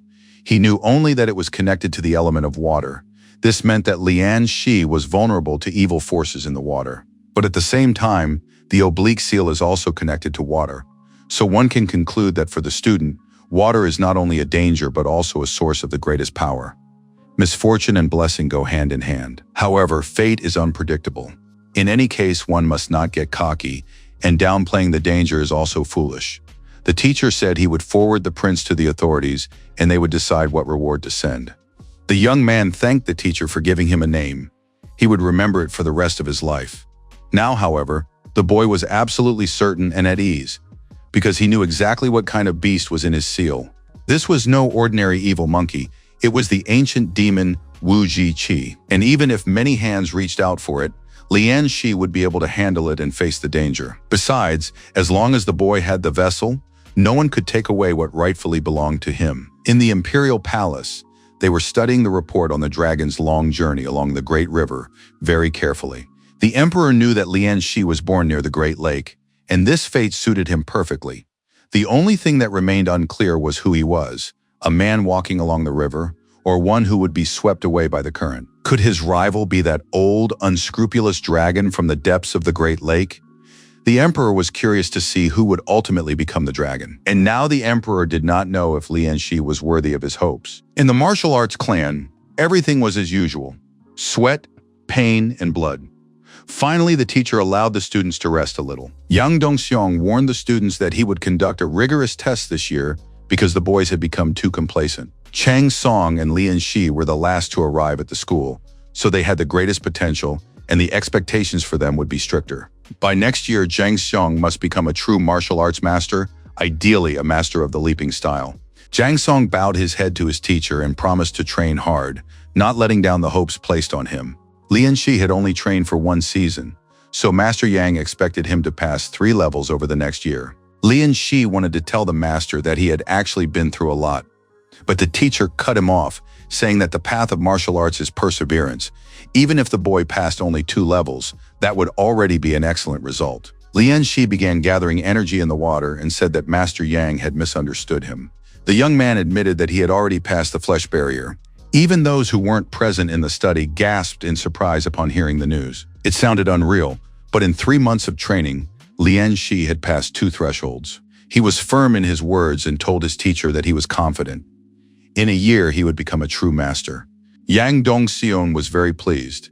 If a student had the same mindset as his teacher, he shouldn't be lenient with him. Everyone, of course, had heard of the martial arts emperor Huang Wu. He once created an invincible martial art called 10,000 Victories, but over time it broke down into many separate techniques. Later, the head restored the technique, combined it with Taoist practice, and today Master Yang will pass this new style on to a student named Lian Shi. Lian Shi had already heard about 10,000 Victories and the unity of essence. The emperor was spending time in the gazebo playing a board game. His partner noticed that the emperor was in a good mood today. This was true. The emperor was indeed in high spirits. The man said that today the emperor had abolished 1 county, made a village into a new county, and turned the county seat into a village. He had frightened the local elders and established a new order. The emperor laughed and said that he bestows rewards for merit and grants dismissals for inaction. It's all fair. Besides, Master Yang had restored the empire's honor, and such a reward was well-deserved for his actions. The eunuch wanted to know if Lian Shi had earned the emperor's favor. At that moment, the 6th prince ran out into the garden, wanting to watch his father play chess. The emperor began to squeeze and tickle the boy. He loved the little one dearly. After playing with the child to his heart's content, the emperor turned to the eunuch and asked if he knew how many characters the 6th prince could already read. The answer was astonishing. In just 1 week of studying under the new system, the little boy had learned 500 characters. Now no one would ask why the emperor had rewarded Lian Shi. Everyone understood and agreed that the young man deserved the reward, and that the emperor was the wisest and most just. A huge ship stood in the harbor, ready to set sail. The sailors were very unhappy. They didn't understand where Commander Shu was, since it was already time to leave, and he still wasn't there. A woman said that Commander Shu had gone ahead to the river to fish and would catch up with them soon. Suddenly, snowflakes began to fall, blanketing everything around them. The woman was very upset. She was worried about her son, who had a long journey ahead of him. Of course, he would soon become the county magistrate, but it was still dangerous. With his talent, her son could have been any official, but he had deliberately gone out into the wilderness to become a county magistrate. In the near future, Pinyin would become a prime target for the Ghost Mother sect. It seemed that fate had finally smiled upon them. Whoever distinguished themselves now would get a chance to appear before the emperor himself. A huge, luxurious carriage carried his son toward glory. The people in the city were surprised to see a strapping man walking through the streets. They had never seen such a large man before. Ko Zhuang didn't understand why they needed to go to this Pinyin. The young man believed that the place would soon become a county, and with his abilities, they would quickly resolve all the problems. The man asked Zhuang if he remembered why they had come here. The strong man dropped the huge load from his shoulders and said he had come to visit the Yang family's martial arts school. He was determined to stage a fight there and show who was in charge. The man declared that from that day on, this was their new martial arts school. The man was clearly feeling unwell. He was coughing a lot, and his daughter said that as soon as they had money, they would buy him medicine. The strong man turned to the boy, asking where to put the huge column. It was clear that he didn't even feel the weight. The woman demanded that no one tease poor Xiao Ko, or else he'd believe them and hold the column in his arms for a long time. The girl laughed, saying there was no need to feel so sorry for the strong man. He'd manage and figure it out. The old man looked very sick and exhausted. He thought about how they had finally settled down, but how long they had had to wait for this moment. Everything around them was engulfed in flames and burned in a single, continuous inferno. People were defending themselves and their loved ones, but mountain demons were attacking from all sides. The old man ordered his assistant to protect the mentor. He tried to help the people escape the fire, but it soon became clear that it was impossible. From all sides, paying no heed to the fire, mountain demons attacked the people. The survivors made it to Pinyin, which was now to become their new home, and set about settling in. The girl dreamed of sweets, which according to rumors were the very best. The strong man promised that the next day he would go to the pier and earn some money to buy the girl some sweets. Suddenly, some people appeared in the alley. They didn't understand who was going to live in this poor neighborhood.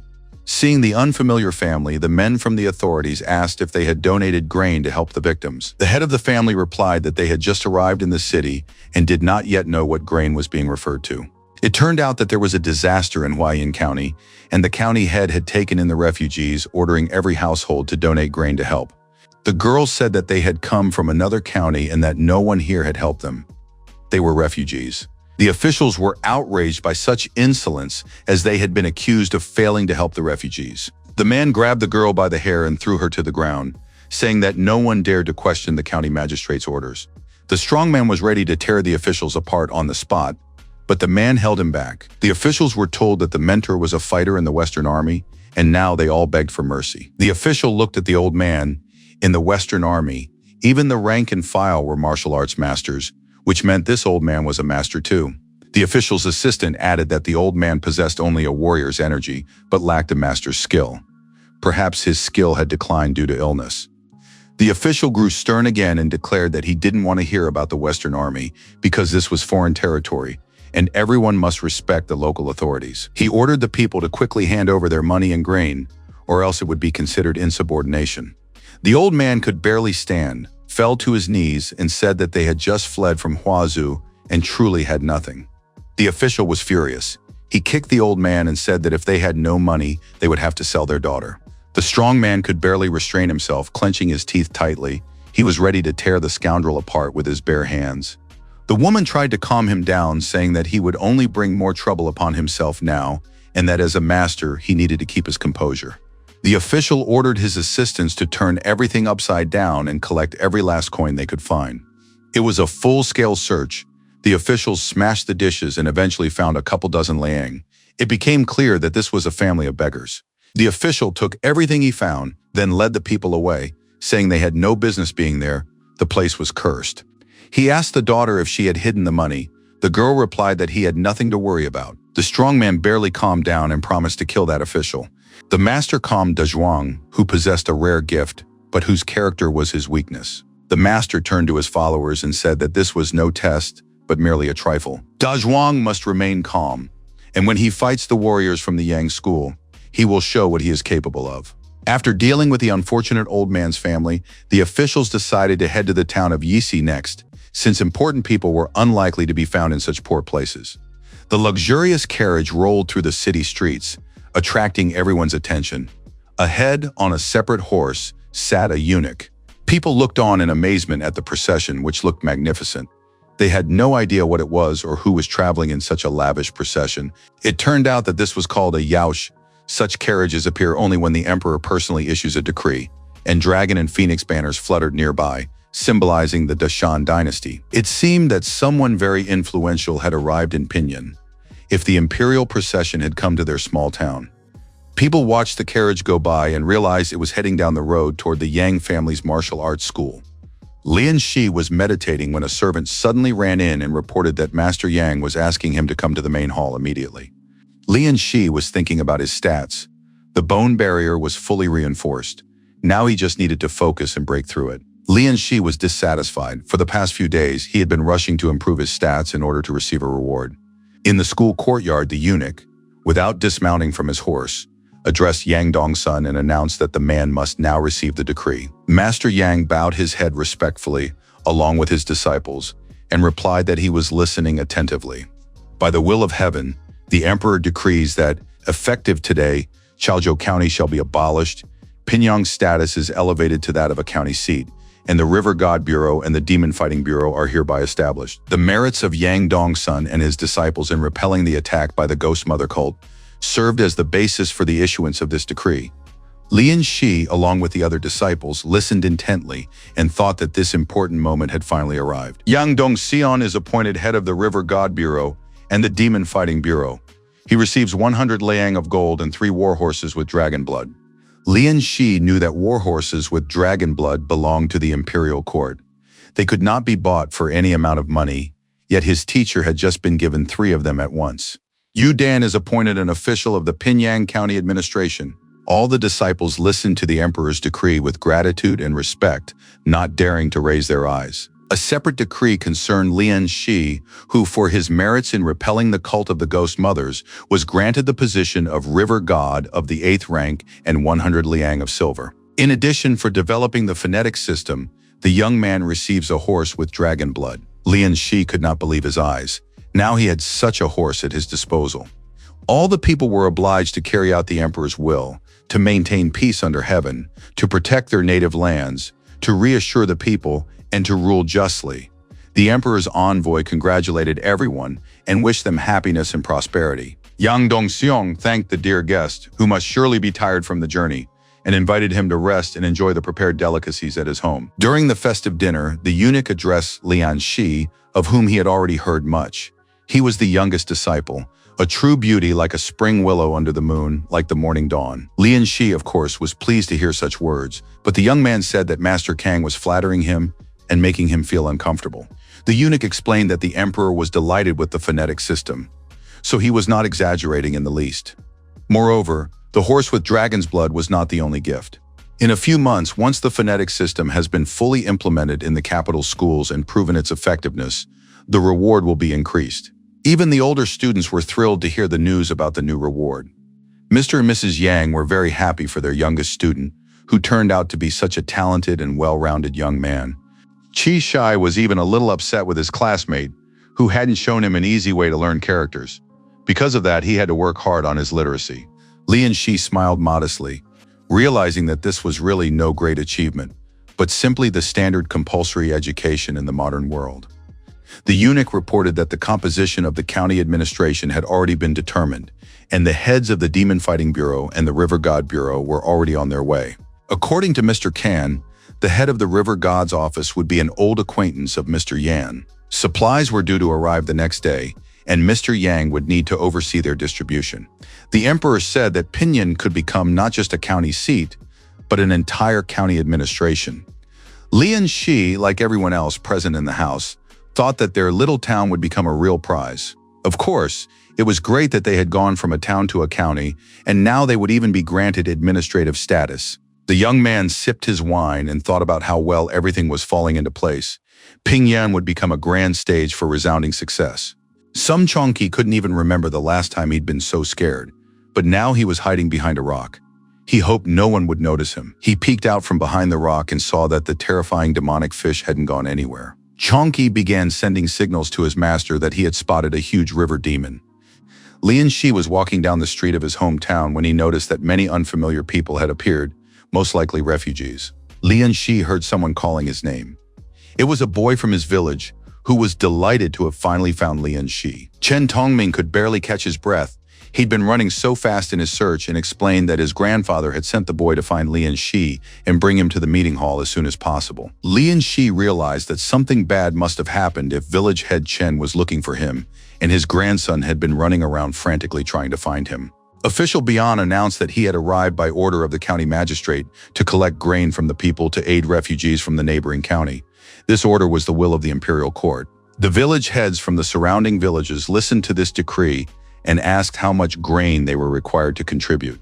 Official Bian replied, 1 dough of rice or 50 coins. These were simply enormous levies, and the people realized they could not manage it because they themselves were in need. But upon hearing these words, Official Bian flew into a rage. He said that this was a matter personally overseen by the county magistrate. Did the village elders really want him to return empty-handed? Times were hard now. Their town had taken in many refugees, and their supplies of grain and silver were nearly exhausted. But the town of Pinyang had escaped unscathed, so they should pay more and nothing would happen to them.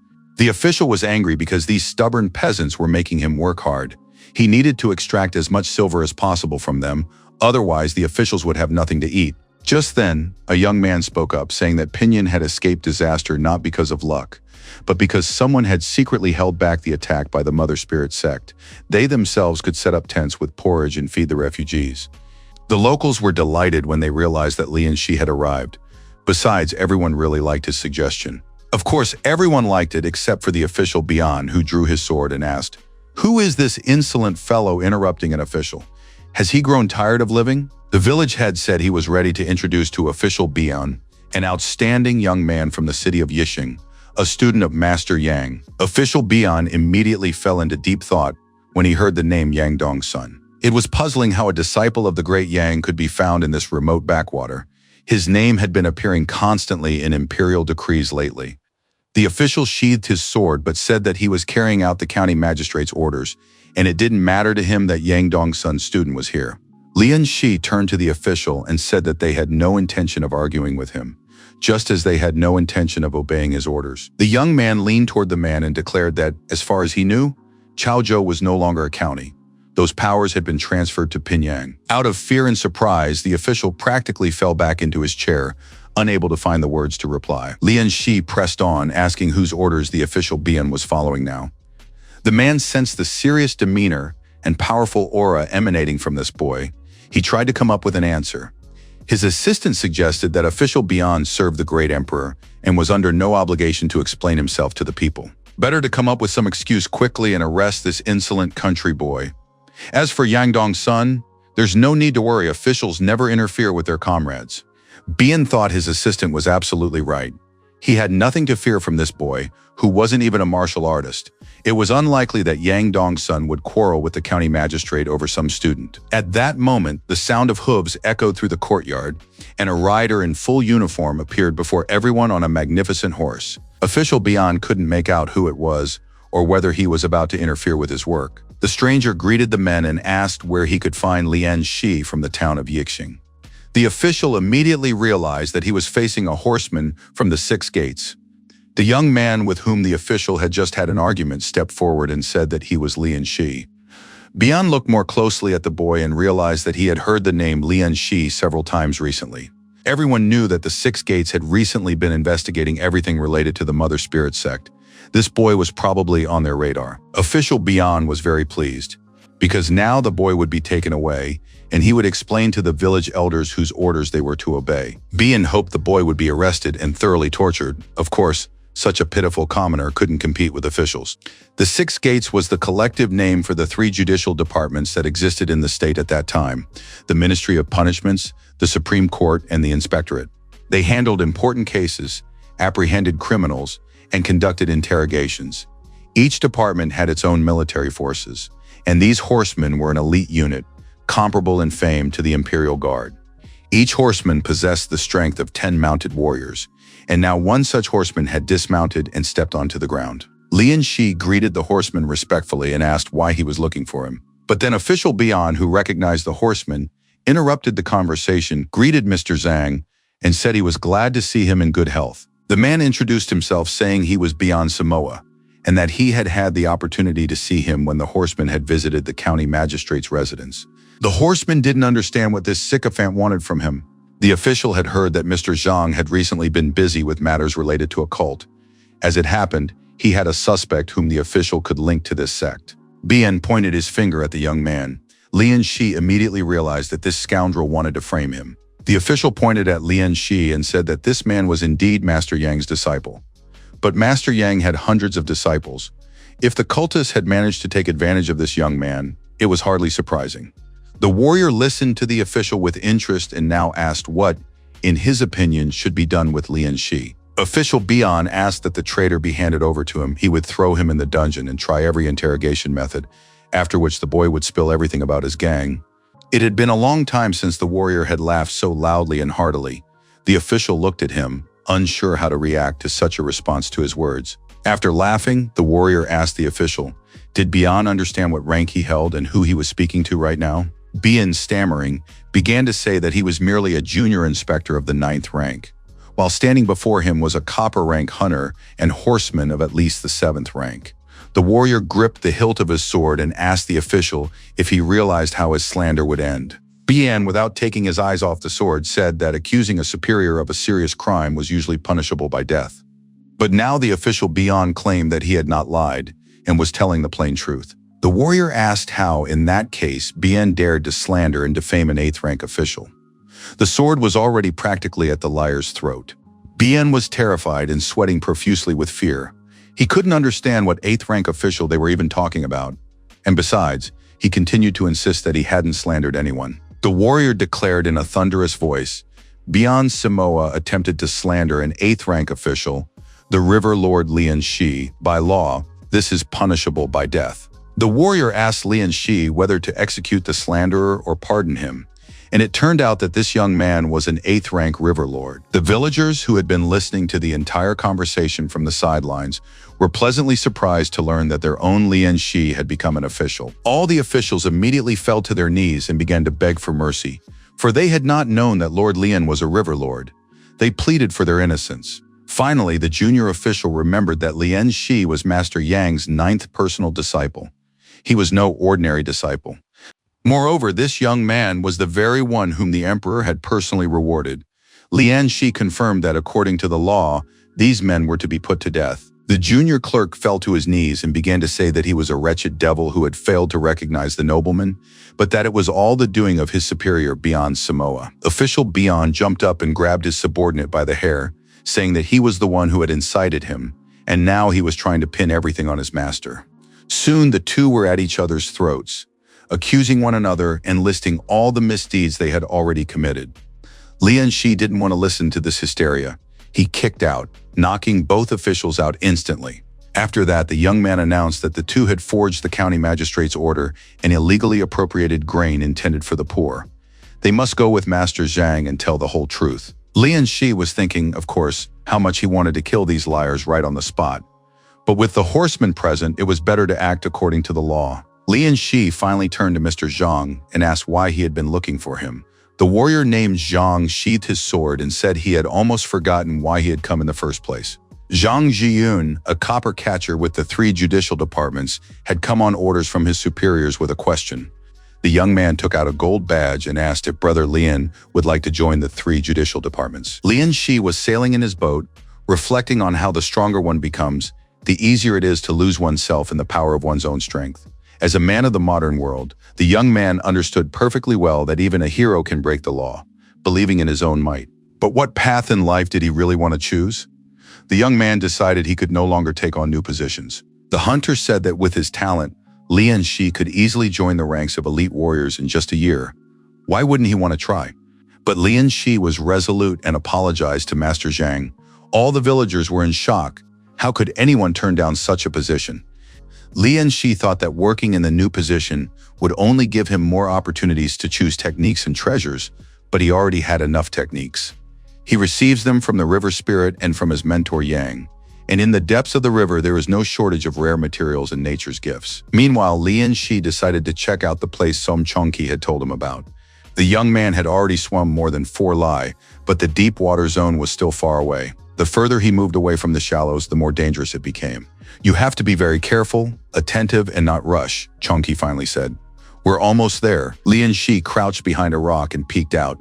What he saw struck him with its size and power. Ordinary sturgeons rarely grew longer than 3 meters, but this one's length and aura were undoubtedly those of a demon spirit.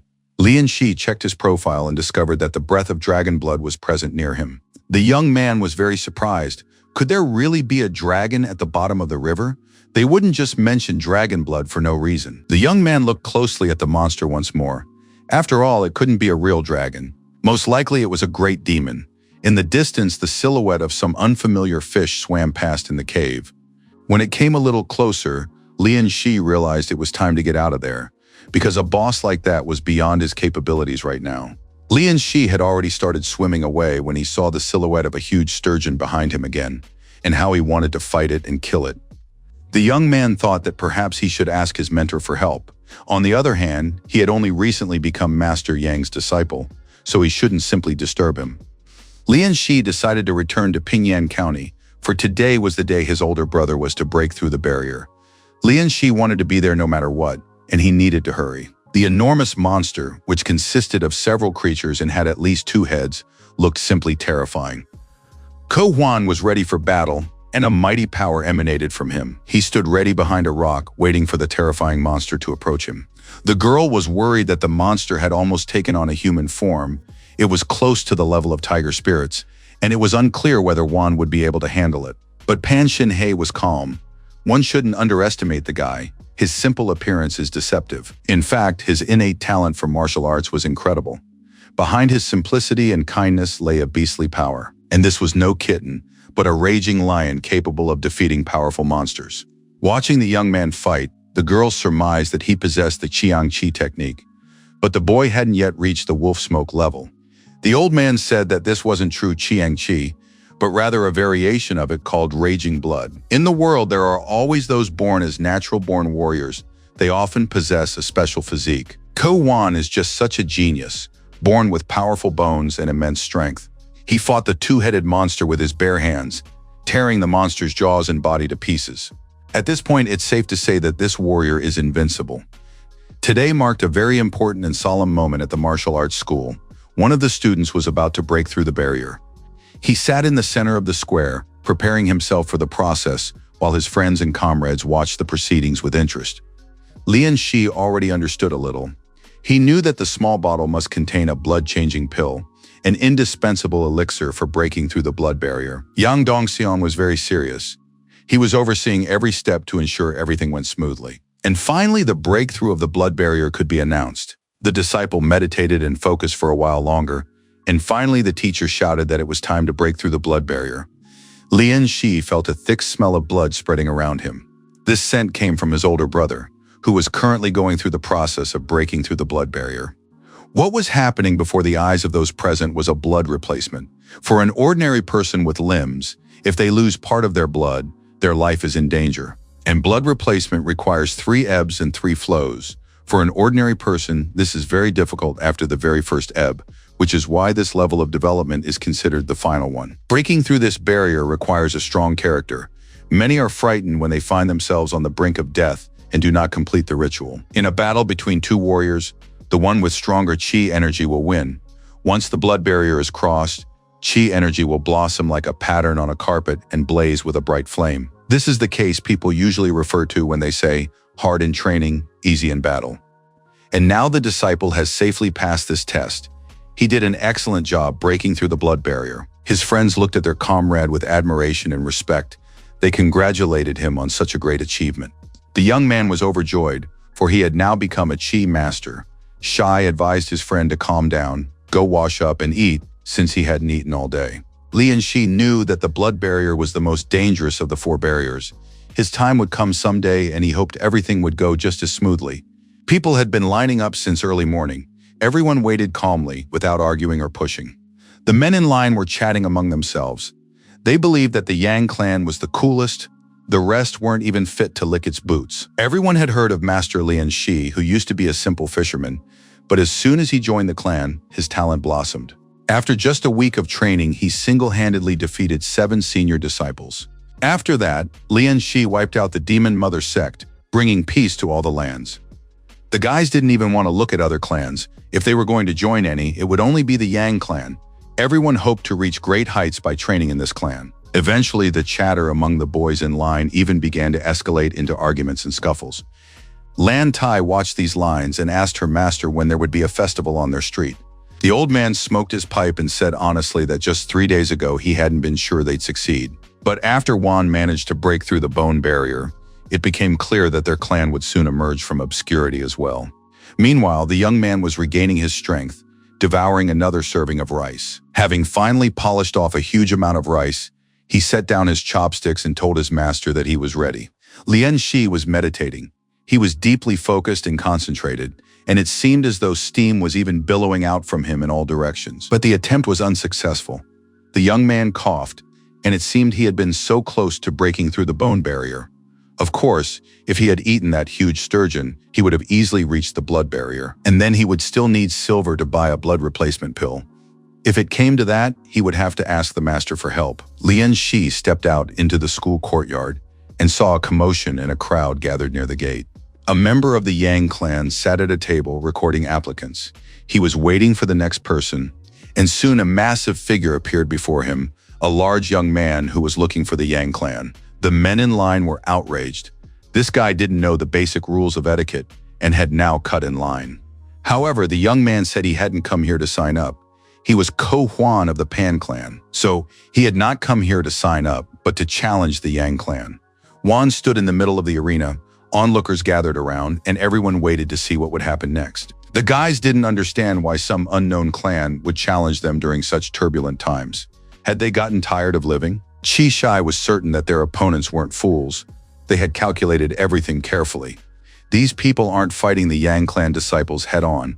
They've decided to stage a duel between the junior disciples. There isn't a single master in their clan, so they don't want to fight head-on. Defeating a youngster isn't difficult.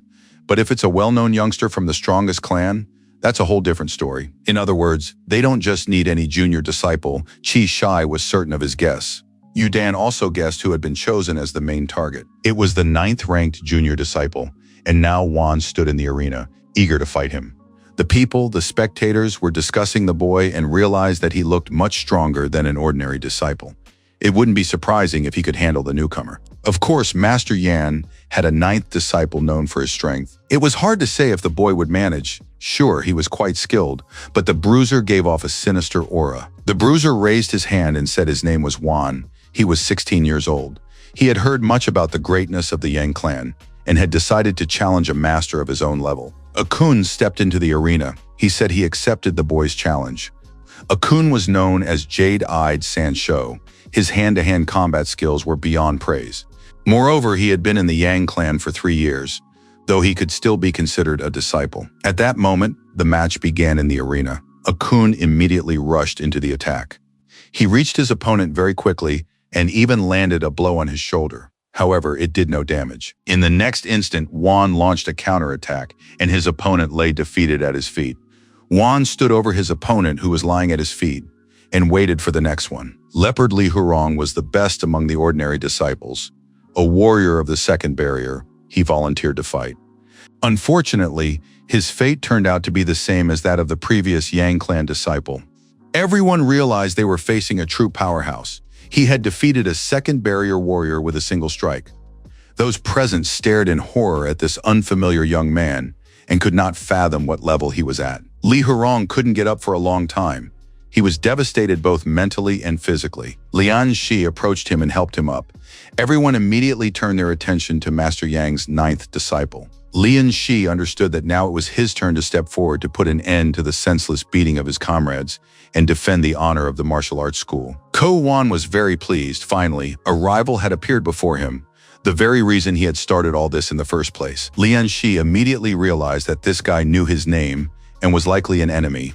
After the events involving the Zhao family, it seemed Lian Shi had no enemies left. Zhuang remembered the conversation he'd had the day before with Master Pan Xinghe. In the ring, he had to act rougher than usual to attract the attention of one special person. According to the investigation, Yang Dongsun's 9th disciple is a kind-hearted guy from a family of fishermen. It's impossible to defeat Lian Shi without a specific plan. First and foremost, you must attack his mind, provoke your opponent. That's the first step toward victory.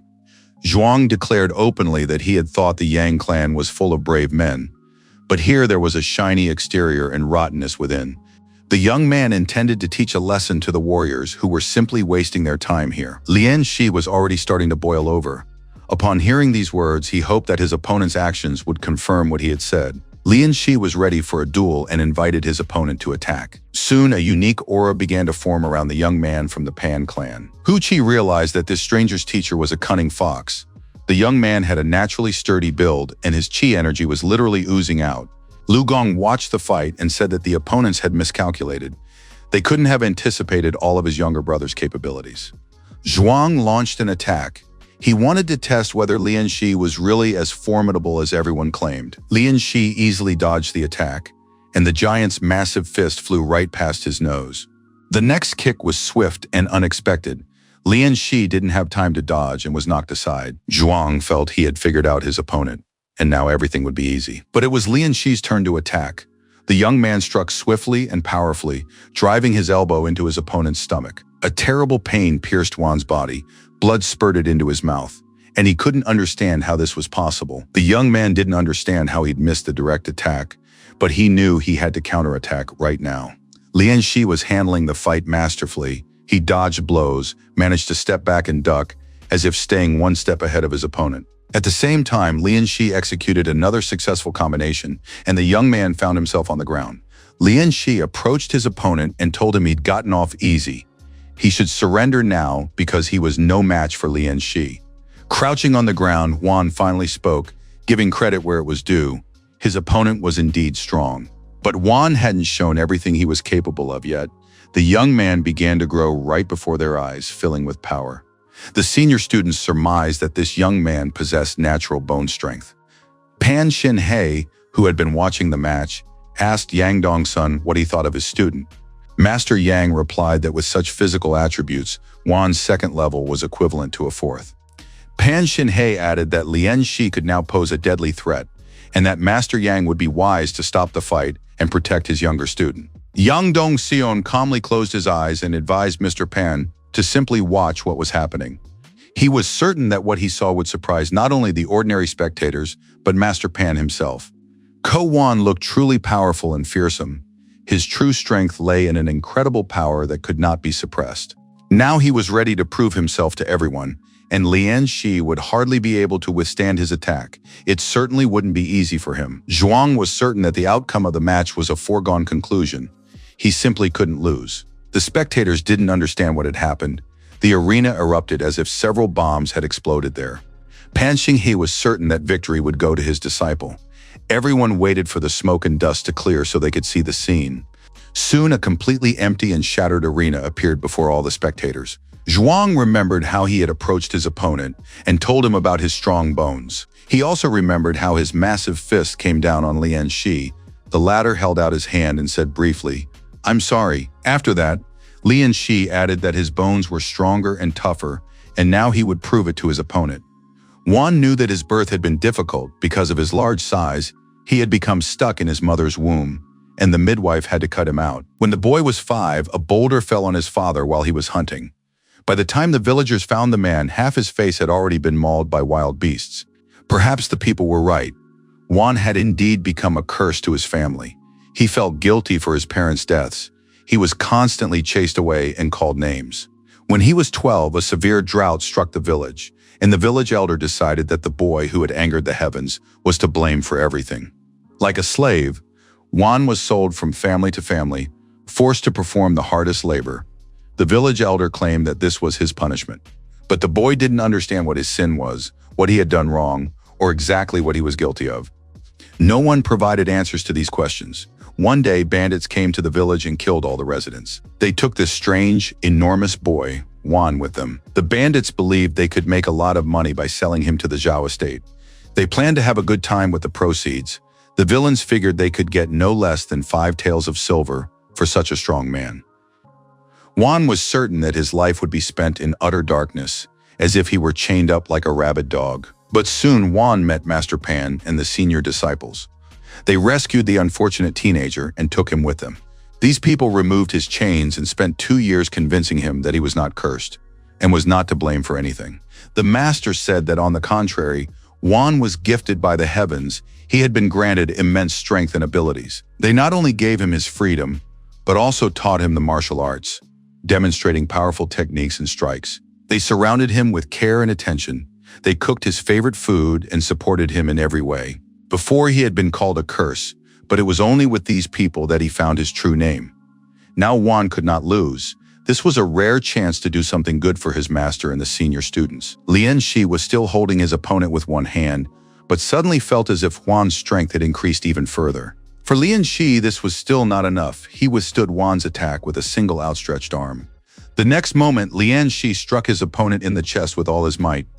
Juan could not have imagined that anyone could withstand his power. Now he was flying through the air, unable to stay on his feet. All the spectators were in complete awe, seeing just how strong and magnificent their comrade Lian Shi was. But Juan, unwilling to lose, entered a demonic phase. He was certain he had to win. Lan Tai was very worried about her comrade and demanded that he control his emotions, otherwise it would end badly. Master Pan Xinghe jumped out of his chair and told Chief Yang that they were giving up. It was clear to everyone that the match had to be stopped. Zhuang wouldn't calm down. He believed he hadn't lost yet and had to bring glory to the Pan clan. He wanted his older sister to be able to afford her favorite buns. That required money. Besides, Master Pan needed medicine and remedies, so Juan couldn't lose. Lian Shi understood. If nothing was done, the boy would die right there in the arena. He had to influence him on a spiritual level. There was simply no other way to calm him down. And Juan had already lunged forward to attack. In his demonic form, he had no control over himself or his body. Lian Shi held up 2 fingers and decided to release a little of his aura. That should be enough to knock Juan out. He knew he couldn't use the full power of his aura. He had to be very careful. It seemed as though Lian Shi, together with the spirit of the river, had enveloped his opponent from all sides and instantly calmed him down. Lian Shi realized he had succeeded and considered himself lucky that everything had gone so smoothly. Friends and allies in the plan rushed to Juan, who was lying there, exhausted. They were all very worried about him. But the warrior himself was the most distressed. He apologized to his master for the defeat. Pan Xinghe tried to calm the young man, saying that nothing terrible had happened. The boy had done everything he could, and now they would simply move to another county. The crowd and spectators were absolutely thrilled. They liked the Pan clan, and everyone applauded the winner, Lian Shi. The losers couldn't believe it when they realized that most of the applause was for them. The poor people were used to being constantly chased away and mistreated. Young Dong Sion thanked Master Pan for the wonderful match they had just put on for everyone. He said they would be very happy if Pan Xinghe and his people settled in their county. Master Pan realized that perhaps he had made complicated plans for nothing and had been afraid of being rejected. Perhaps he could have simply come and had an honest conversation with these sincere and decent people. He thanked the entire Yang clan. Lian Shi resumed his training. The last battle had shown that he had not yet unlocked the full potential of his dragon tendons and tiger bones. Zhuang was naturally blessed with an excellent physique and was equal in strength to a 4th barrier warrior. But Lian Shi, with his own attributes, could be even stronger. Thanks to the duel, the young man earned 200 silver lian. Later, he would turn to Brother Liu for help. A maidservant reported that Master Yang was summoning Lian Shi to the stables because a dragon-blooded horse had been brought in. Lian Shi was thrilled. He couldn't wait to see his horse. He immediately got ready and ran to the stables, where he found the master feeding his horse. Yang Dongxiong said that this was a stallion specially chosen for him. The stallion was very spirited, but if Lian Shi handled him correctly, he would become a powerful ally. Lian Shi approached the horse, worried. Would he be able to tame such a spirited animal? He was also curious whether owning such a horse would elevate the young man's own status. The master said that Lian Shi would need to find himself a groom. He wouldn't be able to stay with the horse around the clock. The young man thanked the master for choosing the horse and admitted that he had a small problem. He would like to count on the teacher's help. Lian Shi explained that he had recently discovered a small lake, explored it, and found 3 mystical mackerels guarding the entrance to a grotto from which a golden glow emanated. He had heard legends about a dragon and suspected that this place was connected to a demon. Therefore, he asked the master to help him explore the grotto. Yang Dongseon looked very interested. Dragons and everything related to them always sounded intriguing. The master immediately said they needed to go there. Lian Shi was surprised that the master didn't ask any further questions. Yang Dongseon explained that everyone has their secrets, and Lian Shi was his personal disciple. It was time for him to stop being shy and beating around the bush, and to speak to the master sincerely and when necessary.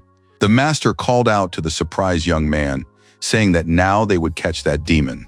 The senior students looked with interest at the spot where, according to Lian Shi, the entrance to the grotto was guarded by 3 monsters. Yang Dongseong noted that Lian Shi had done the right thing. He was close to the water element, which was both an advantage and a danger. The master instructed the 3 senior disciples to guard the exit. They were ready to carry out the order. Yang Dongseong himself, looking as if he had grown younger, drew his sword and said he hadn't felt its power in a long time. Lian Shi watched the master with interest. It was rare to witness the full power of the Tiger Master. Yang Dongseon, as if only just having taken up the sword, already radiated such power that everything around him shook from the aura. The river seemed to have been cut in 2, and only the splash of water indicated that the master was there. Soon something enormous emerged from the water. It seemed this creature possessed keen senses and incredible strength. The order was given to stop the monster, which had now appeared on the surface. The disciples left to guard the exit, encountered the monster, and began to attack. Each fought in their own style. Soon Master Yang engaged the monster in combat with his sword. The disciples had barely had time to realize what had happened when Yang Dongseon announced that it was all over and sheathed his sword. The legendary demon had been slain, and it seemed almost too easy. The master noted that the monster possessed no combat skills. It had merely been soaking up spiritual energy for a long time. It was necessary to extract its tendons from the body, as they could be of great use to the disciples. When they began to extract them, it turned out that the tendons were not white, as usual, but golden. This indicated that the tendons might belong to a dragon-type aura confirmed this. Legends of dragons inhabiting the waters of Zhanghai have existed for centuries. Therefore, sturgeons, which closely resemble dragons, have always been considered a good omen among fishermen. Yang Dongseon admitted that he hadn't expected to find real dragon tendons in this monster.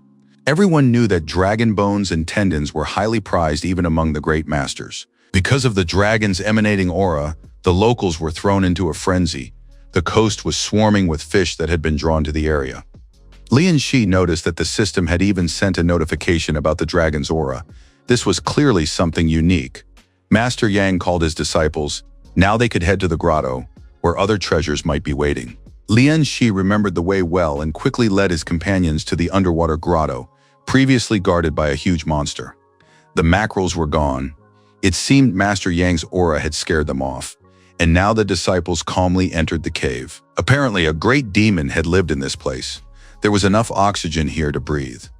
Everyone knew that the lake's waters were full of strange places, but soon real treasures appeared before the disciples' eyes. They were dragon bones. It seemed the creature had fallen asleep and then shed its flesh. Master Yang said that if the bones were real, it would become clear where the dragon tendons came from.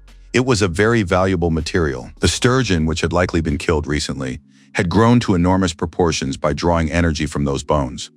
It would have taken only a few more months for the sturgeon to become bold enough to venture into open waters. It's a good thing the guys found it sooner.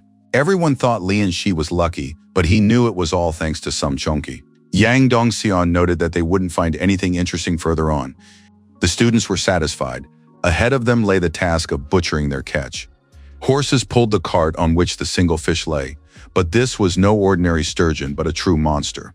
The townspeople had never seen such a beast before. The master and the lady divided the meat into 3 parts. One was sent to the estate's cellar for future storage. The second portion was prepared. They cooked many delicious dishes and served them to the apprentices. The third part of the enormous fish was sent to harsh regions to help the local residents survive the cold. As for the tendons, Lian Shi received a piece 2 zhanglong, and the master took the rest. The bones were given to Brother Lu Gong so he could improve the disciples' weapons. Lian Shi held the tendon in his hands and watched as the centipede reacted to the dragon's aura. The young man decided to test the effects of the dragon tendons and began to use them. With every bite, Lian Shi's water essence grew stronger. It felt as though his back were burning with fire. He surmised that he had reached the blood barrier. Soon, the system notified him that the dragon aura had been absorbed, and the Yinlong mark appeared on the young man's back. He had heard of the Yinlong mark, but hadn't expected it to appear on him. Suddenly, the mirror he had just been looking into cracked and shattered into tiny pieces. Lian Shi didn't understand what was happening or how to deal with it. Images of various places and events emerged from the shards of the mirror before him. The images changed constantly, appearing and disappearing, transforming the space in a chaotic jumble. The next moment, he found himself on the edge of the roof, not understanding how he had gotten there. At that moment, the system notified him that he had received a significant amount of the river's favor. Lian Shi understood that upon reaching the blood barrier, something would change when he re-entered the river's waters. Chonky the catfish was swimming calmly in the river when he found a toy someone had lost. But suddenly the water swirled into a powerful whirlpool and swept the catfish away. When Chonky finally sank, he found himself at the bottom of a deep gorge and heard a voice calling out to him. The voice belonged to a huge toad that had once fought the bird. She wanted to know what trinket Chonky had brought this time. Chonky gave the monster the toy, and the toad let him choose any reward. The place was full of gold and jewels, but Chonky's gaze was drawn to a red, sparkling object. He told the host about the whirlpool leading to the toad and how he had traded the toad's feather for a toy. The feather belonged to a red phoenix. Lian Shi guessed that the toad was one of the demons he had once seen. The whirlpool leading to the toad was most likely created by its power. Lian Shi thought it was an amazingly profitable deal. Trading dolls for treasures, he could use that to his advantage. He decided not to rush, allowing Chongqi to maintain friendly relations with the toad while he himself planned to return to the city. The city pier was crowded. Merchants were making deals, fishermen were arriving, and shoppers were coming in. Everyone suddenly turned their attention to a huge ship. Dolphins were swimming nearby, indicating that it belonged to the River Lords Association. The ship looked stunning, large, sturdy, flying flags, and accompanied by a pod of dolphins. When the ship docked, all the other vessels looked like toy tubs. The sailor was furious, as his servants still hadn't figured out how to act quickly and correctly. The servants apologized, explaining that Master Hu's abilities were beyond the comprehension of mortals. Zhang Junshi realized that Hu had run off to go fishing again. He must feel extremely uncomfortable being near Wei Lin. At that moment, Lian Shi was checking the stats. Thanks to the tendon, his pets had already accumulated more than half the energy needed for their next evolution. Suddenly, Lian Shi heard a voice and turned to see who it was. He didn't yet realize who he had encountered, but he felt unable to move because of the aura emanating from the stranger. The stranger was holding a fishing rod and asked if Lian Shi could tell him where the city of Pinyang was and how far it was from there. Lian Shi couldn't move or open his mouth. Then the man clutched his head and apologized, saying he had blocked his meridians and was now waiting for an answer. After that, the stranger extended 2 fingers and pointed them at Lian Shi's head. The young man was finally able to move, realizing that the man in front of him was incredibly strong. The stranger explained that he loved fishing and had gotten lost, falling behind his group. Now he didn't know how to get to Pinyang. Lian Shi eyed the man suspiciously. He guessed that this was someone important and mustered the courage to ask him to introduce himself. The stranger showed his seal and announced that he was the new deputy head of the Pinyin River Lord Association, named Hu Yulong. Lian Shi realized that he was standing before his immediate superior. The timing coincided with the arrival of people from the association. As a sign of respect, the young man stated his name, introduced himself as a member of the River God Association, and greeted Lord Hu. The man asked if this was really Lian Shi, Uncle Yang's youngest disciple. No one had ever addressed the master that way before. Hu Yulong mentioned his closest relatives, his father and grandfather, for whom Uncle Yang had once risked his life. Lian Shi had called the master that since childhood. Lian Shi understood that this was a coincidence, although the emperor was likely aware of the connection between Master Yang and Mr. Hu, meaning the appointment was no accident. At the same time, it was a subordinate position. Perhaps the emperor had something in mind. Hu Yulong said bluntly that Lian Shi was probably wondering why he, of all people, had been given this position. The young man explained that their official superior was Wei, who was no match for Hu Yulong's relatives, so they had to obey him. Lian Shi realized that the emperor was trying to maintain a balance, hoping to rule the world through it. But he still didn't understand why anyone would want to cause trouble for Master Yang Dong's son. Hu Yulong replied that the death of Master Yang's second son was directly linked to the Wei family. At that moment at the pier, the master and his disciples were waiting for Hu Yulong's arrival. He had not yet disembarked from the ship and had not appeared before the people. Yang Dongxian was not particularly pleased with this assignment. The emperor's methods surprised him. There was an official on the ship who had already noticed that Master Yang and his apprentice were waiting for them at the pier. Wei Ling was the head of the Pingyan River God Association. He declared that he would not meet with that backwater peasant. Zhan Ying was delighted to see her older brother approaching. Hu Yulong was indeed in the boat, and Lian Shi was steering it. The ship's captain and the young master's sister were glad that Yulong had returned. By all accounts, he had once again had no luck fishing. Zhan Ying found it hard to believe the explanation about unfamiliar waters, and became curious about who this young man was who had brought her brother back. They were introduced to one another. Lian Shi was Uncle Yang's youngest apprentice, while Ran Zongbin and Ran Yin were He Fighting's grandsons. The young man greeted the guests, and it turned out that Ran Zongbin would now be his immediate superior. The girl pressed herself against Lian Shi and said that Uncle Yang's disciple didn't need to be so formal. He could just call her older sister Ran. She also realized that the guy standing before her was the very one who had invented the new phonetic system, and she scrutinized him closely, checking to see if he was a demon in human form. Hu Yulong asked the girl not to be so rude and insolent. He instructed Zhong Bin to give Lian Shi a tour. Hu Yulong announced that he was going to visit Uncle Yang and left everyone at the pier. Zhong Bin led his subordinate along, saying he would show him everything there. The young man explained that even though the place had only recently been established, the rules of the River City Association remained unchanged.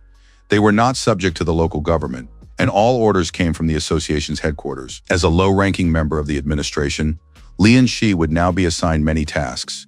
Most of the time, he would patrol the section of the river assigned to him. Zhong Bin led the young man to a specific part of the ship and said that the archives were located there. Lian Shi would mainly receive his assignments and collect his pay here. At that moment, several men were working in the archives. They greeted Lord Ran and invited him to sit down. But Lord Ran declined, saying he was busy with the newcomer. The men began whispering among themselves, deciding that this must be a very important newcomer, since Lord Ran himself was giving him a tour. They decided that he was most likely the son of some important person, and that they absolutely had to record everything. Lian Shi and Zheng Bin went down to the water. The young lord explained that one could tame a dolphin here. Lian Shi received a rune that was supposed to help him with this. He had to warm the rune with blood, after which he could summon the dolphin. The young man followed the instructions, and a few moments later, a cute dolphin emerged from the water. Zheng Bin praised Lian Shi, noting that he was lucky he'd gotten a male. From now on, they would be partners, patrolling the river and protecting it from poachers, demons, and spirits. Zheng Bin said that Lian Shi could stay with the dolphin to establish a connection with it. No one would interfere. Lian Shi bowed respectfully, thanking Brother Ran for the tour and for showing him the place. Zheng Bin replied that there was no need for thanks since they were now partners, and helping each other was their duty. Left alone, Lian Shi reflected that while he had developed a warm relationship with Lord Hu and felt affection for Master Yun, this did not mean everyone else would treat him kindly. Therefore, he needed to be cautious. As the saying went, if you have enough strength, a wall will turn into a door, and talent will attract patrons. But if Lord Hu made a mistake, people wouldn't let it slide, especially Wei Ling. Lian Shi understood that he couldn't let his guard down. He had to seize every opportunity to grow stronger and gain true freedom. He was confident he could tame the dolphin, since he'd always had a knack for aquatic creatures. Previously, he had only tamed mystical creatures, but now it was just an ordinary dolphin. He could spend a long time wondering if it would work, or he could just try. Lian Shi activated the blood seal and placed his hand on the dolphin's body.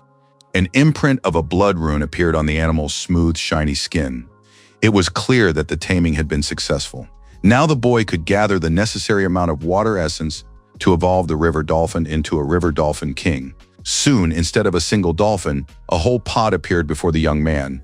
They all looked at him as if they wanted to say something. It turned out that the tamed dolphin had brought his wife and child. Altogether, they now wanted to be tamed by Lian Shi. It was wonderful. Having even a single dolphin was already considered a huge advantage. And Lian Shi now had 3. Lian Shi said goodbye to his brother Ran, explaining that he still had business to attend to and would begin his duties tomorrow. The young man walked through the city streets, leading his horse by the reins. Nearby, a lively trade in food and goods was in full swing. Lian Shi, still young, watched with interest as a street magician drew a crowd of onlookers. A passing servant recruiter admired the young man's horse and asked what its name was. Lian Shi was pleasantly surprised by the compliments and said the animal's name was Kishan. He had named the horse a few days earlier. Realizing that the young man was looking for a servant, the man offered to help. Lian Shi confirmed that his new house was finished and that he wanted to hire a stable hand and a cook. The man was curious about where the young man's residence was located, how large it was, and whether the young man would mind sharing servants with other masters. Lian Shi explained that his residence was in Yanxin and consisted of 3 courtyards. He had no intention of sharing servants with anyone. Suddenly, the man realized, repeating to himself the Lian family of Yanxing, he understood that the young man standing before him was Lian Shi. Lian Shi already understood that his fame did not always bring only benefits, and now he was trying to gauge how kind this stranger was to him. The man bowed his head in a deep bow and began to thank his benefactor. He pointed to the girl who was his daughter. 6 months ago, Lian Shi had saved her, and if not for him, the man would have lost his daughter forever long ago. Lian Shi also recognized the old man who had been in the cult's citadel and whom he had managed to save during the brothers' invasion. The young man replied that he didn't need any thanks, for he had merely been doing his job protecting the weak and the innocent. Be that as it may, the man promised to select the very best people from among those at his disposal. They would be the finest workers in the entire district. Suddenly, a cry of admiration rang out in the market square. Here comes an official, he's simply magnificent. People turned to look. Lian Shi noticed the strange horses. The servant recruiter explained that they were Qinzhou horses. They were huge with broad backs, and therefore suitable only as pack horses. Lian Shi recalled that Mr. Hu had mentioned that the county magistrate was from Qinzhou. Hu Yulong had said that the city of Pinyang was expanding and might soon become a separate prefecture. That was why many important people, including the county magistrate, had been sent to Pinyang recently. Lian Shi wanted to find out exactly who would be serving as their county magistrate. It turned out to be Qian Zhongyi, a young prodigy. At the age of 21, he placed second in the imperial examination and is a master of the zither, Go, calligraphy, painting, poetry, and singing. As a child, he had taken a dragon python pill, so his martial arts skills were at a very high level. By the age of 34, he had reached the tiger level. Qian Zhongyi's primary technique was Han Shou Gong. Lian Shi wondered why such an exceptional person had been appointed to the role of a simple county magistrate. Pinyang had become a prize. When it became a prefecture, it would matter who became the prefect, and the transition was impossible without a county magistrate. Hu Yulong explained this to his young comrade, but advised him not to get too close to Qian Zhongyi. Yulong's grandfather had once met this young man in person and described him in a single phrase. Buddha and demon fused into a single twisted being in white robes stained with the blood of the mortal world. Moreover, this genius was an extremely wicked man. At that time, several interesting people were riding in the carriage that had brought the county magistrate. The Lama reported to his master that he had fulfilled his mission. It had taken him 107 days of continuous work to prepare it. The artifact is capable of uniting earth and heaven. After careful polishing, the skull became a truly precious relic, worthy of the title of a flawless relic. The master was busy with beautiful young women, but he still thanked the craftsman for his work. The new county magistrate, Qian Zhongyi, was handsome, strong, and educated.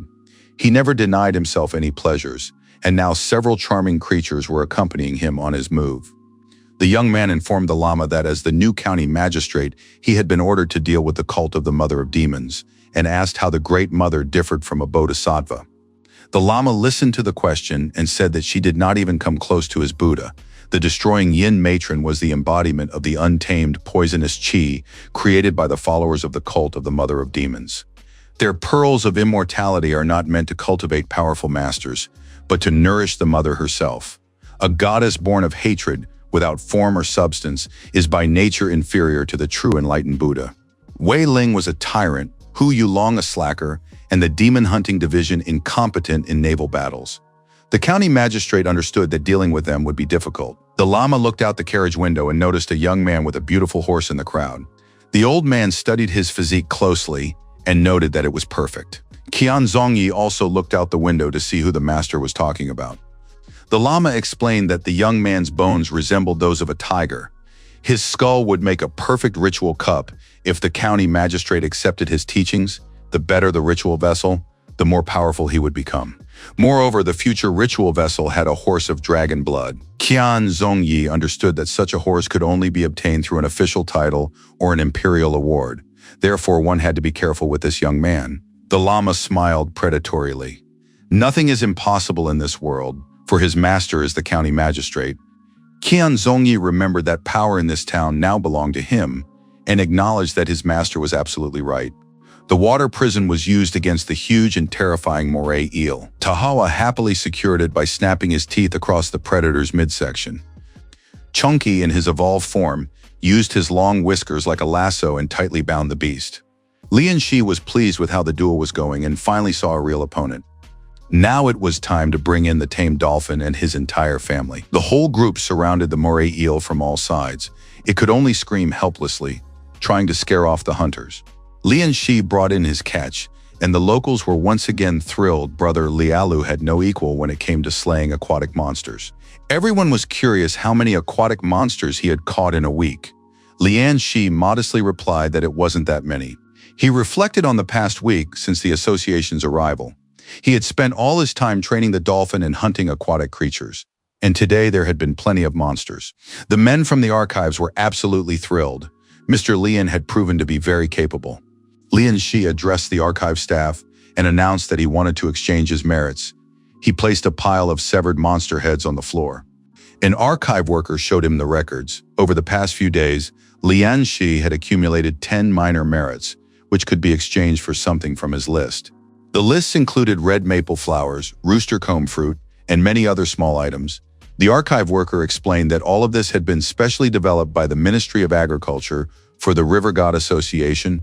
Rooster comb fruit grows underwater, so the association produces it in large quantities. Unlike the red maple flower, this fruit grows underwater, which means it contains a water essence. Lian Shi realized that this could be doubly beneficial to him. The young man told the archivist that he would take 12 rooster combs. The archivist added that Master Lian could take a look at their techniques while Clerk Han went to the storeroom to fetch the order. Lian Shi glanced through the list of techniques and saw that most of them were low rank and far weaker than those Master Yang had taught him. Besides, he didn't need specialized underwater techniques. Lian Shi snapped the description booklet shut and said he would take only the scallops, leaving the remaining merits for later.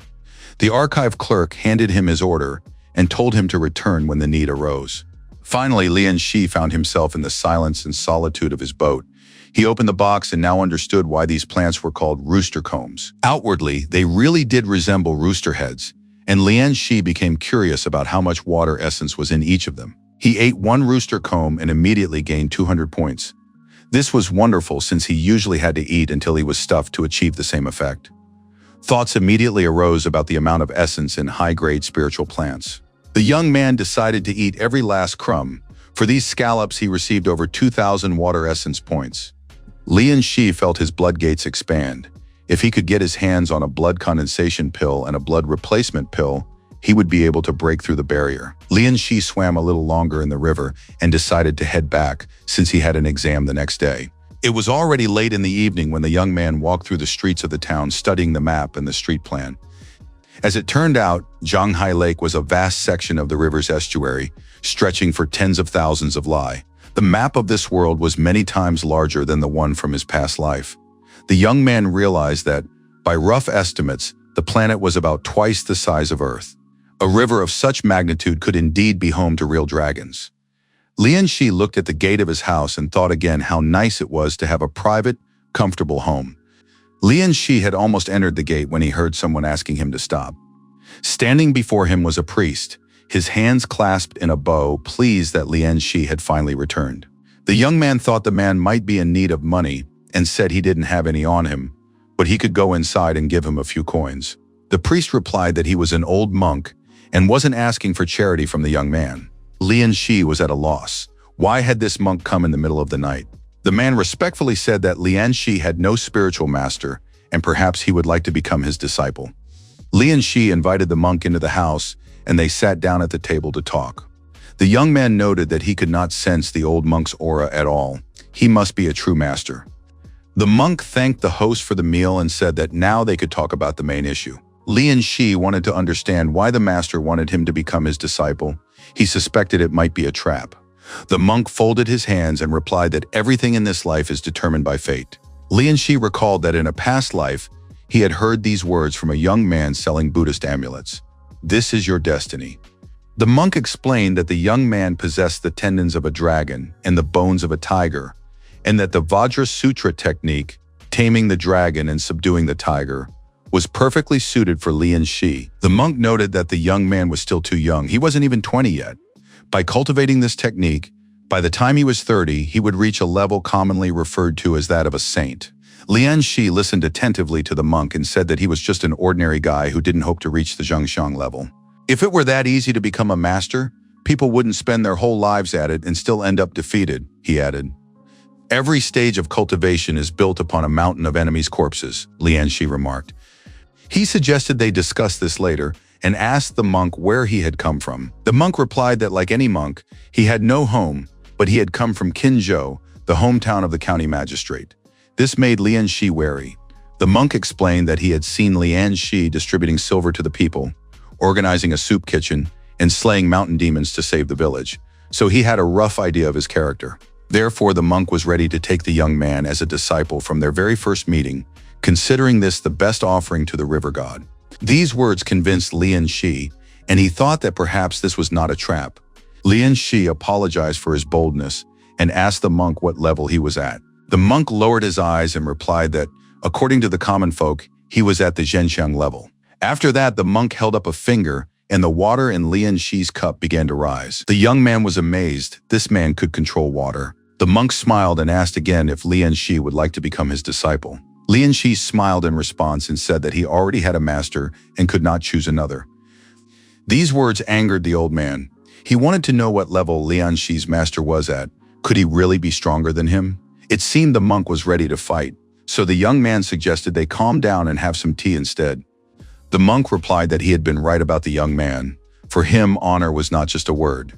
The old monk had been attacked by another monk, and his core had cracked. He needed a place to recover. The old monk asked permission to stay in the house for 10 days. The young man took pity on him and said that he lived alone, so the monk could choose any room. Late that evening, Lian Shi was meditating, constantly thinking about the monk, unable to understand what a person of his caliber was doing in Pinyin. In any case, the monk was already in the house, so he was unlikely to be spying on the host. Lian Shi decided to enter the realm of spirit fortification that night. The young man performed all the necessary steps, and soon his energy began to shift from one state to another. The rune on the young man's back glowed brightly, and his entire body underwent changes and strengthening. The monk saw the light seeping through the walls of the house and thought that the owner of this house had a great destiny. Lian Shi was naturally endowed with dragon tendons and tiger bones, and was likely now using the technique of the internal method. Most likely, this young man really does have good teachers. It's just a pity that such talented people always have envious rivals. A few hoodlums with their faces covered were standing near Lian Shi's house. They told the master that the boy Lian was inside his house. The lama replied that they must bring the boy back alive, doing so quickly and decisively. The thugs ran into the courtyard but suddenly saw a monk standing before them. That man wasn't supposed to be there. He said he would kill anyone who dared to interfere with the master of this house, Lian Shi. If anyone moves, the old monk will send them straight to Buddha, he added. Morning came. Lian Shi felt wonderful. He was basking in the sun's rays, and Yinlong's mark had helped him reach the next level. The young man felt that his spiritual foundation had become purer, so now he would be able to master any techniques faster. Cultivation happened on its own and didn't require meditation. Roughly speaking, Lian Shi was now getting stronger by the second. He flung open the doors to his room and stepped out into the courtyard, feeling refreshed and powerful. He was greeted by the servants, Auntie Fan and Uncle Lu, whom the intermediary had sent to work there. The woman reported that she had set the table for the master and his guest in the courtyard, as he had requested. Lian Shi greeted everyone and wished them a good morning. After that, the young man sat down at the table and greeted the monk separately, wishing him good health and all the best. The monk replied that it seemed Lian Shi had worked very hard that night because he looked simply wonderful now. Lian Shi was hungry when suddenly a servant reported in surprise that Head Zhao from the academy had sent a message. The academy representative reminded him that he needed to arrive before noon for the exam. Lian Shi had become so engrossed in his cultivation that he had almost forgotten about it.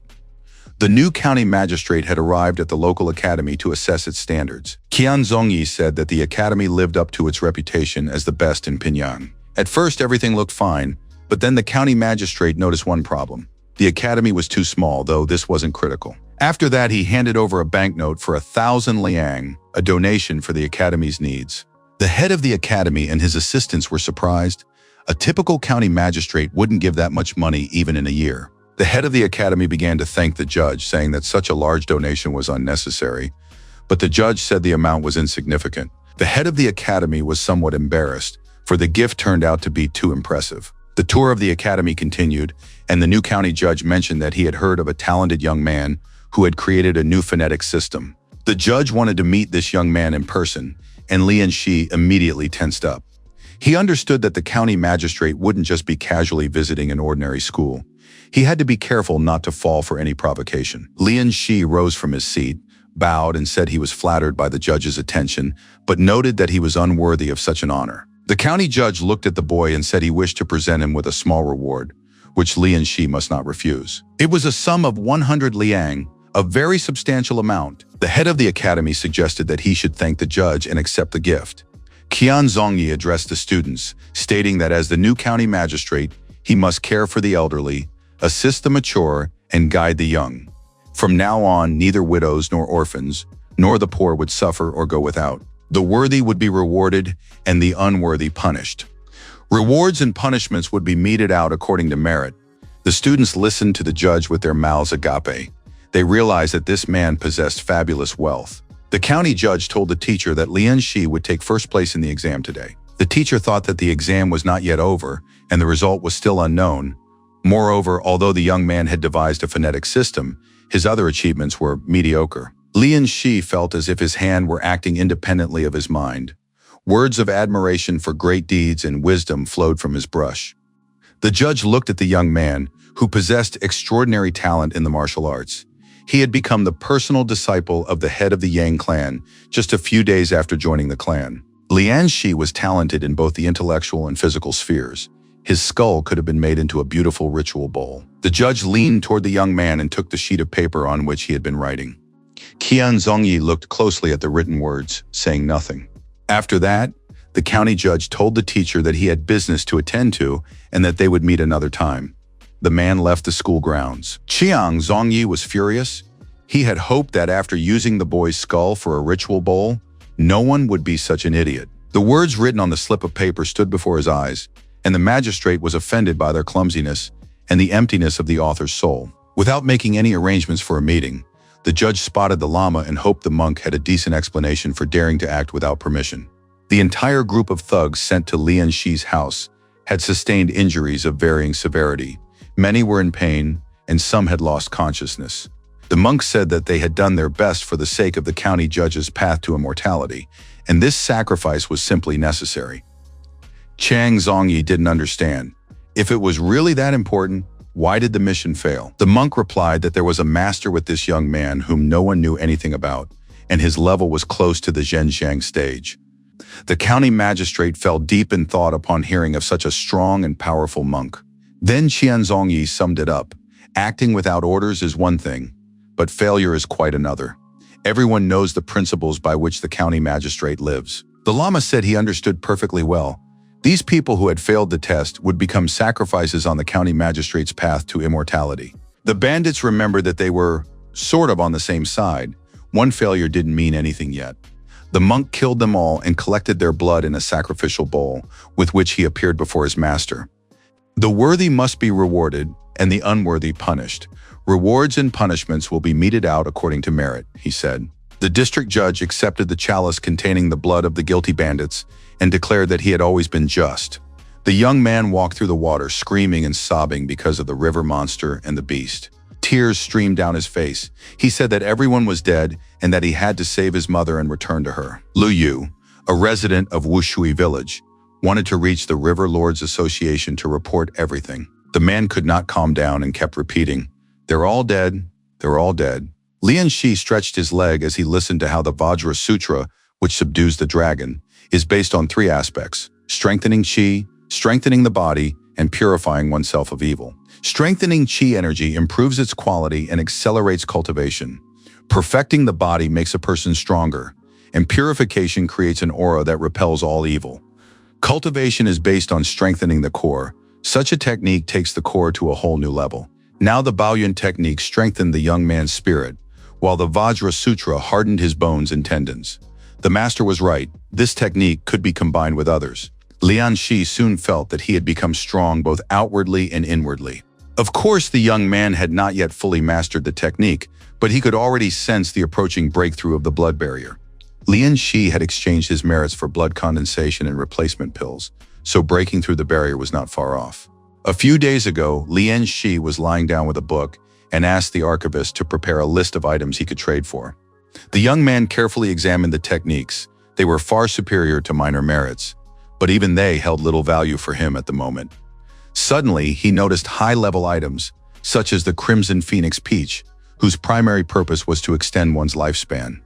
The young man's gaze lingered on the water lingji. This spiritual fruit ripens once every 30 years and enhances compatibility with water techniques. That was already interesting. Lian Shi decided to ask the archivist if there was a suitable mission for him to earn such a useful fruit. Early in the morning, he headed to the archives. He wanted to get down to business as soon as possible. The archivist was surprised to see that Lian Shi had come for work again. The young man's work ethic was impressive. Today, Lian Shi came bearing a treat. He gave the archivist a pinyon meat pie, which deeply touched the man. While the archivist was enjoying the bun, Lian Shi asked where he could earn major merits. The archivist replied that there was a mission that had just come in that morning, and he had specifically saved it for Lian Shi. It involved an investigation in Wushui City. A beautiful dancer sang of vows made to the mountains and seas of fatal beauty, the indestructibility of feelings, the fragility of beauty, and thousands of grievances and sorrows. The fat and vile county magistrate listened to her performance and admired the beauty. The man told Chief Lu that his concubine was a true gift from heaven. Lu Chang, the leader of the Veil Gang, said to the judge, "If you wish, the beauty will certainly visit you tonight." The county magistrate could not act in such a way, for it was wrong, but he still appreciated Chief Lu's gift. Lu Chang explained that the young Chun had just felt a strong connection with Judge Du and would regret it for the rest of her life if she could not serve him. Lu Chang isn't forcing anyone to do anything. He's merely helping the beauty whose heart is breaking with love for the judge. The sleazy, fat county magistrate was absolutely delighted. He said he hadn't made a mistake in choosing Chief Lu. After the men had come to an agreement, Lu Chang asked the county magistrate about a position as an inspector for his son. The magistrate immediately grew stern and reminded Lu Chang that they had agreed not to discuss business today. Lu Chang apologized several times for his confusion and offered to drink a cup as a sign of apology. Du Changwei announced that he was retiring to his chambers to prepare for a meeting with a beautiful dancer. The judge's advisor, bowing deeply, told Lu Chang not to worry and to rest assured. The judge always kept his son in mind. After that, the advisor left the room, and Lu Chang thanked him for his concern. When all the outsiders had left, the deputy gang leader, Lu Yi, said that this fatso, the county judge, was using his authority to control them. The men didn't know if there was anything in that judge's head besides food and lust. Lu Yi told his comrade that rumors had reached him. Someone was bringing people from the River Lords Association into their territory. It immediately became clear that these were traitors, and they had to decide what to do with them. Lu Chang, of course, considered this an inconvenience, but on the other hand, he didn't care about the association. They had dealt with far more complicated problems. This territory belonged to the Veil Gang, and its leaders would deal with anyone who dared to show up here. An old man stood at the pier near the market, begging the gentleman to give him a few more days. Without this fish, his family would starve to death. But instead of sympathy, the fisherman was struck and fell right in the middle of the street. Zheng Tianfu, also a member of the Veil Gang, asked how many more days the fisherman needed, since no one was giving him time or asking if he could gather everything required. The poor old man couldn't get up. His little grandson stood nearby, crying. The gangster confiscating the fish addressed the crowd. "Everyone knows who protects you from the ferocious king of fish. Of course, it's not the authorities or the lords of the River Lord Association. It's the members of Veil's gang, and the fishermen must remember this every minute of their lives. The gangsters risk their lives for the fishermen, so they have the right to ask for payment in return."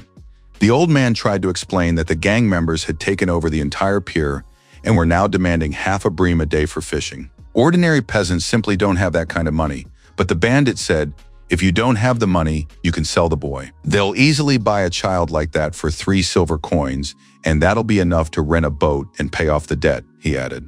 The old man held his grandson close and spoke of how the king's fish tax took most of the catch, and the fishermen simply couldn't survive. The bandit was thinking of how to shut the loud old man up when he suddenly heard his boss's voice.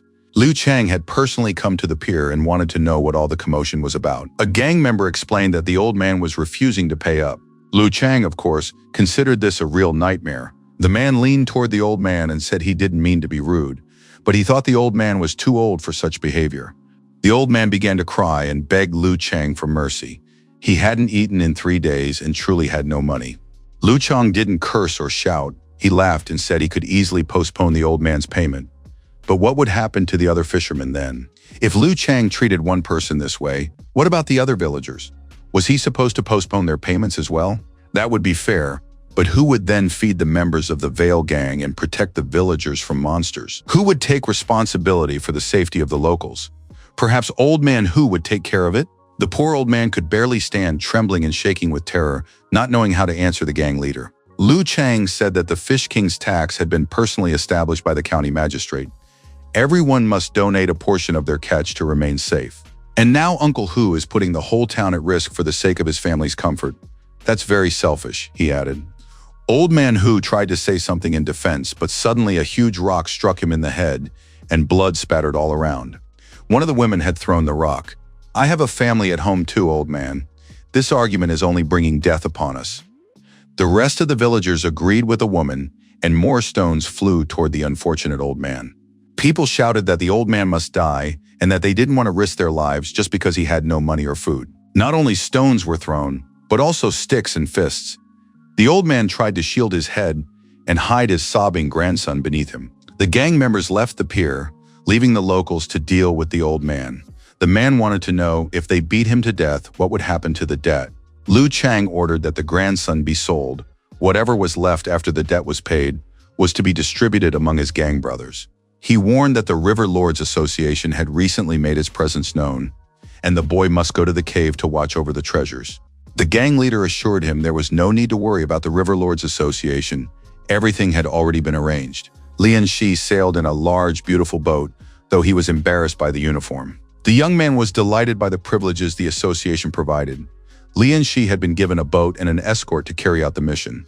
He sat down at the table to enjoy the food prepared by Auntie Fan, whose culinary skills were highly regarded. Lian Shi offered the young man traveling with him a taste of the food, but the young man replied that he wasn't hungry. Lian Shi realized the young man was simply shy or afraid and told him once more to relax. There was plenty of food and they could eat well together. The young man dug into the food and told the gentleman that he hadn't eaten anything so delicious in a long time. In fact, he hadn't eaten anything at all in a long time. Suddenly, tears welled up in his eyes. He said he wished his mother could eat something like this too. Lian Shi watched the boy and thought about what terrible times had come. The Demon Mother's clan had unleashed a multitude of monsters, ruining the lives of ordinary people. He wanted to know exactly what had happened in the boy's homeland. The young man looked very frightened and said one word: Fish King, a huge creature. Lian Shi thought that the Fish King was probably some kind of spiritual monster. At that moment, something strange began to happen. The boy became frightened, and Lian Shi himself ran out of the hole to see what had happened. It seemed as if a storm had broken out on the river. The sky and water turned dark, and high waves lashed against the boat's side. Soon the Fish King emerged from the water, and according to the young man, devoured all the village boys. Lian Shi stood there with his mouth agape, staring at the monster, unable to believe his eyes. The young man was terrified and screamed that the Fish King had come to take their lives because this was his territory. Lian Shi smirked. Upon hearing the word territory, he thrust his spear forward and declared that here he was the one who decided whose territory was whose. Lian Shi stared intently at the monster. He hadn't fought anything like this in a long time, and realized he'd missed the thrill. He activated the seal, and the river's waters pressed tightly against the boat's sides, forming a single space. The young man was terrified, but Lian Shi told him not to worry. He just needed to wait. He'd be back soon. After that, Lian Shi pushed off from the boat and leaped high into the air, spear in hand. Plunging into the water, the young man saw the monster's wingless beasts, and it was strange. They were usually friendly toward humans, so why were they attacking now? Lian Shi tried to communicate with the monsters somehow, but they didn't respond, as if programmed to perform certain actions. Soon Lian Shi sensed the energy emanating from these fish and realized things were bad. At first he didn't want to kill them, but now he realized there was no other choice. The young man summoned his assistants, preparing to destroy the monsters and uncover the truth. The frightened boy stood near the side of the boat, staring intently at the water, unable to imagine whether Master Lian was still alive. The young man had seen Lian Shi create a massive vortex and now had a rough idea of the power wielded by the River Lords Association. As the young man stared at the water, a huge monster appeared behind him on the boat. It looked as if it was about to devour the boy whole. The young man turned around, but it turned out to be a severed head. Lian Shi was alive and well. He looked at the young man and said there was nothing left to fear.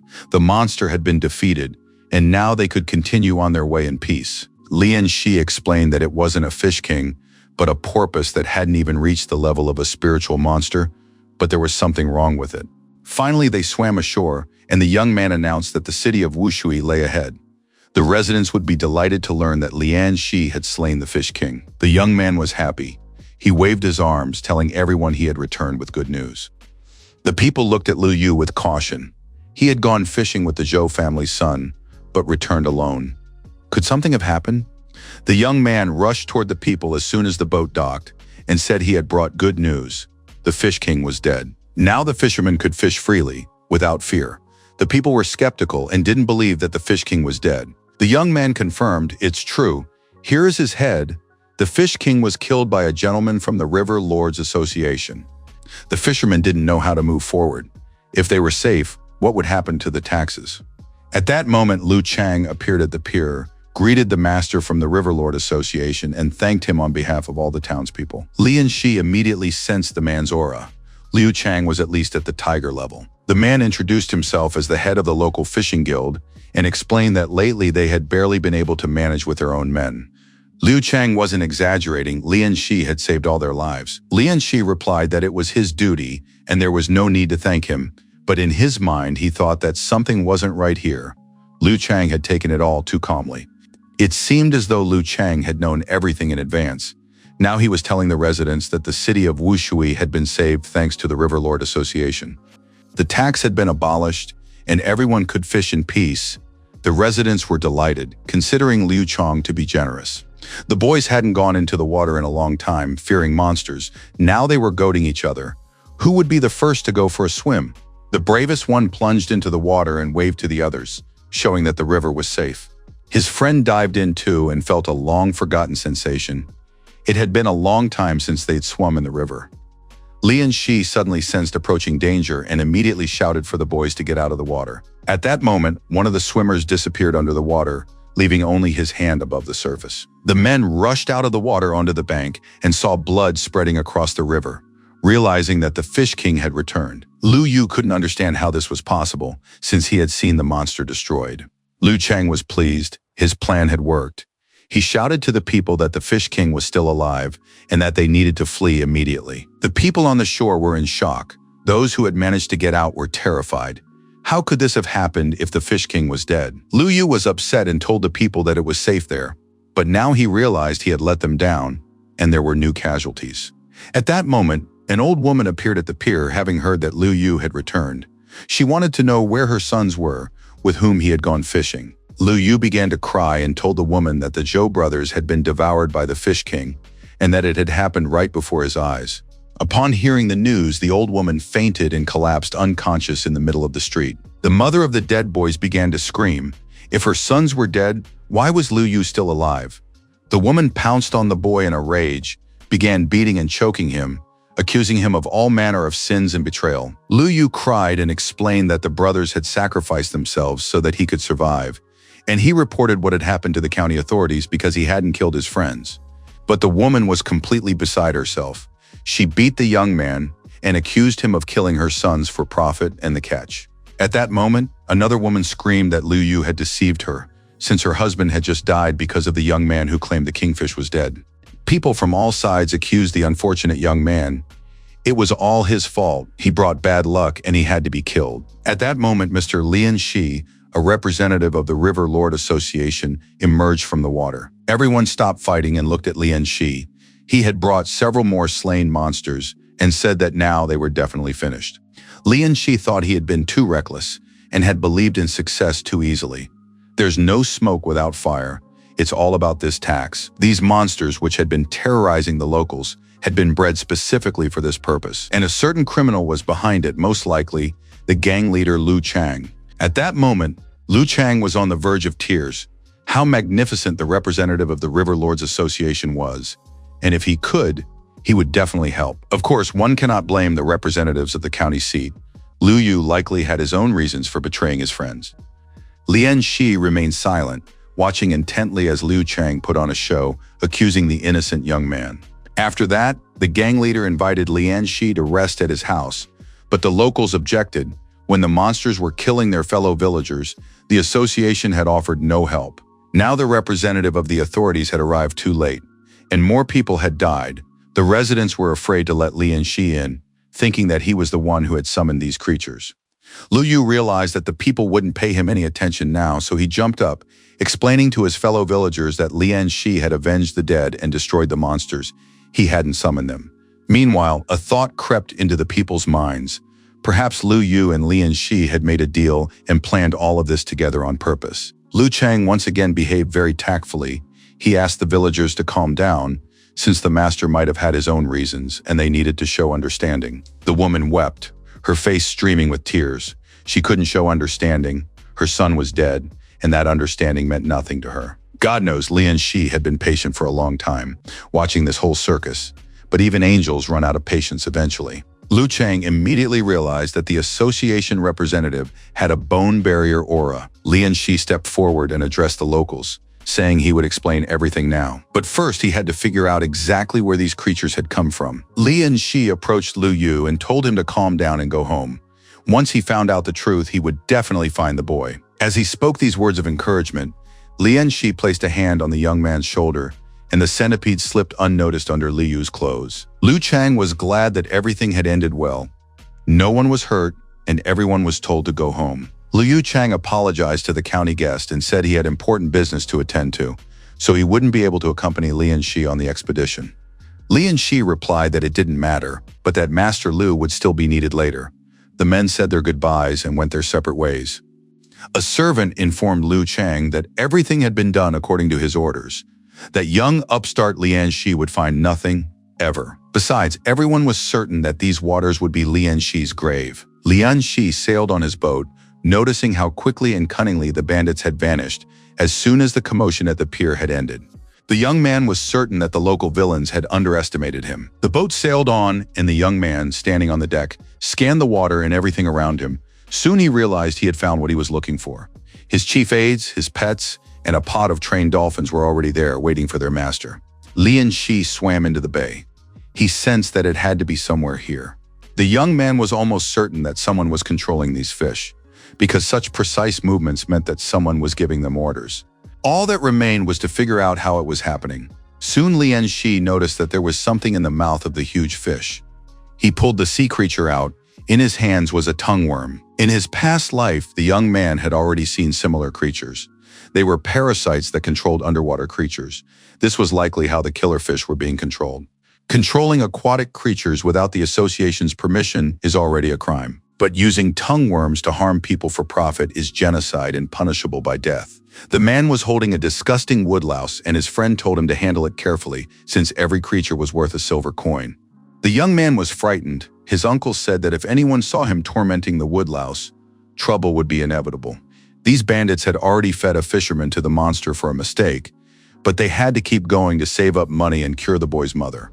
The young man asked his uncle if the bandits weren't afraid that everything would soon be exposed. The young man pried open the porpoise's mouth with a metal tool and shoved the tongue-shaped woodlouse down its throat.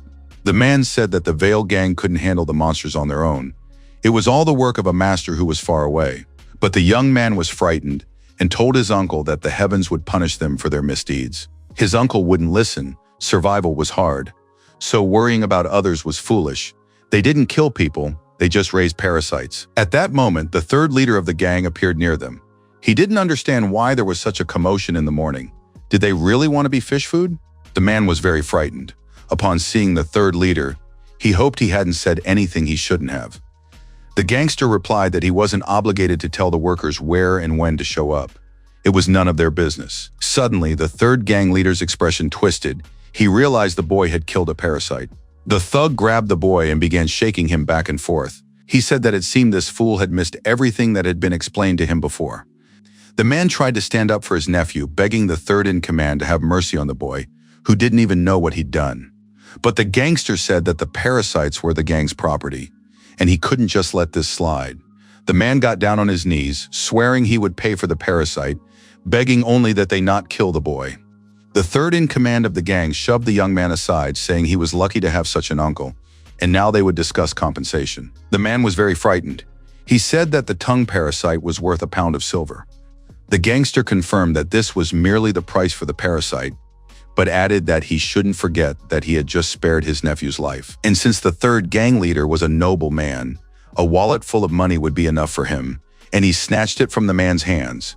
The boy began to say that they had saved this money together with his uncle for his mother's treatment, and the gang leader couldn't take it. The villain stopped in front of the crowd and defiantly asked what the young man was going to do about it, since he had already taken the money for himself. Everyone's patience has its limits. The young man lunged at the gangster with his fists, but the gangster was strong and kicked the boy, knocking the wind out of him. The third gang leader threw the boy into the water, and now it was clear that the monsters would devour the boy. The uncle was very upset. He truly loved his nephew and understood that the boy had acted very foolishly, and now nothing could help him. And the gang leader mocked him, saying that the boy was finished because those creatures would certainly not let him go. The boy really wasn't visible above the water. Only air bubbles were spreading across the surface. Suddenly, along with the bubbles, a boat burst out onto the surface of the cave's enclosed grotto. Lian Shi was standing on it, and next to him was the boy, coughing up water. The men gaped in surprise. The uncle was overjoyed to see his nephew alive, while the thug couldn't figure out who he was or how he'd appeared. Lian Shi was completely calm. He introduced himself and said he had come from the River Lords Association. Of course, the thug had heard of the association's representatives, but he couldn't figure out how the young man had found this place. Lian Shi had no intention of answering the villain's questions. He said the thug was suspected of illegally breeding underwater creatures, and given what had happened in Wushui City, the villain must come with him. Of course, all this seemed too ridiculous to the third in command of the gang, who began to laugh. He said that he finally understood. A small time nobody had surfaced before him. This kid wants the gang leader to follow him. He probably doesn't realize whose business he's meddling in. Lian Shi acts as if he were the head of the association himself, but first he needs to try to move the gangster from his spot. And in the next moment, a long spear pierced the villain's shoulder, impaling him like a kebab on a skewer. Lian Shi leaped toward the thug and pinned him down, smashing the structures and everything inside them with his back. The villain was literally in shock. He hadn't even had time to react before the boy had taken him down. But once underwater, the villain began to feel better. He believed that dunking him in the water had been Lian Shi's biggest mistake. A colony of woodlice lived in the villain's throat, through which he could control all the creatures under his command. But as time passed, it became increasingly difficult for him to breathe and survive, and the monsters never appeared. The villain couldn't understand how this was possible, and asked the young man who was gripping his throat tightly about it. Lian Shi was pleased with the fight. He looked at the thug, who couldn't figure out where all his propoi had gone.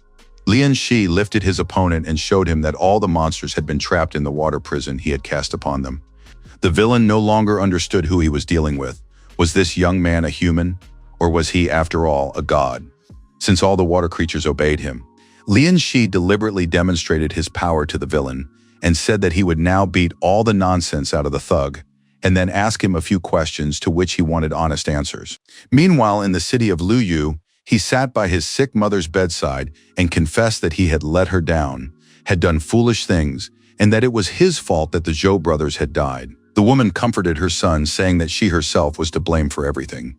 If she hadn't fallen ill, her son wouldn't have had to shoulder the burden alone. Lu Yu explained that he had brought in a gentleman from the association to help, and that once the truth came out, he would apologize to the townspeople. After that, he would be able to earn enough money to cure his mother, and the woman believed that it must surely have been a misunderstanding. Shouts rang out in the street. People were yelling that the villain must not be allowed to escape, suggesting they block the doors and punish the scoundrel. Lu Yu left his mother in bed and ran out into the street, asking the people what they were doing. A group of residents stood in front of the house, angry and convinced that Lu Yu was to blame for all their troubles. At the head of the group stood Lu Chang, who said he didn't understand how it had come to this, but couldn't go against the will of the people. The young man still didn't understand what was happening and could hardly believe his eyes. These people seemed to have lost their minds. Lu Chang, though he pretended to be decent, took great pleasure in declaring that Lu Yu owed a huge debt to his fallen countrymen. People from all sides shouted, calling the young man a parasite, a villain, a traitor, unworthy of living on this earth. They demanded just punishment, an eye for an eye. Some recalled that their loved ones had died because they had believed Liu Yu's words. Yet before that, they had lived peacefully under the protection of leader Liu, who had shielded them from monsters. People recalled all their misfortunes and now saw this young man as the main source of their misfortunes, holding him responsible for the deaths of the townspeople.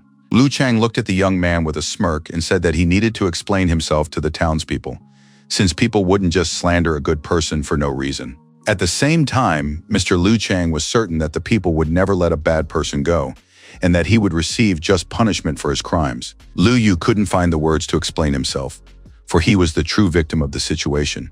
Yet now he was being blamed for all the sins, and no one wanted to listen to him.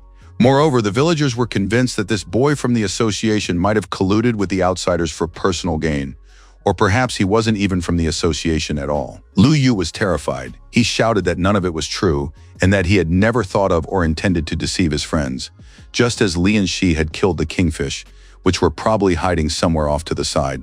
Lu Chang said that the boy didn't believe his own words, wasn't sure of himself, and didn't understand how he expected all the residents to believe his guesses, since there were absolutely no facts to back them up. Soon, a rumor spread among the residents that a real conspiracy was behind all this, and how fortunate they were to have Mr. Lu Chang, who always cared about them and whom they could rely on.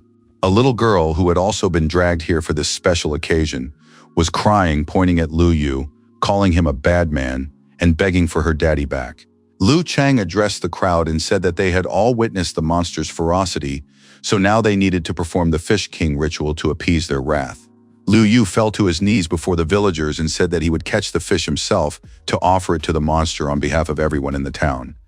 But Lu Chang said that this time, a single fish would not be enough, and such a sacrifice would not protect them. In the current situation, the fish monster's wrath was so intense that Liu Yu himself must be the offering.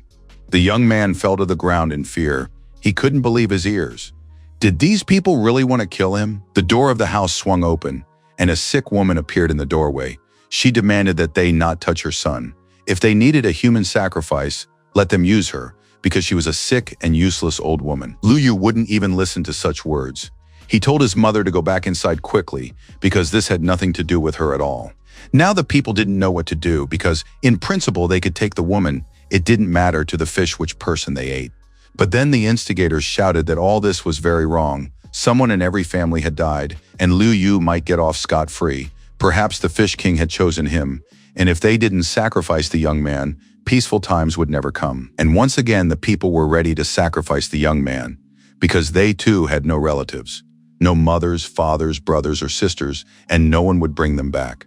The people continued to discuss it, and eventually decided to seize the boy. They had to appease the Fish King's wrath and offer him exactly this sacrifice. The people seized the young man, who had no intention of running away. He was worried that his mother might suffer. The woman looked at her beloved son and shouted that she was fine, and that he should think of himself. And just when it seemed that everything was decided, a centipede jumped out of the young man's clothes and onto the arm of one of the men. Soon it crawled to the ground and began to grow in size. People shouted "monster" and scattered in fear. Lu Chang saw that the boy was holding the monster close, even though he himself had said he hadn't spoken to anyone. At the same time, it was a spiritual being. Lu Yu rushed to his mother, whose face was covered in blood.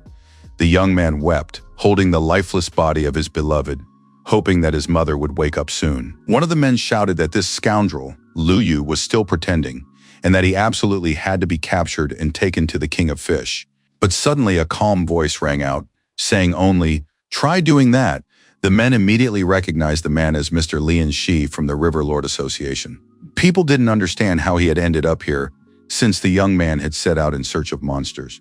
The man said that the association was concerned with matters of the water, but now they had business on land. Lian Shi held his tongue after listening to this nonsense and calmly told the people that Liu Yu was a valuable witness brought in to assist with the investigation. In other words, the young man was under the protection of the River Lords Association, and if anyone had any objections, they could voice them now. Several women rushed over to Lian Shi, saying that the gentleman had arrived just in time to stand up for Liu Yu. Lu Chang was right there.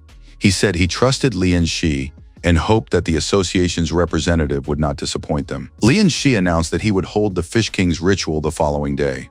The young man said he had prepared fine wine and refreshments and would be waiting for everyone on the viewing boat. And now these despicable little people, who had been spreading nothing but hatred around them, had to leave, because Lian Shi was barely holding back from killing them. Lu Chang led everyone away, wishing the master a good night, and they agreed to meet the next day for the grand ceremony. Lu Yu continued to sob. He said he hadn't hurt anyone. He needed money to treat his mother, which is why he went fishing despite the danger. Lian Shi began to calm the young man down. He apologized for being late, but said he had already figured everything out. However, they couldn't act impulsively, because all the townspeople might suffer, and the truth would be buried forever. Lian Shi added that he swore he would clear Lu Yu's name, but everything had to be done calmly and wisely. According to information provided by the gang's third-in-command, Lu Chang was a Skakun-level warrior, and his chief deputy, Lu Yi, had already broken through the blood barrier. Lian Shi realized that he didn't have enough strength to handle such opponents, so he took out the preparations he had readied in advance. The young man decided that the time had come to break through the blood barrier. He sank to the bottom of the river and initiated the process. Gradually, his mind cleared. Lian Shi felt power filling him. When the time came, he swallowed the pill. The danger of the blood gate consisted of 3 ebbs and 3 flows. Each blood replacement was like walking along the edge of a hellish abyss. All the blood left the body and lingered at the previous 3 gates, and from there on, the individual's willpower had to take over. Lian Shi had to expel all his blood and then draw it back in. This process was repeated 3 times. In the end, Lian Shi was very pleased. He had succeeded, and now the young man had become a warrior of the 4th gate level. The young man felt perfectly fine, petting his pets and getting ready for the next day. It was time to get started and settle the score with the villain, Lu Chang. The next morning arrived. The weather was excellent. Liu Yu was drinking tea with his gangmate Liu Chang. They were discussing what would happen when the boy from the association arrived. Lu Chang said there was no need to worry. The boy wouldn't go anywhere. He'd have to listen to them. Lu Yi agreed with his brother because the officials would never let it go until they got a kickback. It was strange, of course, that there had been no word from their third brother for 2 days now. Maybe that scoundrel had run off with all the money. Lu Chang didn't think so. He knew his third brother wasn't a fool. He was rough, but he knew what was what. Just then, a servant entered and announced that a member of the River Lords Association had arrived. Lu Chang told his brother that they needed to go and give the guest a warm welcome. Lian Shi was on his boat, holding a spear in his hands and waiting for representatives of the Veil Gang to come out to meet him. Lu Chang suggested they talk inside, since it was windy and uncomfortable outside. Everyone sat down at the table, and the hosts wanted to know what Mr. Lian thought of their food, since it was no worse here than in the best restaurants in Pingyang. Lian Shi finally spoke up. He said he didn't recall introducing himself or giving his name, but it seemed that Chief Lu Chang had conducted his own investigation and figured out who he was dealing with. Lu Chang said that Mr. Lian's fame had spread throughout the country, and of course he couldn't possibly not know the name of the youngest member of the River Lord Association who had vanquished the mountain demons. Lian Shi said that the host was flattering him, because Lian Shi was nowhere near Lu Chang's equal. In these parts, the title of a government official meant nothing compared to the name Lu Chang. Lu Chang took the bait and said that if Mr. Lian ever ran into trouble in their region, he shouldn't hesitate to mention his name. Lian Shi continued, saying that he simply couldn't understand why a man as great as Chief Lu would intimidate poor peasants, since that was actually very despicable. Lu Yi slammed his fist on the table and said that enough was enough with talking about people while using them as an excuse. It would be better to just say how much Mr. Lian wanted to settle the matter. But his older brother told him to shut up and continued, explaining to Mr. Lian that there was no such thing as meanness in this world. Each of them was simply trying to survive. No matter how hard Lu Chang tried to become noble and wealthy, he was born into a humble family. He had no other choice, and besides, all the deals he made were done with the consent of the higher-ups. Lian Shi said he wanted to intervene in these matters because the River Lords Association deals with water affairs. Such are the rules. Lu Chang said that they seemed to understand each other and handed over the envelope. Inside the envelope were 3,000 lian. That amount should be enough to reach the Skakun rank. Lian Shi said, "Don't they know who my master is?" By the way, he's the head of the Yang clan. This is too little for a man like that. Liu Chang smiled knowingly and said that if Lian Shi left quietly now, they would pay him another 2,000 lian within a month. Lian Shi said again that it wasn't enough. Liu Yi could barely stand on his feet from rage, and his older brother asked directly how much Lian Shi wanted. Lian Shi twirled a delicate porcelain teacup before his eyes, pondering how much money he actually wanted. To the complete surprise of everyone present, instead of answering, Lian Shi attacked Liu Chang. Lian Shi was strong, and this of course took the thugs by surprise. Finally, the young man stated the price he wanted for his silence. He wanted his brother's heads, and the servant could barely keep up with his master. Of course, they did this to please the young man's father, but escaping from the academy was most likely not a very good idea. The young man's name was Liu Wen Yang, and he was Liu Chang's son. He believed that one could always study, but a father's birthday only comes once a year. The young man had planned a surprise, and now he was almost at his father's ship, anticipating how happy Liu Chang would be to see his son. And just as the young man was at the pier, a massive explosion rocked the ship. No one knew what was happening or what problems had arisen on board. Liu Chang was unpleasantly surprised when he realized he was facing a very talented young man who had broken through the fourth barrier in just one night. But he knew that wasn't enough to defeat Liu Chang, and the gang leader, drawing his sword, engaged Lian Shi in combat. Lian Shi knew that a fourth barrier warrior was capable of shattering steel, crushing stones with his bare hands, leaping like a lion, and stealing a soul with a single glance. In hand-to-hand combat, he had no equal. And now, when the young man placed his hand on the blade and shattered the sword, Liu Chang was horrified, unable to believe his eyes. Lian Shi told his opponent that he realized, for now, he truly was no match for Liu Chang in strength. However, before his eyes stood the face of the unfortunate Liu Yu, who had nearly fallen victim to mob justice. The Liu brothers watched their opponent with interest, eager to see what this talented young man would do in such a situation. Lian Shi held his spear in his hands and said that now he would take an eye for an eye.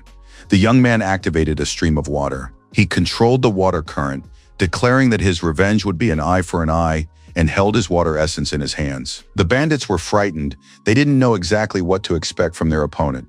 They had never encountered anything like this before. People at the pier took notice. Something was happening to the river. It seemed as though a storm had suddenly broken out on it, and huge waves were rising. Lian Shi used his water control, and the river's water literally rose, engulfing the ship from all sides. The Liu brothers couldn't understand how the guy could do such a thing, and immediately they wondered, who was he anyway? But the water had already practically engulfed and swallowed the ship. Lian Shi announced how he planned to deal with stronger opponents. They would fight in the depths of the water, where he felt much more confident. And now the ship belonging to the gang leader Vale had been swallowed by the river, and it was clear that the River Lord himself had had a hand in this. The people at the pier believed this was the wrath of the Fish King, and Wen Yang realized that his father would most likely perish. The Liu brothers sank beneath the water along with the ship. They couldn't use their power underwater, but they were certain their enemy was in the same situation. Liu Chang drew his sword. After all, he was a Skakun-level warrior. Holding his breath for half a day was no problem for him. If he acted cautiously, the advantage would remain his. Liu Chang felt solid and elusive, ready to fight even underwater. Grabbing his sword, Liu Chang seemed to have sliced Lian Shi in two, but the young man had a different opinion. Mocking his opponent, Lian Shi said that Skakun couldn't even hope to hit him in the water. Liu Chang couldn't believe his eyes and didn't understand how he could have missed so badly, since his opponent was right in front of him and nothing was in the way.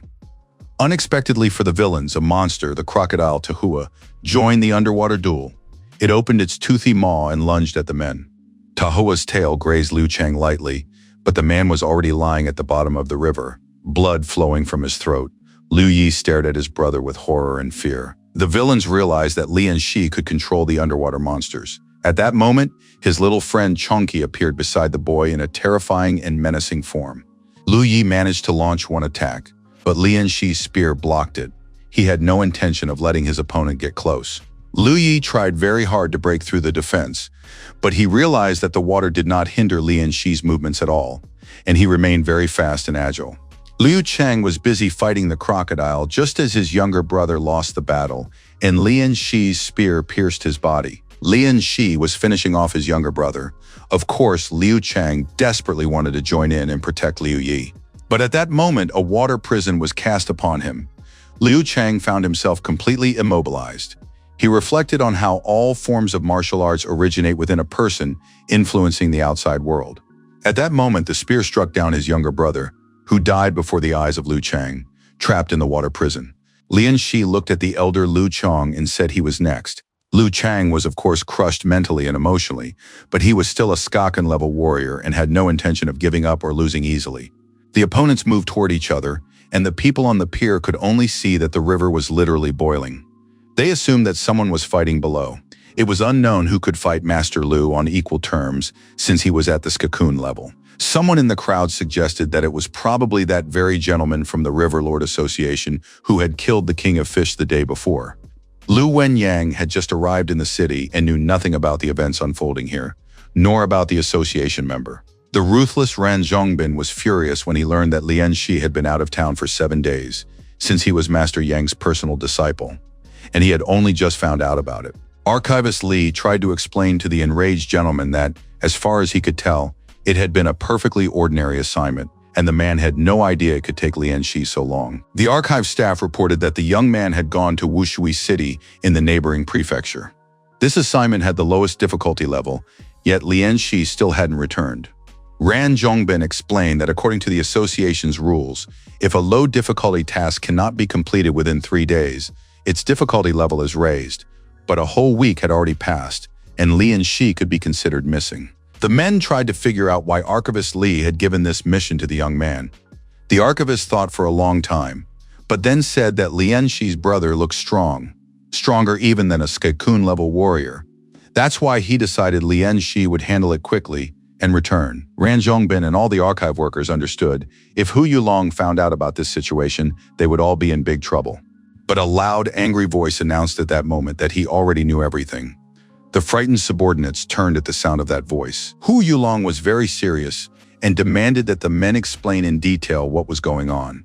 He wanted to know every little detail. The underwater fight continued, but suddenly the waves near the pier rose very high, and the people waited in surprise to see what would happen next. When the water receded, everyone present saw the defeated Liu Chang and the young man from the association standing beside him. Lian Shi stood holding a spear in his hands and addressed his opponent, asking, "Does Liu Chang have anything to say to the people?" Liu Chang already knew he had lost and that no one could help him now. He hoped that Lian Shi would pay for everything later. A new brilliant idea came to the villain's mind. He rushed toward the common people and began shouting that this outsider was a corrupt official, a murderer who controlled the Fish Kings and now threatened Liu Chang and intended to kill all the villagers. The people in the crowd were used to trusting their leader Liu and began repeating that they had known all along that this outsider was in fact a bad man. The fishermen said that as long as they were alive, they would defend their leader, Liu Chang. Liu Chang realized that all was not yet lost. He knew how to manipulate people, and no outsider could overthrow him. Lian Shi was completely calm. He said he knew Liu Chang would definitely act this way. Lian Shi called out, and a young man emerged from his boat, the same one who had been raising tongue crickets with his uncle. The young man said that Master Lian Shi had saved his life, and he had to tell everything because he had endured it for too long. The people at the pier recognized the uncle and nephew from the Li family who had been missing for a long time. The young man stood before his fellow villagers and explained that he and his uncle had been raising kingfish themselves. Everyone was shocked to hear this news. The young man said that Liu Chang was the one running the whole operation. Liu Chang, of course, didn't expect such a turn of events and started shouting that it was pure slander. But according to the young man, Liu Chang and the third leader had secretly raised river dolphins and infected them with parasites, which allowed them to control the animals. They intimidated the villagers into paying them taxes and handing over their catch. The young man himself, along with his uncle, had agreed to help them in order to earn money for his mother's treatment, while the members of Liu's gang exploited the entire population to rob and kill. The young man was ready to lead the villagers to the cave with his uncle, where these monsters were being raised.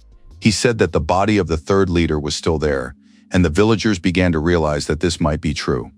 Liu Chang wouldn't give up. He grabbed a little girl and said that if anyone came near him, he would simply kill her. Suddenly, Liu Chang's son's voice rang out behind him. The boy wanted to know what he had just heard. Liu Chang was even more terrified when his son realized that his father was, in all likelihood, actually a monster. Liu Chang turned to his son and asked why the boy was there, since he was supposed to be at the academy. Liu Wenyang didn't say another word. He turned and ran away, unable to bear the shame. Liu Chang was furious. It was all Lian Shi's fault. If not for him, none of this would have happened. Liu Chang lunged to kill the young man, but Lian Shi was prepared for this turn of events and managed to raise his spear, which the villain ran into. Liu Chang, covered in blood, said, "Even if he dies today, I will wait for Lian Shi in the underworld." Lian Shi replied, "If that ever happens, it won't be soon enough. But even if we are destined to meet in the afterlife," he added, "I will be forced to kill you once more." An alarmed servant ran into the house, shouting about the trouble. He was in a hurry and didn't waste time bowing. County Magistrate Du Chongwei was spending time in bed with yet another beauty and could not understand who dared to disturb him. The judge's advisor burst into the bedroom and reported that everyone was dead. The judge couldn't understand who they were talking about. The advisor explained that it was Liu Chang's gang. The man looked extremely upset and frightened. Du Chongwei realized the situation was serious. Liu Chang was a Skakun-level warrior. Who could have defeated him? Why had everyone died, and how had it happened? The advisor added that he had seen a stranger in the uniform of a member of the River Lord Association from a distance. The county magistrate grew alarmed when he learned that someone from the association had arrived. Lian Shi noticed who else was at the pier when he heard a drawling voice, remarking that heroes are made from a young age. It was a fat man speaking, explaining that rumors had reached him about a young gentleman from the association who had arrived to deal with a nasty gang. And so the county magistrate, as a loyal servant of the empire, had hurried here to see for himself and deal with Liu Chang. The fat man looked pleased, admiring the hero who had rid his county of a great evil. The man admitted that he was ashamed as a county magistrate. He had failed to fulfill his duties and had brought disgrace upon the title of a government official. Lian Shi was tired of hearing this talk. He said he was a straightforward man and not used to intrigue, so Judge Du had better not put on a show for him. The River Lords Association protects the Great Zhenghai River. If water monsters harm the people, Lian Shi will destroy them with his own hands. If it is the fishermen's gang doing this, their fate is sealed. As he left, Lian Shi said he would not overstep his authority or break the law. He is no hero saving the world, and he is certainly not noble enough to sacrifice himself for others. Lian Shi doesn't want to get into unnecessary trouble or create additional complications for himself. But there is one but, and of course the county magistrate wanted to know exactly what Lian Shi had left unsaid. The River Association has no authority over the state magistrate, but Lian Shi said he would hand over the cases and accounts of all members of Liu Chang's gang to the judicial chamber. Judge Du Chongwei realized that this petty little scoundrel dared to threaten him and could cause trouble. He gave a signal, and the magistrate's men blocked Lian Shi's path, saying that the judge would not let him go. Lian Shi was in a bad mood, tired on top of that, and didn't want to deal with officials. He demanded that the men get out of his way, and they were frightened, sensing that the young man's aura was more terrifying than that of a Skakun-level warrior. The judge's advisor said the men shouldn't let Lian Shi go, and that they'd better think about what would happen to them if they let him leave. Lian Shi saw that he was surrounded by Skakun-level warriors. A very difficult battle lay ahead. Unexpectedly, a thunderous voice boomed, "How dare you lay a hand on a member of the association?" One of the men tried to draw his sword but was immediately struck by a fishing rod and knocked out instantly. Standing before them all was the deputy head of the River Lord Association, Hu Yulong, holding a fishing rod in his hands in all his glory and power. The men didn't know who was standing before them or how he dared to intervene and behave in such a manner. Hu Yulong presented his warrant and asked how they could behave so disrespectfully toward members of the association. The county magistrate and his advisor were terrified upon seeing the association's vice captain. All the warhorse-level warriors who had issues with Lian Shi turned and scattered. But Hu Yulong blocked their path. "You won't be able to escape." After that, the vice captain initiated a duel, which ended almost immediately. Victory was his. Lian Shi watched the events unfold in surprise and asked why Hu Yulong had come here today and started defending him. The deputy head explained that the young man had lost track of time. He had been gone for a whole week, and Hu Yulong had grown worried and rushed to his subordinate's aid. Lian Shi was surprised it had taken him 3 days to reach the village, but his boss had made it in a single morning. Hu Yulong praised Lian Shi, saying he was a fine young man and had managed to defeat a 4th-rank Skakun, which was to be expected from Uncle Yang's disciple. Lian Shi tried to say he was just lucky, but the chief asked him not to downplay his achievements. Hu Yulong looked at the terrified fat county magistrate, who was covered in sweat, and said that for capturing this villain, Lian Shi would receive no fewer than 2 major merits. Lian Shi and his men stayed in the village for a while longer.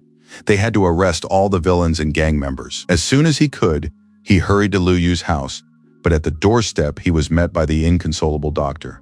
The old man reported that, unfortunately, they were too late. The immense stress had ruptured the meridians. Li and Shi looked into the room and saw the mother and son lying dead in each other's arms.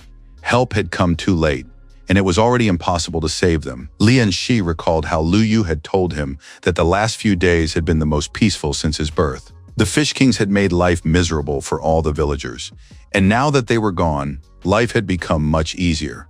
Lu Yu never forgot how the Zhou brothers had saved his life by sacrificing themselves. So the young man intended to care not only for his own mother, but also for the mother of the Zhou brothers.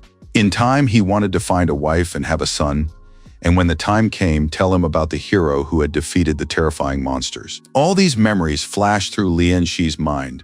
With sadness and pain, he closed his eyes for the sincere young man and told himself that they would surely meet again in the next life. Li and Shi stepped outside and was caught in the rain. It seemed as though nature itself was mourning the innocent victims. He headed to the port where Hu Yulong had summoned him. The vice captain looked at his young subordinate and said he had found something interesting for him. Master Yang had recently told Yulong that Lian Shi had taken an interest in archery. Hu Yulong had found a beautiful black bow among Lu Cheng's belongings, one that would suit the young man perfectly. The emperor had once granted Lian Shi his patronage, and his powers had awakened to their full potential. He was rapidly improving in skill, especially with long weapons, so he should have no trouble with a bow either. A crescent-shaped sling swayed from his belt, and a spear with 3 sharp points and a double blade glinted in his hands. A sling is essentially a bow that shoots lead balls instead of arrows. As the saying goes, 100 crossbows and tens of thousands of arrows are nothing without a reliable, sturdy bow. The quality of the weapon is what matters most. Lian Shi had to hold the bowstring taut for at least 3 breaths to make sure he could use the weapon. Hu Yulong watched the young man twirling the gift in his hands and said that not everyone could hold a bow weighing half a ton. Lian Shi was shocked himself. Standard soldiers' bows weigh about 18 kilograms, and he realized he'd been lucky in the underwater fight with Liu Chang. It would have been harder to manage on land. The young man told his commander that it was flattering, but he could only hold the bowstring for a single breath, and there was still a long way to go. Lian Shi was surprised that Hu Yulong wanted to simply hand over the criminal's weapon to him, and then a small trick became apparent. It turned out that the report said nothing about Liu Chang using this bow in battle, which meant that Lian Shi had originally brought it with him, but hadn't used it. Lian Shi was honest and straightforward and thought that this might eventually backfire on them. Hu Yulong confirmed that this was indeed possible, and very easy after all. Appropriating another's property had been a lucrative business since time immemorial. But the vice captain advised the young man not to try to be perfect. It's always okay to have a few harmless sins. There was no need to shoulder all the responsibility, but one shouldn't be indifferent or cruel either, for Lian Shi was, after all, just a man, not a god. The young man hadn't fully processed all the information yet, and stood with his mouth agape when he heard the next question. Hu Yulong asked around and found out about a popular candy shop. Maybe they'd try some together. Tahua and Chongqi had become true friends, and often spent time exploring the riverbed in search of something interesting. Right now, the pets stood frozen, staring at a huge shell of unusual shape and size. The catfish and the crocodile were terribly frightened when the shell spoke, asking what the fat fish wanted from it. But the pets were even more surprised when they saw a little man crawling out of the shell. The old man was groaning and clearing his throat. The old man leaned on his cane and scolded the dim-witted fish Chongqi for waking him from his sweet dreams. Lian Shi walked through the streets of his native village, tired but happy, finally home where he could get some proper rest. For several days, Chongqi the catfish had been sending him messages about some kind of treasure, and Lian Shi had been trying to figure out what it was. He entered the house, but it was silent. Everything was locked up as if no one were there. The servants hadn't come because they didn't know when the master would return. It was unclear where the master had gone. Lian Shi walked over to the pond in the courtyard. During the estate's renovation, it had been discovered that the great river was connected to this place by underground streams. He had set up the pond for his pets, and now they were having a great time, taking advantage of their master's absence. Lian Shi told the animals that he was fine, though it seemed the pets were angry at him for his long absence. He looked around the pond and noticed a large mussel that clearly hadn't been there before. The boy didn't understand where it had come from. A voice shouted that Lian Shi was a real fool. This wasn't a simple mussel, but a giant clam. Lian Shi was in shock. The mollusk was explaining who he was and why he had sent the fat fish to kidnap him. The young man didn't understand what the accusations were or who was making them. He apologized for his pet, who had gotten carried away and insulted the mollusk, and promised to find a suitable place for it the next day. To Lian Shi's surprise, the mollusk acknowledged him as well-mannered and courteous. The young man thought that this world never ceased to amaze him.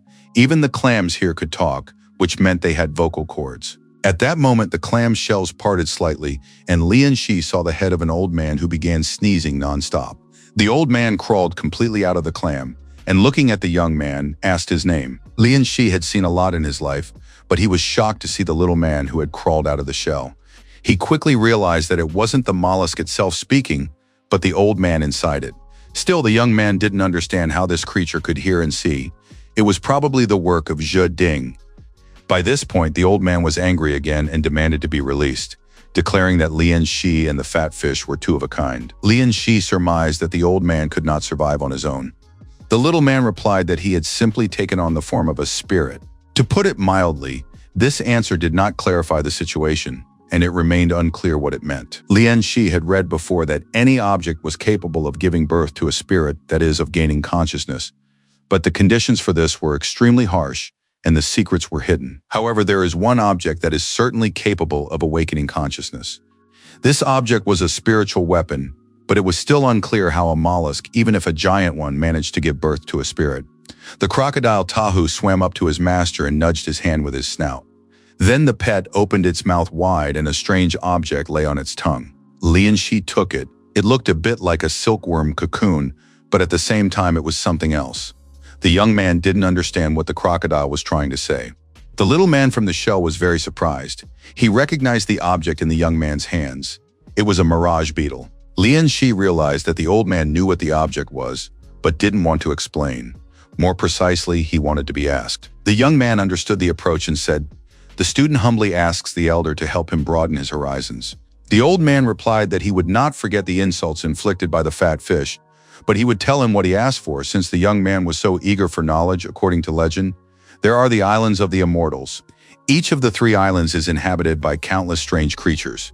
Penlai Island is shrouded in a white mist, and this fog gives birth to a unique creature known as the mirage beetle. It can be recognized by its jade-white color and markings on its sides.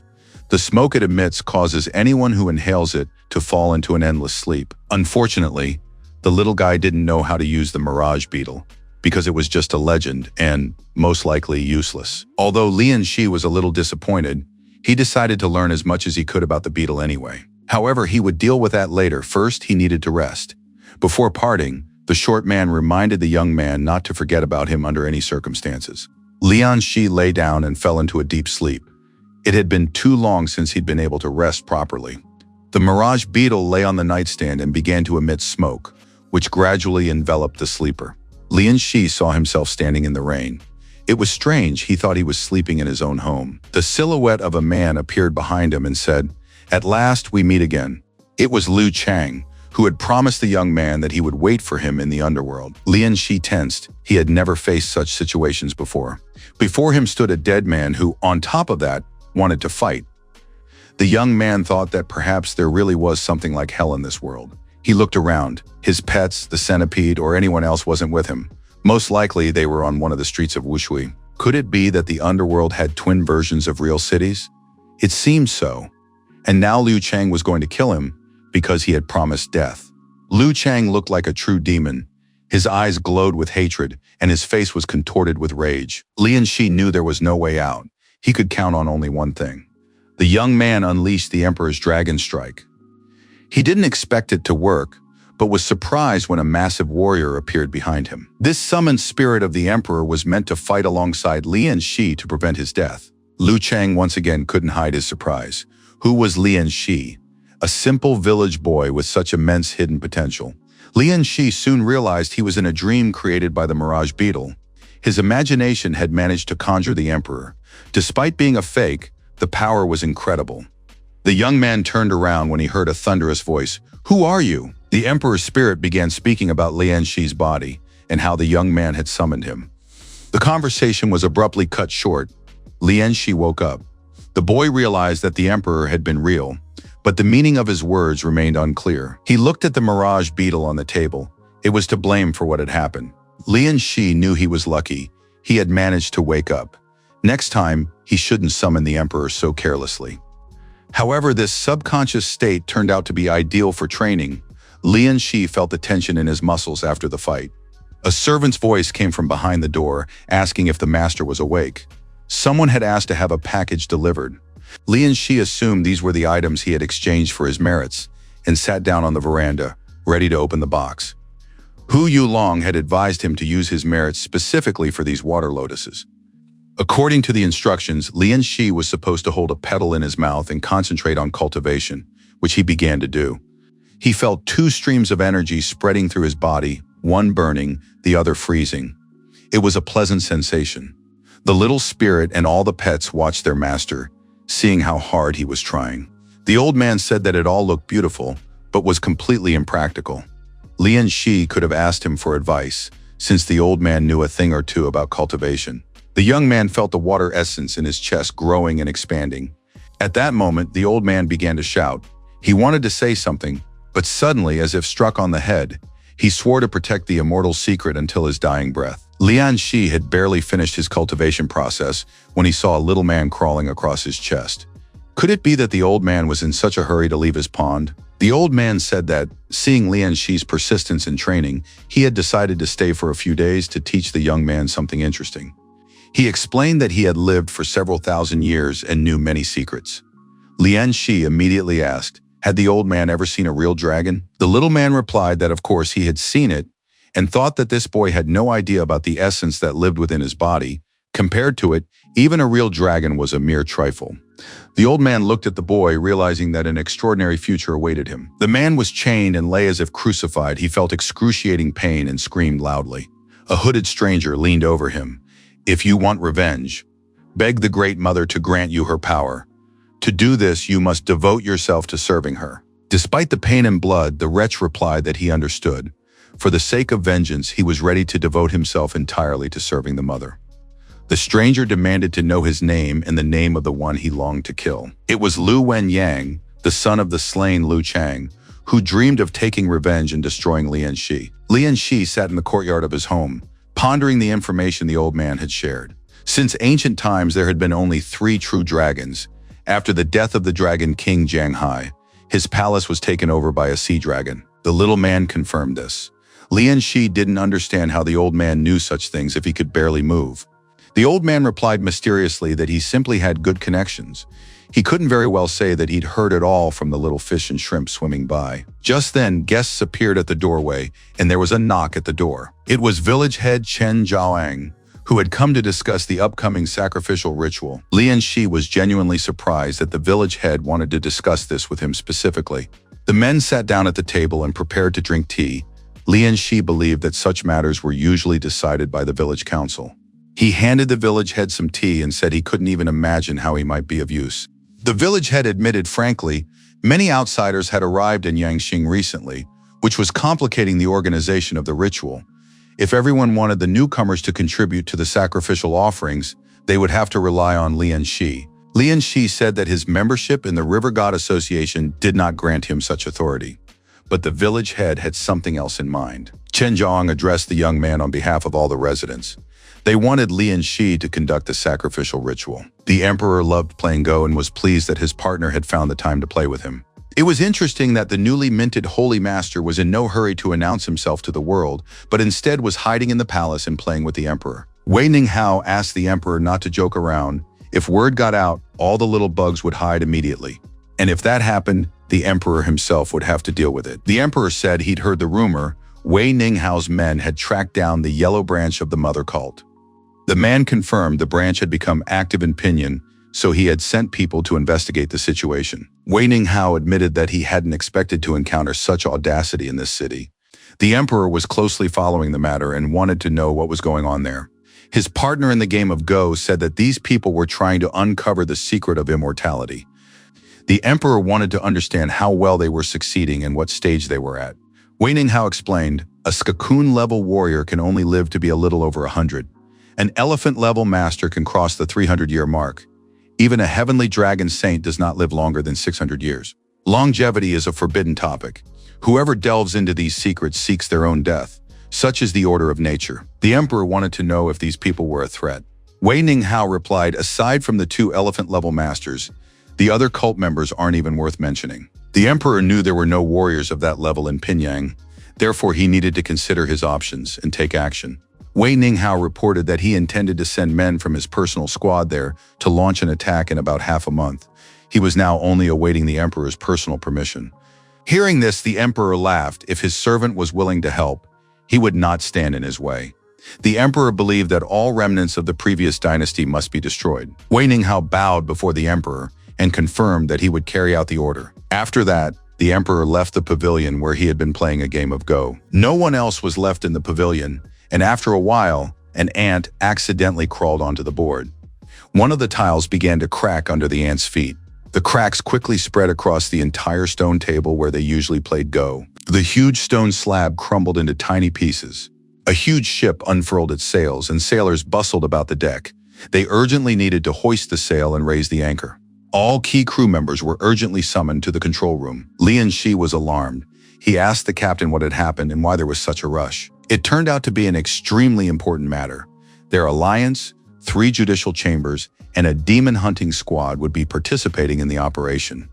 Lian Shi immediately realized if so many organizations were being involved, it was probably related to the cult. Ran Zhongbin added that they had discovered the lair of one of the cult's branches and were planning to destroy it with a single powerful strike. This cult has grandmasters at the elephant level, but they are no longer young. These old men are at least 100 years old. Their strength is dozens of times weaker than it was in their youth. Moreover, all the opponents were well prepared. 2 sacred weapons were summoned, the dragon blade subjugation of the elephant and the Jinghai spear. Lian Shi knew that sacred weapons were imbued with the life energy of celestial dragon warriors.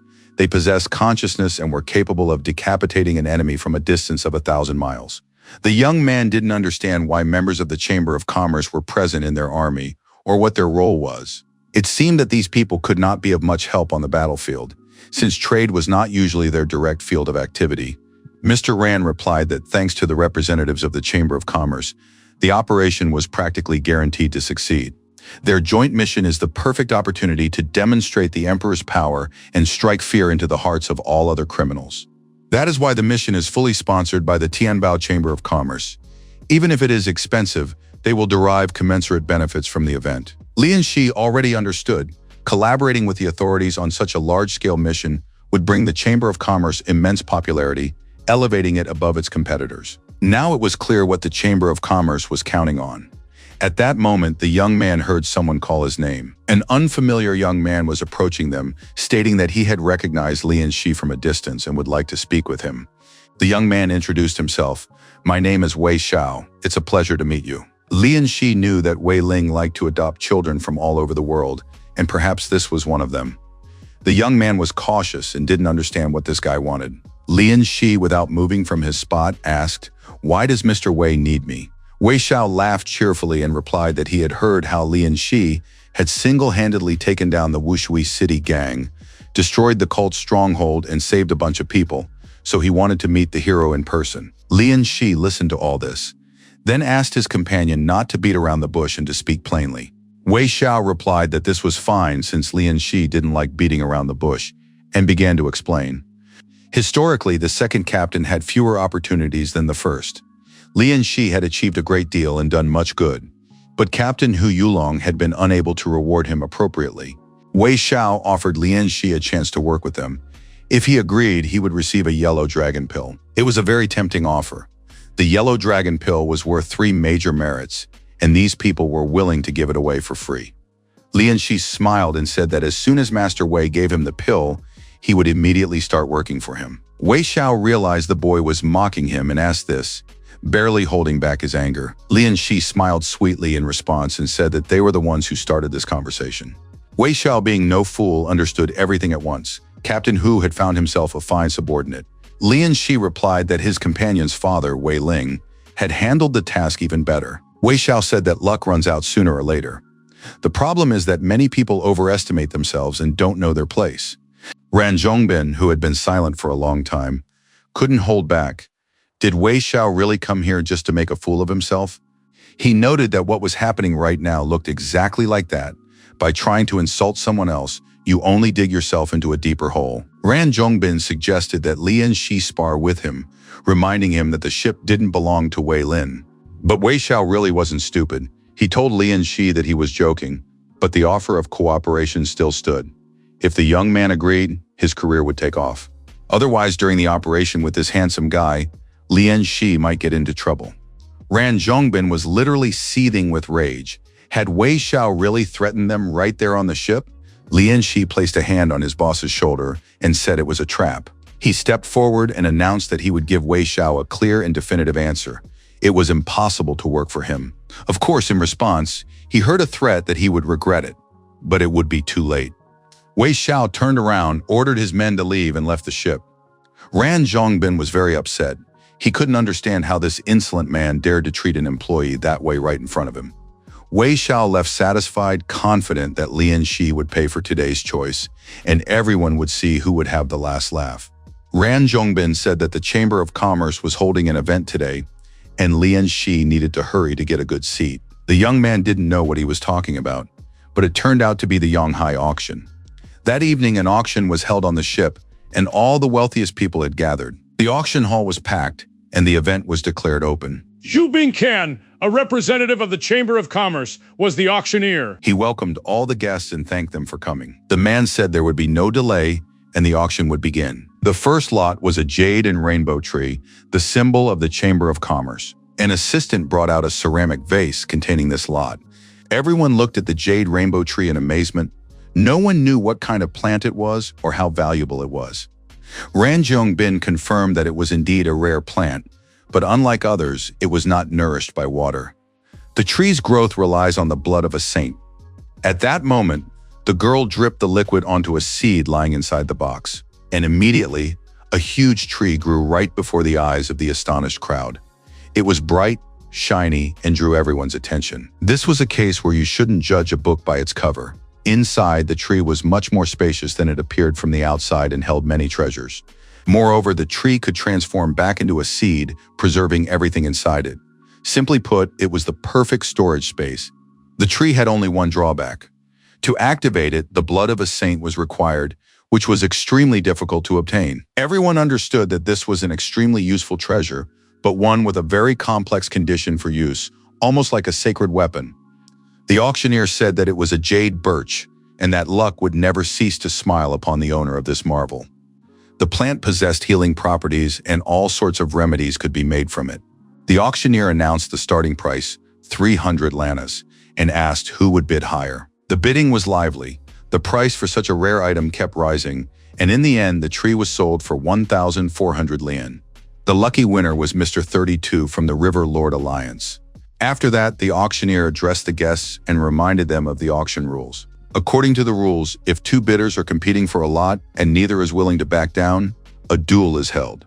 But this is only possible with two competitors. The next lot was a sacred golden disc.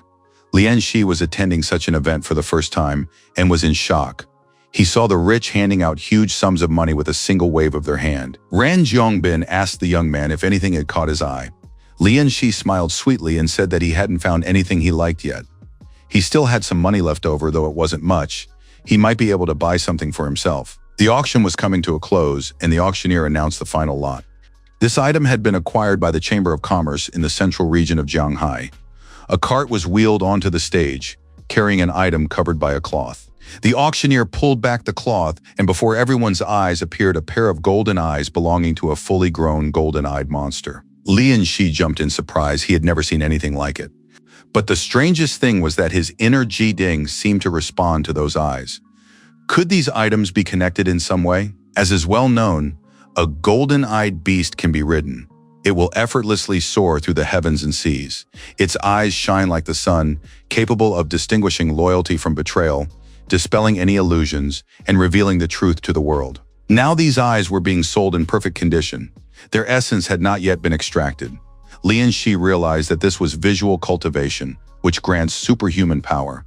The young man immediately realized that he desperately needed these eyes and began bidding. However, very soon the price exceeded his means. Wei Xiao offered 1,200 lian for the lot and looked at Li Shi with a mocking smile. A visual duel began between them, but Lian Shi knew he would most likely run out of money. At that moment, Yang Dongxiang was present at the auction along with his second disciple. Of course, they didn't know that Lian Shi practiced visual techniques. Yang Dongxiang used telepathy to tell his disciple that Lian Shi should not be afraid and should continue bidding. Master Yang would help purchase the item. Wei Ling used telepathy to demand that his adopted son, Wei Xiao, also continue bidding. Now it became clear. This was no longer just the purchase of an interesting item, but a real battle between distant rivals. Wei Xiao kept raising the price, confident that the eyes would under no circumstances go to Lian Shi. Everyone present understood. A rift had formed between these two bidders, and snatching the lot from Wei Xiao's hands would not be easy.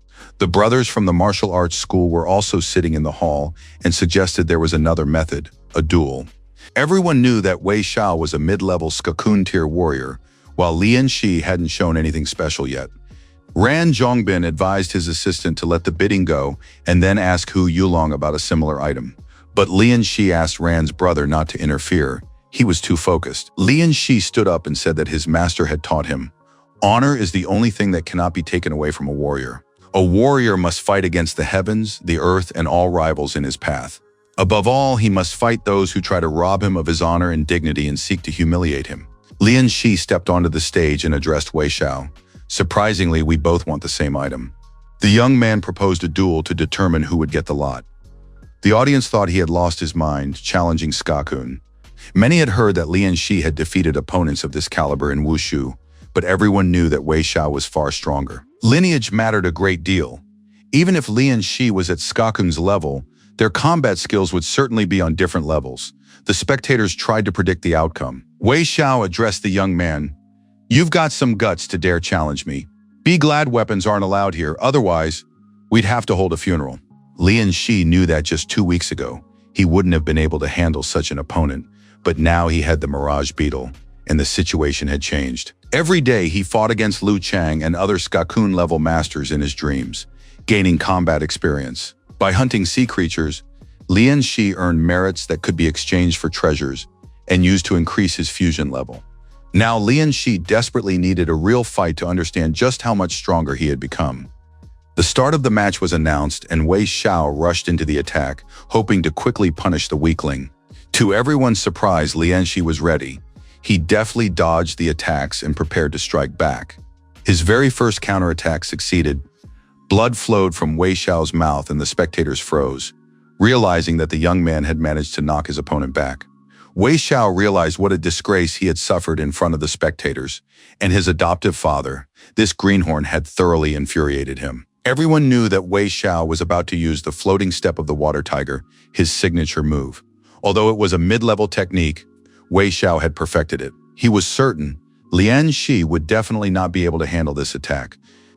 Lian Shi noticed the water tiger and calmly said that he also had that technique and something else interesting as well. Wei Xiao launched his attack. It looked powerful, and everyone froze, but the blow was stopped by a single fist from Lian Shi.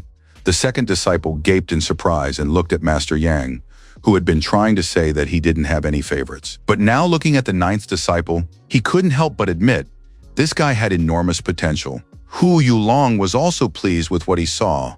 What else could one expect from Master Yang's personal disciple? Wei Ling, having learned about the martial arts of the Huangkong Temple, noted that Lian Shi was becoming an increasingly interesting person.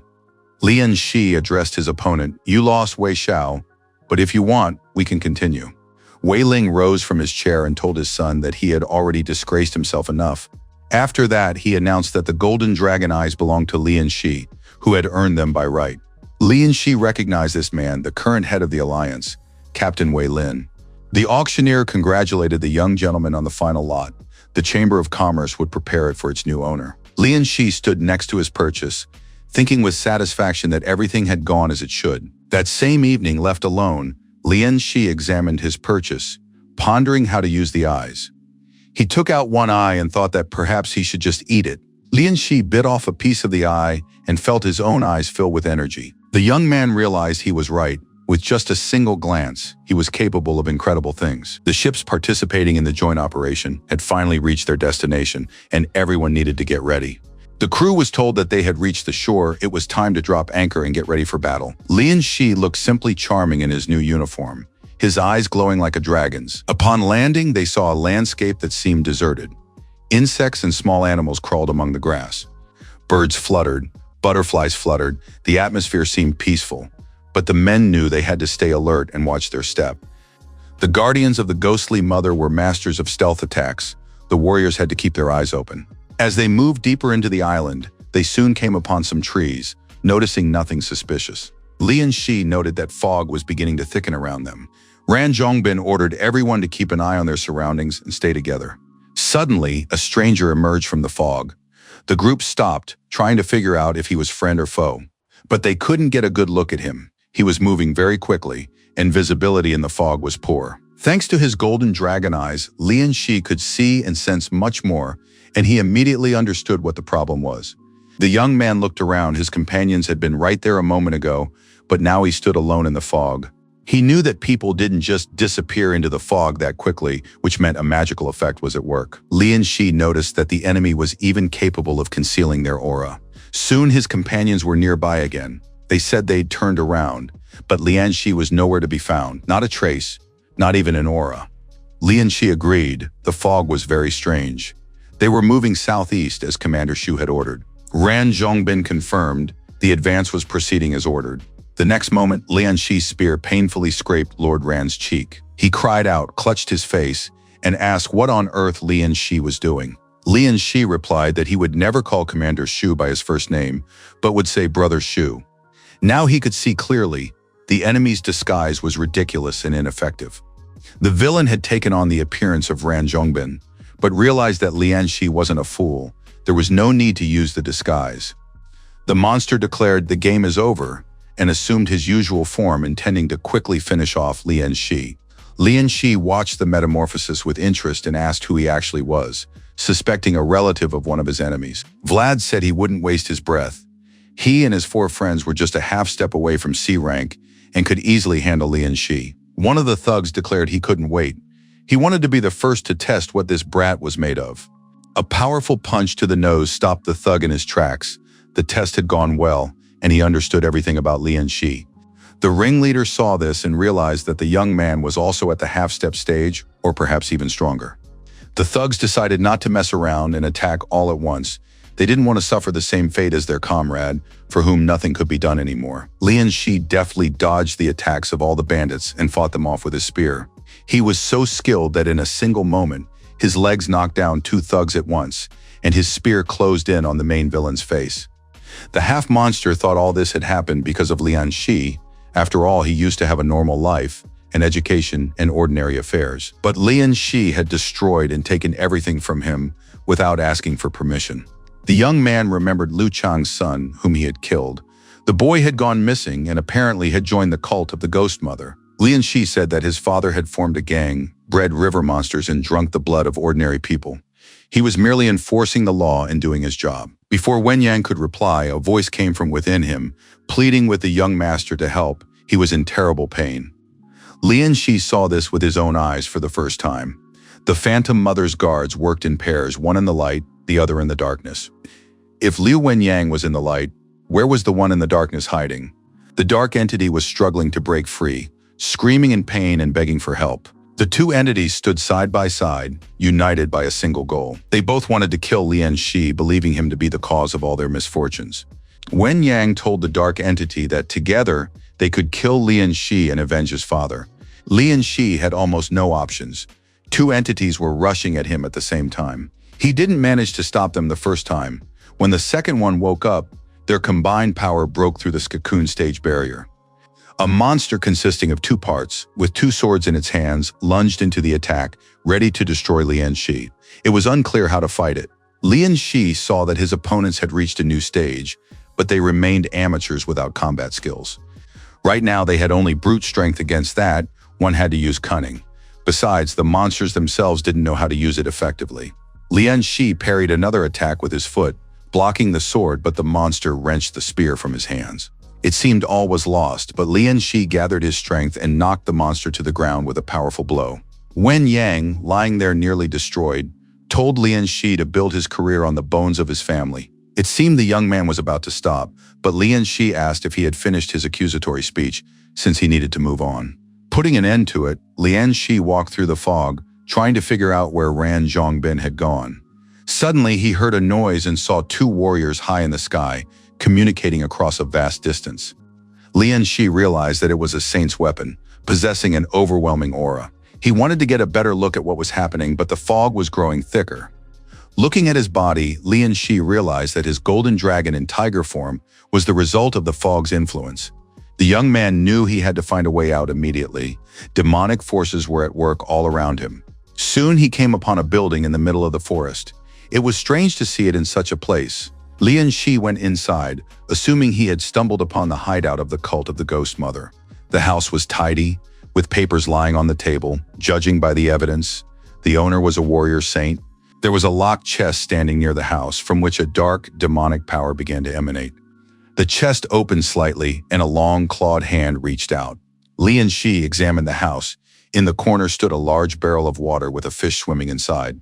It was black. The young man had never heard of a spiritual fish before. Lian Shi activated his water control and pulled the fish out of the barrel, a rather unexpected find. At that moment, he sensed someone or something approaching, clearly not a human. The young man turned around and saw a zombie radiating powerful energy. The skeleton didn't utter a word. It looked withered and mummified. Lian Shi sensed the skeleton's aura, the wolf smoke stage. The villain lunged forward, closing the distance to the young man in an instant. Lian Shi didn't let go of the fish and dodged, trying to avoid a collision. He drew his spear, but the skeleton was strong and wrenched it from his hands, flinging him into the far corner. Lian Shi had never felt so beaten up. It seemed he was about to lose consciousness. The pot in his hands cracked, and the fish was out of the water. However, the fish activated the essence of water. The host was unconscious, but the essence seized the opportunity to awaken and brought Lian Shi back to reality.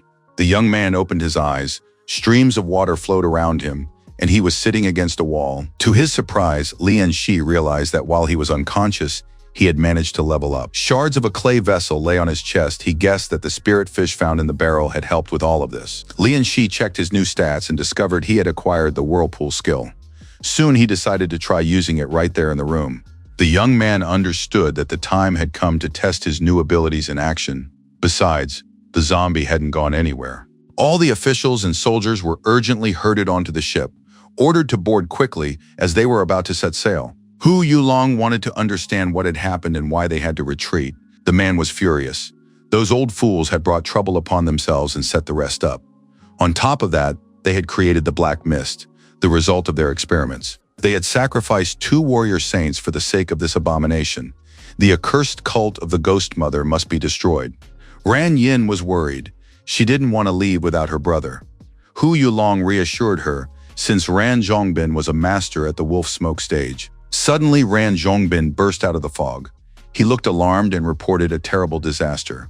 Hu Yulong immediately realized that things were bad and wanted to know where Lian Shi was now. Ran Zhongbin was distraught and on the verge of tears. He confessed that it was his fault. They had split up and lost track of each other. The cultists had taken on Lian Shi's appearance and caught him off guard, wounding Ran Zhongbin. Now all that remained was to hope for the gods and luck. For somewhere in the fog on the island, only Lian Shi remained. Master Yan needed to be informed of this immediately. Meanwhile, the zombie monster attacked the young man again. Now no one could stop it. Lian Shi used the water vortex skill he had acquired just recently. But the villain was too strong. He weaved between the water currents, and they barely caused him any harm. The zombie closed in on Lian Shi, and now his spear was his only means of defense in close combat. The young man used water signs and skills, creating a water prison and directed streams against the monster. While the zombie was distracted by the water currents, Lian Shi closed in and, pointing 2 fingers at the monster's skull, triggered a powerful explosion that reverberated across the island. At that moment, Master Yang arrived, and the expedition gathered, ready to set out in search of Lian Shi. Ran Zhongbin suggested going out to search himself, since sitting idly by was out of the question. But the elders forbade it. The fog had not merely thickened, but turned into black smoke, and with every passing moment it grew more dangerous. Young Dongxiong believed in his youngest disciple, insisting that Lian Shi had a strong destiny and that something had simply delayed him. Wei Ling, along with his adopted children, watched with interest, certain that Lian Shi would never return. With his strength, he couldn't survive in that fog. Hu Yulong ordered the ship to drop anchor and wait for Lian Shi's return, though some soldiers considered this pointless and dangerous. Thoughts of the risk took hold of the ordinary soldiers' minds. They didn't want to wait, believing that Lian Shi's life wasn't worth their own. Wei Xiao was the happiest of all when he invited Lian Shi into his unit. He sprinkled revealing powder on his clothes so that he could not escape. He remembered how a man in a cloak had appeared before him and ordered him to apply the powder to Lian Shi's clothes. Wei Xiao didn't understand why the master was so fixated on this young man. But the man in the cloak said not to question orders, one simply had to carry them out. Wei Ling finally spoke up, announcing that the waiting time was over. The fog was approaching the shore, and he was ordering them to set sail. Hu Yulong resisted. His man had not yet returned. But as a subordinate, he could not disobey his master. Out of respect for Hu Yulong's father, Wei Ling decided to turn a blind eye to the son's abuse of authority. Hu Yulong promised to carry out the order, but warned that next time Wei Ling might not show such leniency. Suddenly, all the soldiers grew restless upon seeing a light in the fog and began whispering to one another. It was strange, the fog was black, yet a human silhouette began to emerge from the darkness. Lian Shi emerged from the fog. He moved slowly and looked repulsive. He held a burning candle in his hands. Everyone quickly boarded the ships and sailed to their home port, where a dock and a chance to rest awaited them. The conversations on the ship revolved entirely around Lian Shi, how he had emerged from the fog with a candle in his hands, and how the men had nearly lost their voices from fear. The soldiers discussed how the fog had appeared after the deaths of 2 warrior saints. This was also being whispered among the military. Lian Shi walked through the streets, breathing in the air, and rejoiced in the joy of being alive. He had to push his dragon power to the limit twice to destroy the zombies, otherwise he would have been stuck there forever. Master Yang turned to his student, saying that he had heard how the boy had nearly been stranded on the island of the abandoned village. Lian Shi thanked his teacher for his concern, assuring him that he was fine, he'd just gotten a little lost in the fog. Yang Dongxion noted that, judging by their conversation, Lian Shi had found the candle of evil banishment. This was a stroke of luck, since the cult of the Ghost Mother had clearly prepared it for their own purposes. Lian Shi listened attentively to the master, having learned to understand him through hints and nuances. At that moment, a servant, Auntie Fang, appeared at the pier. She reported that upon hearing that the people from the office had returned, she had immediately run to find him. The woman was frightened and explained that something terrifying was happening in the backyard, the place he had forbidden them to enter in recent days, as horrifying sounds were coming from there. Lian Shi immediately headed home and, without even going inside, heard a loud scream. He didn't understand what was happening or where the noise was coming from, since there were only pets in the backyard. That meant someone from outside had sneaked in there. Lian Shi stepped out into the yard and gasped in surprise. He certainly hadn't expected to see what met his eyes. In the middle of the pond, a beaver was standing on a rock, screaming at the top of its lungs, drawing everyone's attention and scaring everyone around. The short old man covered his ears with his fingers and said he'd agree to anything. But the beaver shouldn't go breaking everything just because he didn't like something. The beaver would be better off learning not to yell over every little thing. The short old man turned around and saw that Lian Shi had returned. It was unexpected. The young man crouched down closer and began to examine the beaver with interest. The old man had to introduce them. The old man explained that he had found this beaver many years ago. He wasn't just any beaver, he was a genius. The old man noticed that Lian Shi was struggling with a particular model, so he asked the beaver for help. The beaver agreed to come only out of respect for the old man. Lian Shi realized he needed to support the animal and expressed his immense gratitude. The beaver really did look smart and quick-witted. At that moment, a maid announced that the village elder had sent new ceremonial robes for tomorrow's festival.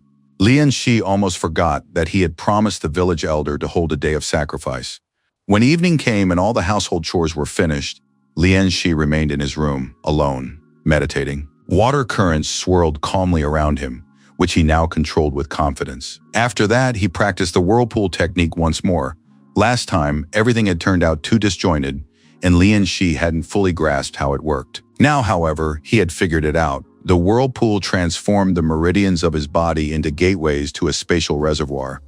The water funnels opened with the power of his mind and absorbed water, accumulating it inside. Their capacity was about 1/100th of his total water control limit. Testing his skills, Lian Shi discovered something even more interesting. He directed a stream of water at a plant, and it immediately began to wither. It seemed that part of the island's energy had remained with him. This energy wasn't lifeless. The beginnings of a mind could be sensed within it. Perhaps someday he would be able to subdue it, and it would become his trump card. But right now, Lian Shi understood the most important thing was tomorrow's river festival. At the last festival, he had received only a small portion of the blessing, for back then, he had been nothing more than a spectator. Now, however, he would lead the ritual, hoping to receive far more bonuses. He unrolled the scroll and studied the inscriptions carefully. As long as everything was going according to plan, the young man reread the ritual words so he wouldn't stumble the next day. The festival of sacrifice to the river god had arrived. All the residents gathered in the central square. Musicians played, children ran, and had fun. Li Libo watched his friend. Who would have thought that in just a year and a half, Lian Shi had reached such heights? Ji Chang agreed completely. He didn't understand what he was missing that kept him from becoming just as strong. Libo, of course, could have told his friend exactly what was missing, but it was obvious anyway. The boys loved each other dearly, yet they remained boys, always ready to play a prank on each other at any moment. The adults watched them and were touched. These two hadn't changed a bit. The villagers believed that the credit for this went to the village elder, who had helped raise a young man like Master Yan's 9th disciple.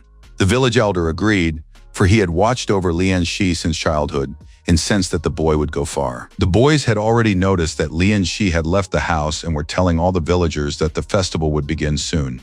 Today, Lian Shi looked especially solemn. He was wearing white ceremonial robes. To the beat of the ritual drums, Lian Shi ascended the stage, specially constructed for the ceremony, and began to recite. The great Yu left his mark, and clouds drift over the lands. Great rivers carry their waters, nourishing the southern lands. We bow before the sacred waters, whose grace is equal to heaven and earth. You absorb lakes and stars, pierce through mountains, and wash over the world. Ancient spirits and dragons hidden within you, grant us good fortune, bestow a peaceful flow so that the people may live in peace. But if the law of the heavens is not upheld, the elements may be unpredictable. Will a drought come, parching the fields? Or will torrential rains fall, awakening ferocious monsters? Today, together with the elders, we offer you gifts. Great river standing upon the city's soil, I accept the will of the people.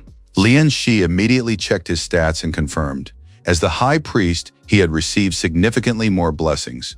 Somewhere in the depths of the water, a water dragon opened its eyes. It was enraged and wanted to know who dared to steal a portion of its power. The dragon sensed that the river's spiritual energy was drying up and tried to figure out who was doing it. The emperor sat in the throne room looking miserable and dissatisfied. He understood a vile creature had awakened. It was tired of living. Did it really want to start a war? The emperor ordered the dragon to leave, but the dragon insisted that humans were stealing his power. The emperor called it nonsense and ordered the dragon to stay out of the way for the time being. Lian Shi concluded the celebration. Now as the high priest, he had received such a dense blessing from the river that it was visible to the naked eye. But even that was not enough. Golden waves were sweeping over the people. This was the river deity appearing to everyone. In the beginning there was chaos. Then heaven and earth came into being. The sun and moon shone in the sky, and great rivers flowed across the earth. The inhabitants prayed to the river deity to protect their city of Yixing. With every passing moment, the blessing grew stronger, exceeding one. Soon a strange sphere appeared before everyone. It was not just a sphere, but a symbol of home in the earth. Lian Shi noticed that his personal quest, return home, had been activated. Could he ever return again?